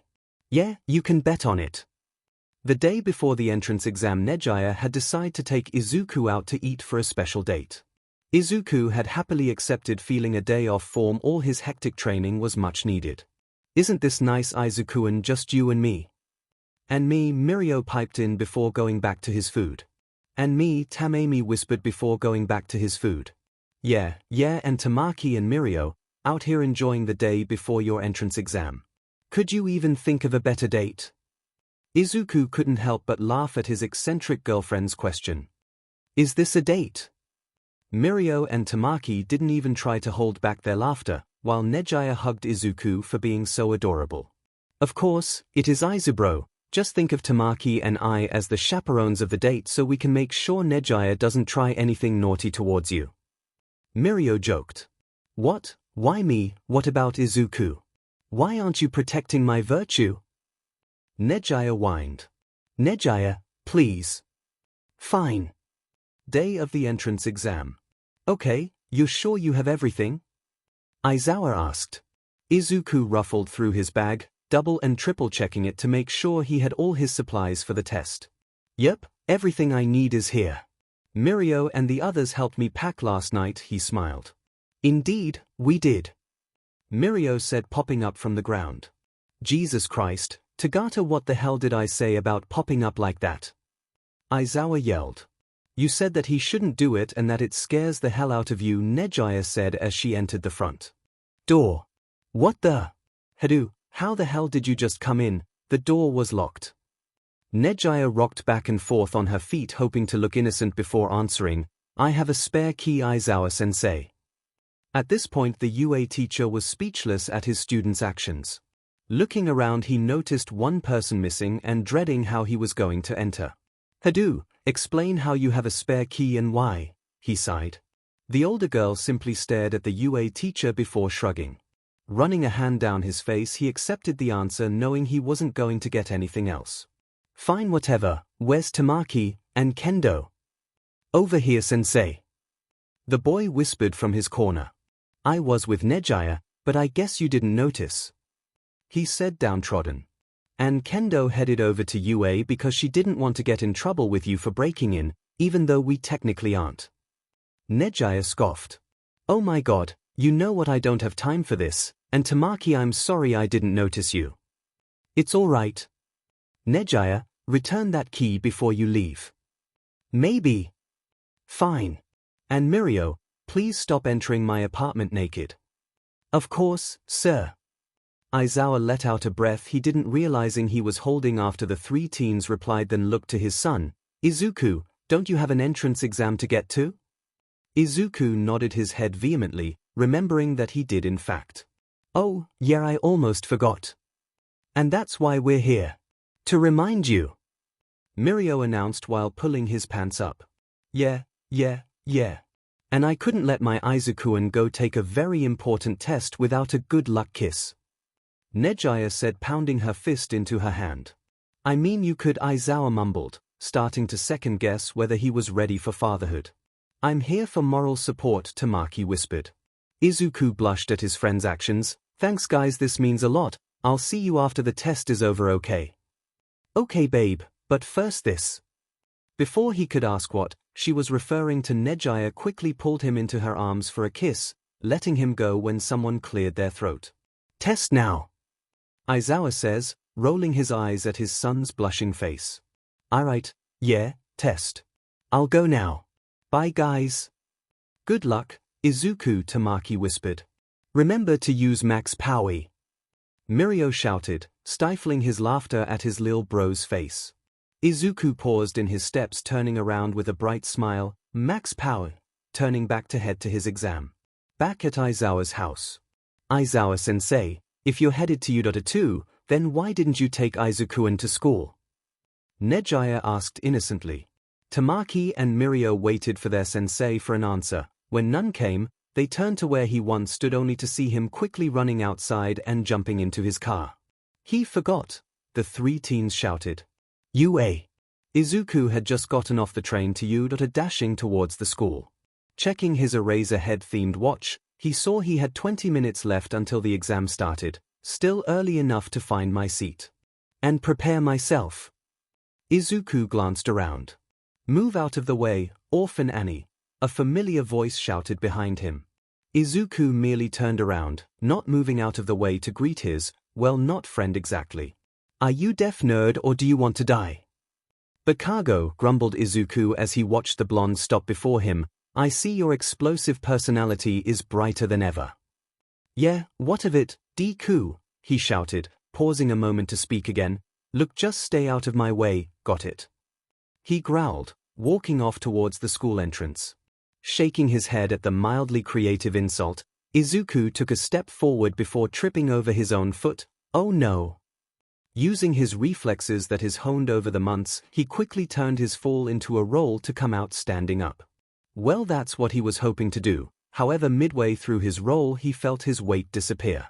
What the? Once his weight was put back, he stood up and looked for whoever was the cause of it. Sorry I used my quirk, said a female voice, but it's bad luck to fall before an exam, right? Right, Izuku chuckled, not wanting to mention he had it under control. Thank you for the he and she's gone. Well, hopefully I see her again so I can thank her properly. Izuku continued his walk into the auditorium looking for his seat. A grimace appeared on his face when he saw just who was sitting next to him. Of all the people to have to sit next to him before one of the biggest tests of his life. Bakago. Orphan Annie. The two teens stared each other down, one with a sneer, the other a frown. Neither giving in to look away, until a voice interrupted their staring contest. Welcome everyone to MY Live Show, shouted a man with sunglasses and blonde hair, who Izuku has come to know quite well. Smiling, Izuku prepared himself for the next part. Can I get a yeah? Yeah. The entire auditorium stayed silent, staring at the green-haired boy who screamed back at present MIC, some outright laughing at the boy, while others couldn't help but think how brave he was for embarrassing himself. All right, I like you, little listener. I'm rooting for you to pass. Present MIC yelled, unable to hide his giant smile at his nephew. Now that that's done, I will give you a quick explanation of how this exam will take place. Are you ready? Yeah. Again, Izuku couldn't help hiding his enthusiasm and replied to his uncle, only making the pro-hero smile wider, while other students began to laugh at the boy who they taught was just embarrassing himself, that is until they heard the pro-hero's next words. I am loving your enthusiasm, little man. I'll be watching out for you. Now to the instructions.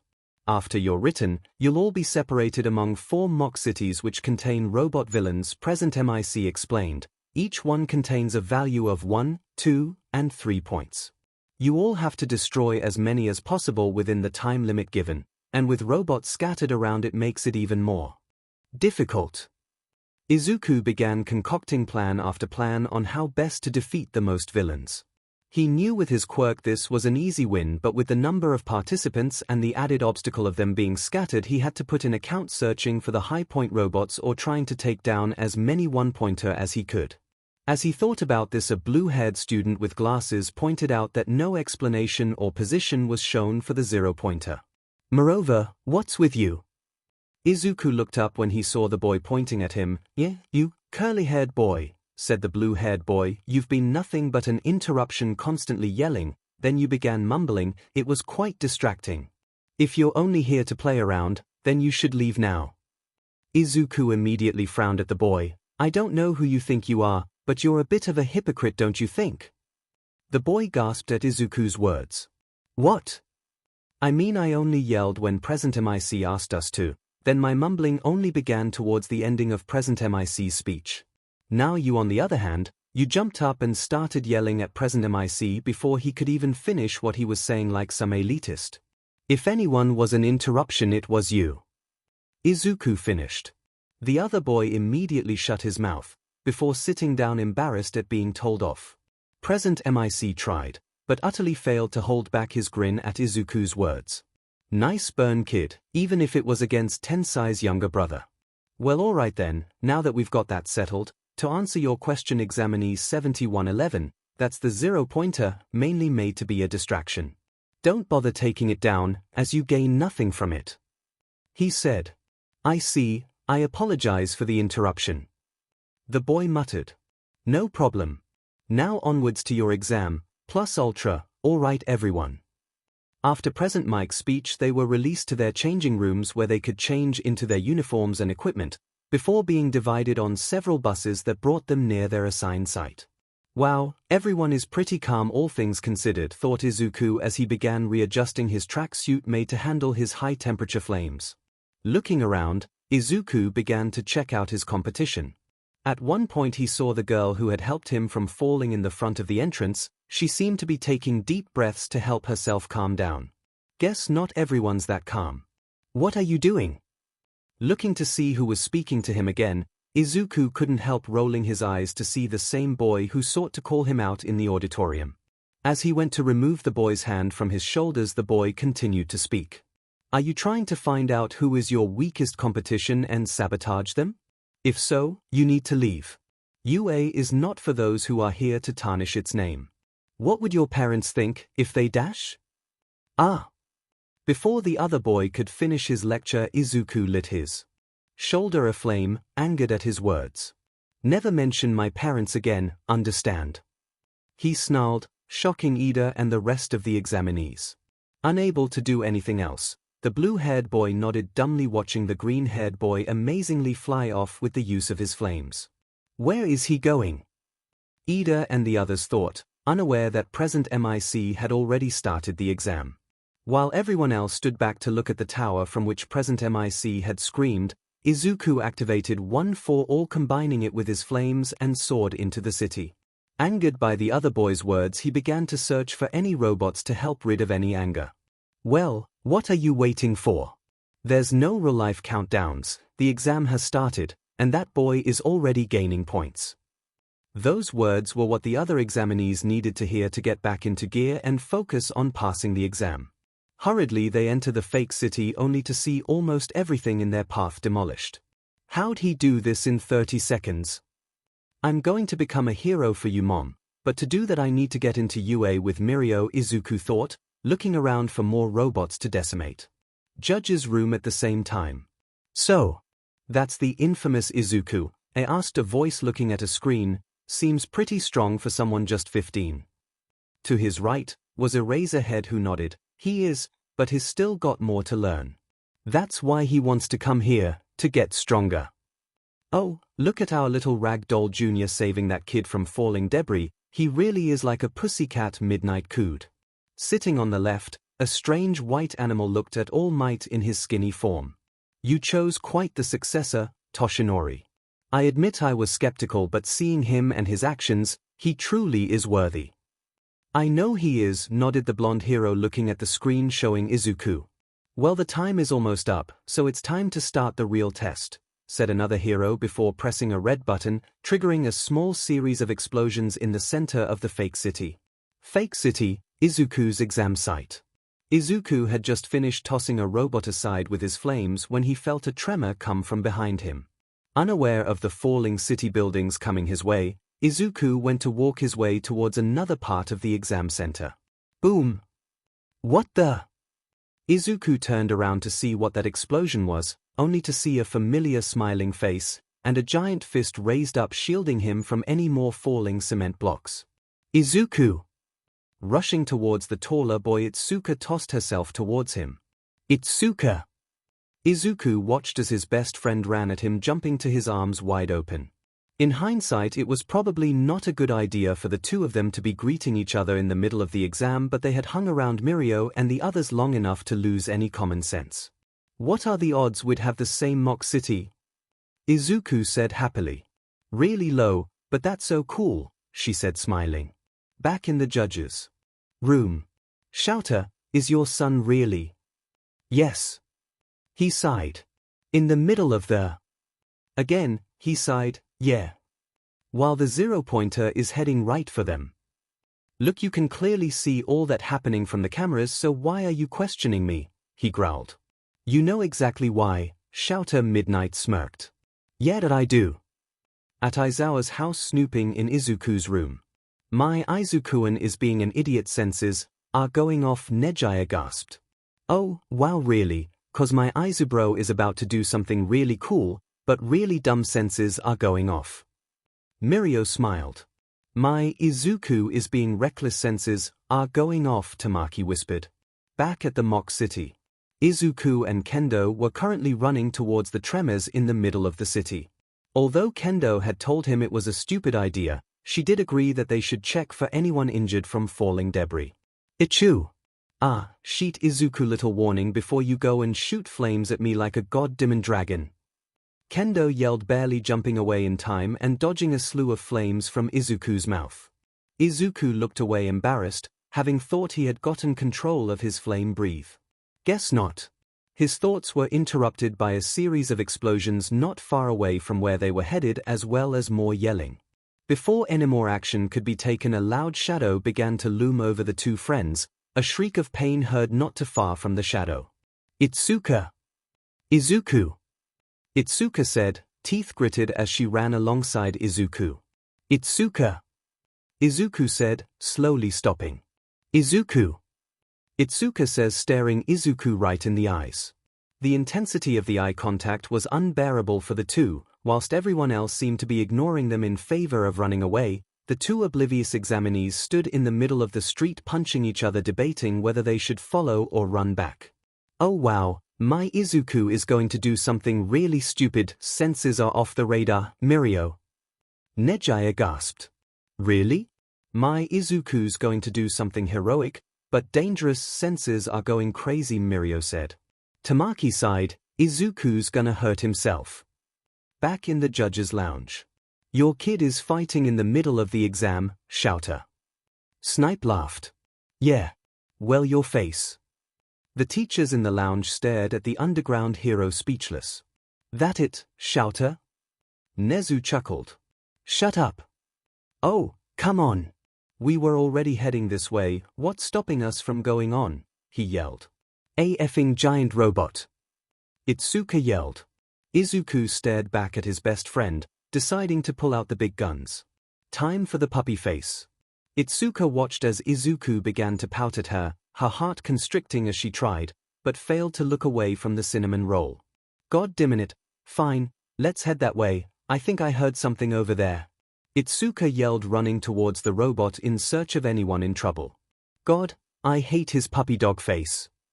Fist bumping the air, Izuku followed the big fist user, ignoring the other examinees running the other direction.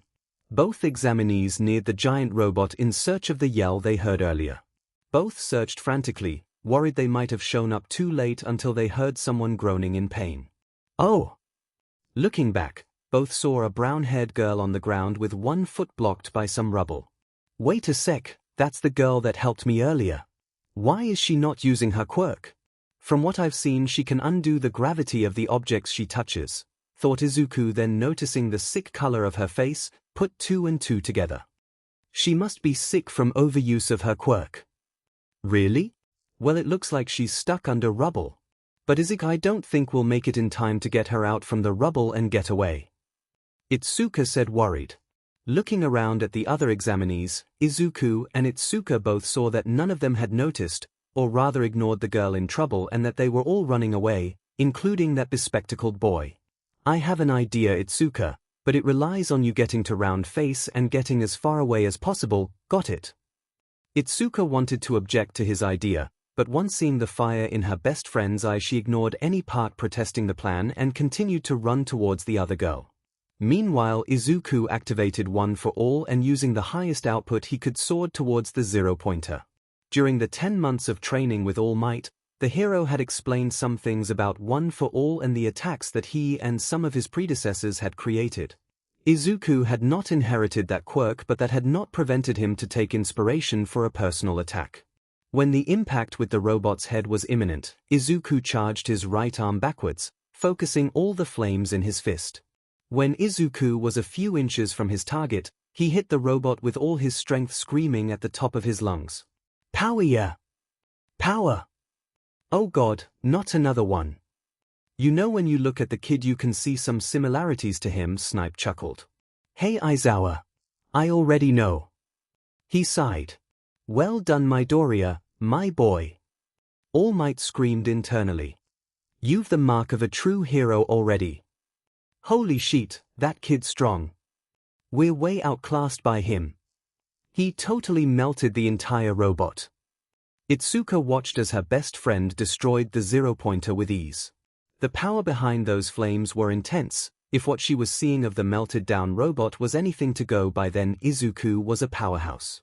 She knew he was powerful given the nature of his quirk, but when they fought it was always without quirks, so she never really took him serious given he was always on his face. Seeing him use his quirk like that was incredible. Of course, seeing him free fall at over 100 feet was frightening. Izuku! Kendo did her best to run and catch her best friend regardless of whether her hands got burnt. If it helped save him from certain death, then she'd risk a little burn. Itsuka! Gotcha, that was hot. It was a little embarrassing seeing the girl they saved try to save Izuku, only to end up burning her hand. She quickly fell from where she was floating and blew on her hands. Meanwhile Kendo did her best to catch Izuku with her enlarged hands, wincing in pain when Izuku's entire body fell on top of her. And since the idiot was still on fire, she did indeed end up getting slightly burnt. "Oh man, thanks Kendo, thought I was a goner for a sec," Izuku said happily, not realizing he was suffocating the girl underneath him. "You're Su and Iot Yuku." "Oh yeah, I love you too Itsuka," Izuku said as he quickly got up. "Oh man, I really gotta work on my output there. I kinda ran out of steam halfway landing. Good thing you caught me Itsuka." "Indeed, it is. I'm sure your father would be very angry if you ended up getting hurt," Recovery Girl chuckled, showing up to heal the big fist user and round face. That's not what I said, but whatever. Let's go, the exam's over anyways. Your dad probably saw you be an idiot and wants to lecture you," she smirked, once her hands and body were no longer in pain. Enjoying the way his face paled at the revelation. "Oh god. Oh, wow Izuku-kun, you should really learn restraint," Nejaya said as she hugged Izuku's back like a koala.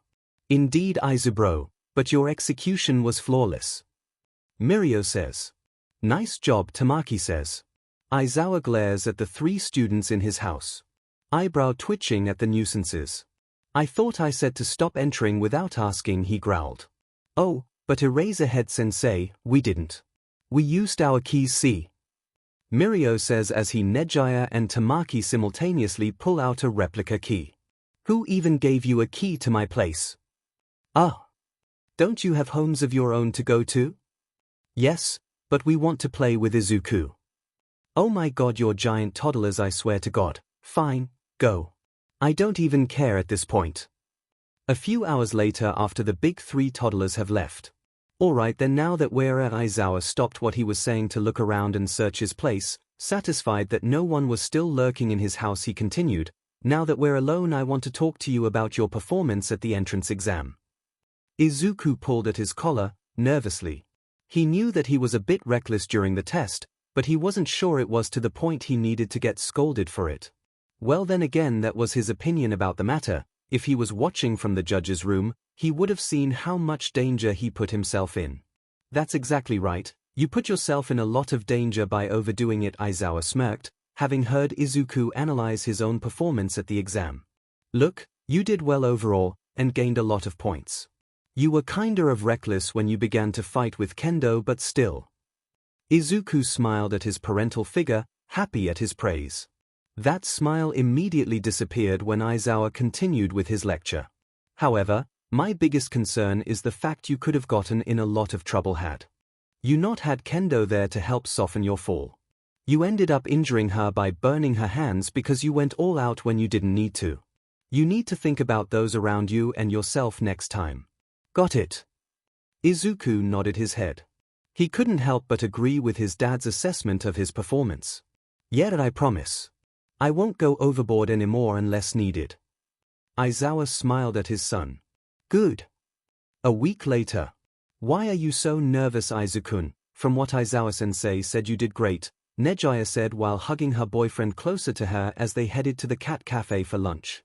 Izuku blushed at the feel of Nejaya's chest being pressed into him. She's like a koala. Wiwil, I mean I'm just worried about my overall performance. Izuku stuttered out, barely able to focus with the distraction on his back. It seems that despite him getting used to Nejaya's mannerisms, he was still in awe of the fact someone of Nejaya's stature would even consider dating him. Oh, don't worry, I bet you passed with flying colors. Nejaya cooed, hugging the boy tighter. She's doing this on purpose, I just know it. Nejaya, I love you, I really do, but do I have to carry you on my back? It's really distracting when we talk. What? My little Izuku-kun declaring his love for me so callously? I refuse your love. Wait, what? That had nothing to do with the question. You can't just say you love me so casually, Izuku-kun, you need to make it spontaneous and exciting like our relationship, therefore I refuse your current love declaration. Seriously? His sweat dropped. Nejaya nodded her head looking away from the boy. Izuku stopped walking to look at Nejaya. He saw the look on her face which told him that yes, she was indeed serious. A small smile appeared on his face at his dramatic girlfriend before rolling his eyes and deciding he was most likely going to regret whatever was about to happen next. Setting his girlfriend down, he asks her what he can do to change that. Grand gesture, Izadian. What? Declare your love for me with a grand gesture. Nejaya smiled, twirling in the air with her quirk. By now a crowd was forming around the two, many wanting to know what such a plain boy was doing with a hot girl. Meanwhile Izuku stood stock still staring at his girlfriend, wondering if she was indeed serious. The mischievous look in her deep blue eyes told him that she wanted a grand gesture of him declaring his love, right here, right now. Fine. Give me a few minutes, babe, Izuku chuckled. Grabbing his phone from his pocket, he makes a quick call and a text before putting it in his back pocket.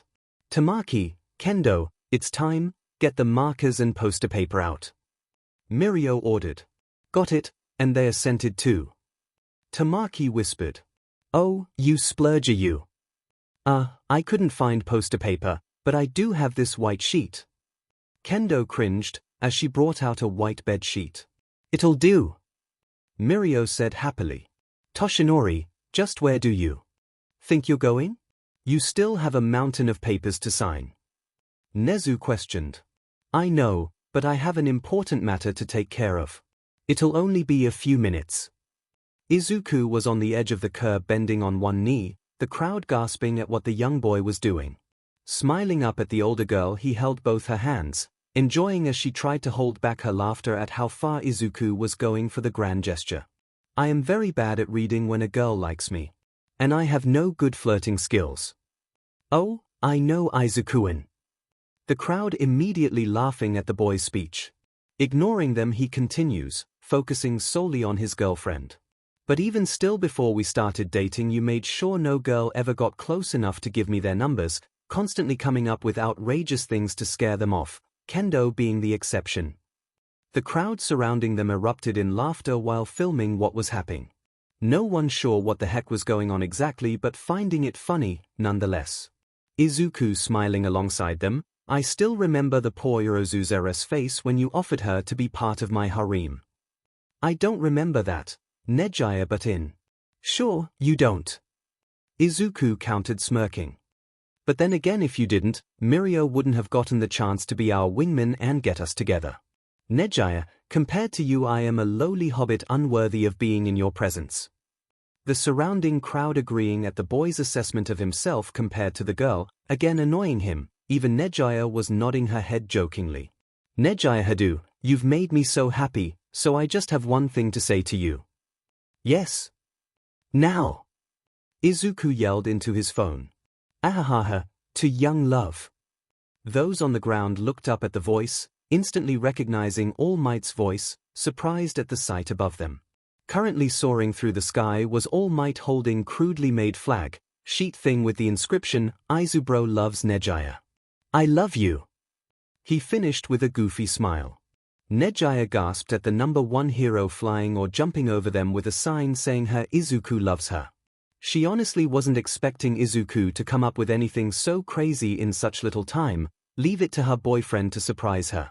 Oh, I love you too my little Izuku-an, and I accept your declaration of love. Izuku let out a breath of relief, causing the crowd around them to laugh.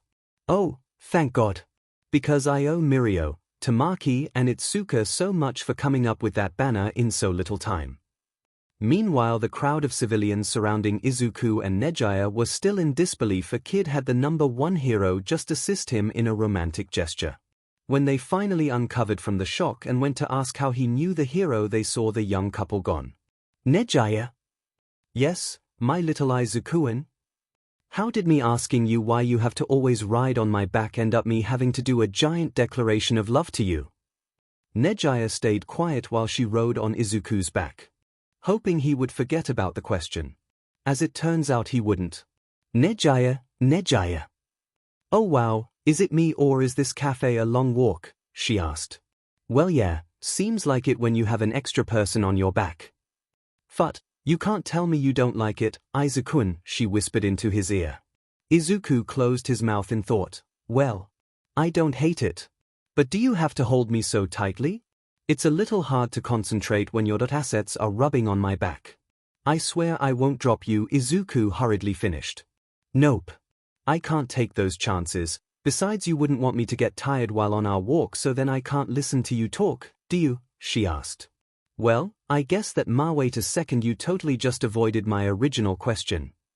The passenger on his back merely snuggled closer into him laughing. Indeed, I did my little hobbit. DMN she-devil. Izuku grumbled not at all mad at his girlfriend, smiling as they continued their date. But back to our original topic. Why are you so nervous about the exam? You probably got first place. Izuku sighed, shrugging his shoulder. I don't know. I guess it's just because I hadn't heard from All Might about the exam, and what if there's a deduction system, so me messing up that rescue got a bunch of points deducted. Plus, I fought with Kendo in the middle of the battle so that could have messed you.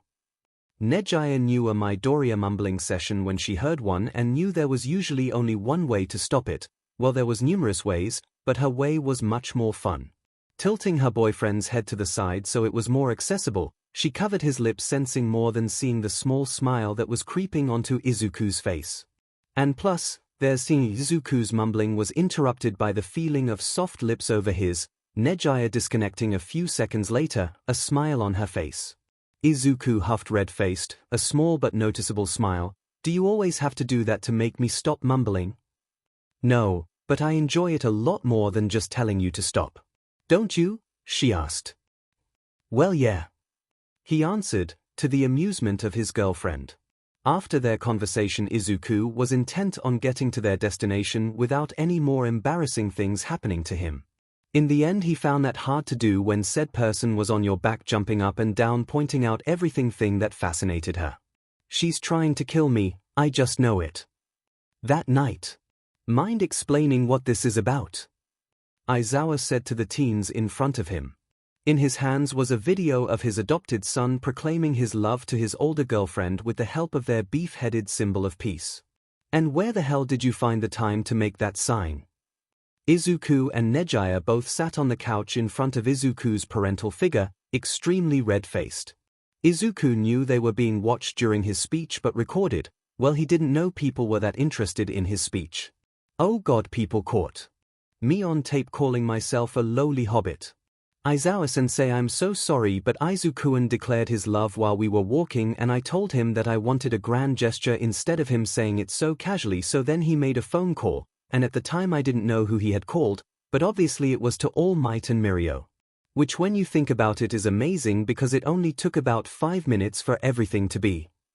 Nejaya stopped mid-speech when Aizawa raised his hand up. The deadpanned look on his face indicated he wasn't surprised his son pulled something like this off. He pinched the brim of his nose, then looked at the two teens in front of him. Just please, no more crazy gestures like that. I'm not sure that's possible seeing as our anniversary is Komi. Nejaya froze up at the stare she was receiving from the pro hero in front of her. No. More. Crazy. Gestures. Yes, sensei. Got it, Dad. Aizawa froze mid-glare at the teen in front of him. That was probably the first time Izuku called him Dad, and granted it was after he gave him a scolding, it still warmed his heart. He wasn't sure if he should address it or not, so he let it go for now. Hopefully this meant he was becoming more used to the idea of him being his father. Yeah fine, whatever, you can go play with Mirio and Tamaki now. They've been hiding in your room. Yes. Oh, and before I forget, your letter from Yude came today. Aizawa said, hiding his smile from his son. He already knew the results and what class he would be in, but Izuku didn't need to know that. Izuku was unable to read the expression on his dad's face, so he was unsure if he knew if he had passed or not. Once he caught the envelope in Aizawa's hands, he couldn't help but snatch it and run to his room, his girlfriend on his heels. Wait for me, Izuku-kun. Kids. He chuckled. Izuku darted into his room, Nejaya on his heels. Inside he was waiting for him with bright smiles on their faces were Mirio and Tamaki. Well, Mirio had a bright smile. Tamaki had more of a "this is the best you're gonna get from me" grimace smile. From the look on their faces they also knew about him receiving his results today. He couldn't hide how nervous he was as he held up his letter and showed it to his big bros. The two senpais looked to each other excitedly. Again, one was excited, the other seemed nervous, but both still managed to shout in unison, "Result time! Open it, Izuku-kun! Open it! Let's find out if you passed or failed miserably." Nejaya! Izuku said, horrified. He couldn't help but look at the envelope in betrayal, wondering if all that training he did with Mirio was all for naught. Nejaya, not funny. Mirio chuckled, bopping the hyper girl on the head. Oh, come on, I doubt my little beefcake would fail after training for so long, and alongside you to boot, the older girl said, hugging Izuku in hopes it would encourage the cinnamon roll to open it. I mean, at worst he just got put in general ed and he'll have to. Okay, Neja, maybe just let Izubro open the letter already before he has a heart attack, Mirio says awkwardly, as he looks to the younger boy bent over breathing heavily. I've let All Might down, I've let Mirio down, my mom, Dadzawa. Do you think I went overboard? Nejaya asks, biting her lip. A tad. Tamaki answers. After Izuku's short and brief mental breakdown, the three older teens had finally gotten the boy to calm down and finally open his Yurata letter.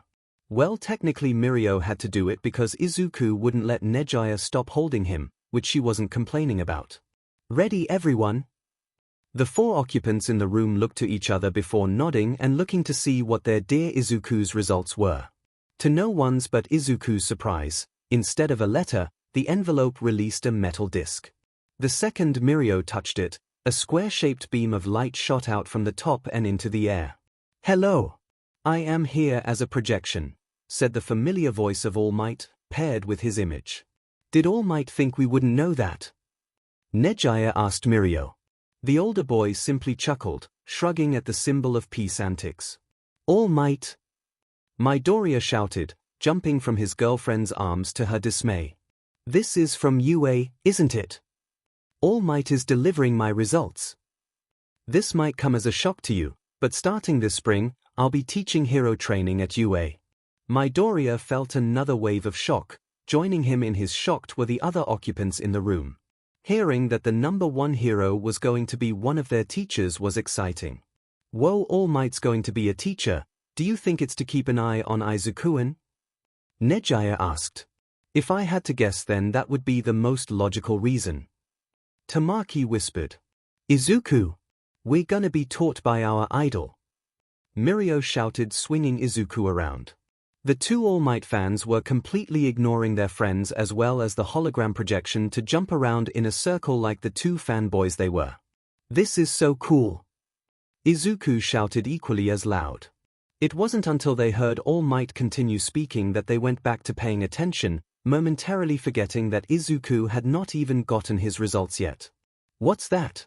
Get on with it, already? Save the personal stuff for later when we have dinner with Aizawa tomorrow? Can't we spare a few minutes to praise Midoriya Shonin? Fine, I got it, geez. The three teens didn't even try to hold in their laughter at All Might's banter with whomever was behind the camera. As the newest teacher, I've been tasked with informing all applicants of their test results. You performed remarkably well on the written exam, landing in the top 10. Mirio, Tamaki, and Nejaya gave a round of applause for their resident cinnamon roll. As for the practical, well, let's just say you and Kendo made this year's exam quite amusing. Watching Kendo jump into your arms for a hug in the middle of the exam was adorable, and then seeing you two scuffles over whatever you two couldn't agree on was quite amusing. Factoring in your display of power by destroying the zero-pointer only to fall straight into her hands while on fire was also quite the sight. All Might bellowed from the projection. Sadly, Izuku knew this was going to happen. He knew everything he did was probably going to affect his score. He only hoped he didn't ruin Kendo's chance to get in. She at least deserved to go to UA. Yes, definitely not safe stuff to do during an exam, my boy. Make an impression, yes, but not safe. Not to worry though, because despite all your recklessness you still had more than enough points to pass. All Might cheered. Izuku perked up at hearing these words. Nejaya, Mirio, and Tamaki shooting grins at the younger boy. Not only did you rack up over 70 villain points, but along with the hidden rescue points you received saving a few other examinees from falling debris and young Uraraka from the zero-pointer, you earned an additional 60 points. Wait, Izuku said, so that means what All Might's saying is dash. Midoriya, my boy, for your acts of heroicness and combat prowess you earned a total of 130 points overall. Not only did you pass with flying colors, but you received first place on the exam. Congratulations, my boy. Oh my god, you guys, can you believe it, I got in and got first place. Izuku cried. Well we knew you would, Mirio scoffed, a smile on his face. Only the best for my little Izuku, and Nejaya said, kissing the boy unabashedly and short-circuiting the boy momentarily. Knew you could do it, Tamaki said. Oh, but the judges still felt we should deduct a few points for recklessness, but not to worry, you still made a good 98 points. More than good enough to still pass, my boy. The four teens couldn't help but blanch at the hero's words. Why he didn't mention that in the first place they'll never understand. Anyway, you're officially a student of UA High, my boy. Welcome to your hero academia. The hologram shut off immediately after those words. The four teens staring at each other momentarily before laughing at Izuku. The green bin didn't mind how ridiculous he looked, jumping up in the air and releasing a yell of triumph. There was nothing else to him that could be more appropriate for what he achieved. Despite getting deducted points, after hearing All Might's words, he felt like he was walking on cloud 9. He was finally going to meet Mirio at their dream school and fulfill his promise to him and his mom. All the training they had been doing for years was finally going to pay off. See, Isaacon, we told you not to worry. You got in and got first place on the exam. Nejaya cheered, holding the boy tight.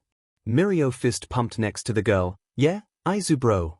I mean, sure, you got deducted a few points for being reckless, but then again that's probably our fault for being a bad influence, he laughed. And look, you got Aizawa sensei as your homeroom teacher, Tamaki pointed out. Izuku's face brightened at hearing who his homeroom teacher was. Immediately a thought hit him, reminding him to text his Kendo and see what class she had gotten into. I got into 1A. Kendo answers. Me too. Izuku replies happily, relaying to his friends that he would be classmates with Kendo. Points deducted though, cause your dumbass. L, thanks for that. Kendo replies. You jumped into my arms for a hug, but if it makes you feel better, so did I. Okay, that kinda makes me feel better. She got points deducted too, but she still passed. Izuku laughed. Only fair they do it to the other numbskull. Nejaya giggled. Game night. You come to consciousness. Your eyes open, and there's an immediate numb feeling in your arms. You glance at them, but you're not laying on your back. You're chained up. Your body slumps forward with a fierce, but not unwelcoming, pain in your shoulders. Chains clamped around your wrists, you look down. Your legs are also chained, not together, but to a wall in a room you don't recognize. Panic. Whoa, are you DMing a scenario for us or are you reciting a fantasy to Izubro, Nejaya? Mirio questions, eyebrow arched. Nejaya stared at her longtime friend speechless, a deep blush appearing on her face. Mirio turns to Izuku who seems to be in the same boat trying to hide behind his wizard cloak. Miribro, what the hell? He yells. What? I'm just saying this seems a little too KNKY for Dungeons and Dragons and seems more like something Nejaya might be into. She was a very convincing midnight, if you don't recall, he chuckled. Usually Mirio wasn't this into teasing but he wanted to be the DM for Dungeons and Dragons and he was willing to get the position by any means necessary. Mirio. I wouldn't this is one of I don't want to be dim anymore. Nejaya shouted. Oh well, what can you do? Miro gasped, I guess I'll have to take over. JRK. She mumbled, grabbing a paper and creating her own character. Once she's finished, Izuku gets a chill down his spine at the mischievous glint in his girlfriend's eye. I'm gonna be the Wood Elf Ranger and stuck Izukuan's drow rogue. Roll a 15 and I'll allow it. Anything lower and Izuku tells everyone at the local tavern you're a lousy kisser, Mirio says, eyeing the game board. Lies. Nejaya glares. It's not even her turn. Izuku yelled, blushing. Oh? So, you don't mind if I stuck you during my turn, Izukuan? Nejaya says in a sing-song voice. What? No. I mean yes, we're supposed to be fighting a man-eating. Nejaya. Mirio snickers. Mirio. Nejaya gasps. I just want to get through the forest of devastation. Tamaki sighs. Do we really have to wear these costumes? Kendo asks, decked out in a cleric cloak, trying her best to ignore the perverted conversation currently happening. As they continued to bicker over how to continue the game, Izuku's phone pinged with a message for him. Meet me at Dagobah Beach tomorrow morning at 8. Okay. And before you ask, yes, you can bring Mirio and the others. I wasn't gonna ask that. Sure, you weren't. All Might wants to see me at the beach tomorrow, Izuku says, finally able to speak after recovering from that embarrassing debacle with Mirio and Nejaya. Nejaya pauses her roll and turns to her boyfriend, a question on her lips. However, before she can even ask, he answers. He said I can bring you guys, Izuku says as if he could read her mind. Yay, beach day tomorrow. Mirio and the others shout. Haha, Midoriya Shonin, you were quite enjoyable to watch. Midoriya had the decency to look embarrassed after discussing with All Might his performance at the entrance exam. Despite the symbol of peace enjoying how his successor had performed, he admitted that he did go a bit overboard with the 0-pointer. Yeah, Dadzawa told me the same. Izuku chuckles nervously. So? All Might held his hand up to the broccoli-haired boy smiling. Don't worry, that's why you're going to Yude to learn from your mistakes. And to join Mirio, of course, he said, smiling at the older boy who was building a sandcastle with his other friends. Izuku was happy that he and Kendo didn't get in trouble for how they had acted at the entrance exam. Thanks All Might, I can't wait to start Yude with Mirio, Nejaya, and Tamaki. I've waited a long time for this. That's exactly what I wanted to hear from my successor. All Might announced. So have we, Izubro. Mirio yelled, tackling the younger boy. Indeed, we have my Izukuan. Nejaya says, tackling Mirio who was already on top of Izuku. Yes, we have. Tamaki says, standing on the side. Haha, what a family you have. When Izuku woke up, he was prepared to ready himself for his first day of high school alone, as he usually did. Dadzawa, as he had taken to calling his adopted father, had said he had to be at Yuri early to prepare for their class. Thus, leaving Izuku alone for his first day of high school. For some reason, though, today seemed a bit more nostalgic than most other days when he was preparing himself for school. Izuku halted getting dressed to look at one of the only pictures he had of him and his mother and realized that was it. That's why he was feeling empty today. The first day of learning how to be a hero and the most important person in his life wasn't here to witness it. Mom, that I made it to you, just like I promised. I'm gonna be a hero and save as many people as I can, just like I promised I would. I just wish you were here to see me become a hero with Mirio, his voice cracking near the end of his talk. Hugging the frame close to his chest, the green-haired boy clenched his fist to hold back the tears, readying himself for school. He began adjusting his tie that he knew was in no way correctly tied and put his jacket on before leaving his room to make himself breakfast. Well, better hurry up and make something for Mirio. Looking to the other occupants in the room, Neja, Tamaki, Itsuka. What are you guys doing here? Well, I may not have much experience with children, but I think seeing my son off to his first day of high school is a pretty big thing to witness, right? Aizawa coughed. Indeed, Aizawa-sensei. And we are here to escort our little Izuku to school and make sure he makes it to school safely. Correct, Nejaya. We must make sure Izubro gets to class on time, with no problems. Mirio salutes. I'm here for moral support, Tamaki whispers. They dragged me here while I was walking to school and said to join them since we were heading to the same place, so, yeah. Kendo shrugged, not at all bothered that she was basically kidnapped. Izuku was already emotional because of his mom, but the support of having his friends and Dadzawa by his side only caused the tears he tried to hide break through the floodgates. You guys. Thank you. This means a lot, he cried. The surrounding teens and one adult stood with small smiles on their face before Nejaya glomped him, unable to hold back wanting to make her Izuku happy again. Of course, Izuku, we would do anything to make you happy, she shouted. Mirio and the others joined the hug in agreement. As it were, when they all finished their breakfast, the kids decided to go their separate ways and let the homeroom teacher drive to school while they walked. So, you guys are considered the big three here? Kendo asked. Izuku told me you were strong, but overall top 3 in the school is pretty crazy. Mirio opened his mouth to reply before he was beat by Nejaya. Oh well, it was actually kinda surprising for us, you know. See, we weren't always this strong. Since our first year we were at the bottom of the food chain. We've never even won the sports festival. The look of surprise on Kendo's face at Nejaya's words were quite hilarious to the 4 friends. Wait, are you serious? But then how would and everyone still that you're still considered the top 3 students in all of UDA? Kendo exclaims, pointing to Nejaya, Mirio, and a sheepish Tamaki. Nejaya and Mirio looked to each other, back to Kendo nodding. However, before they could say anything else, Izuku spoke up.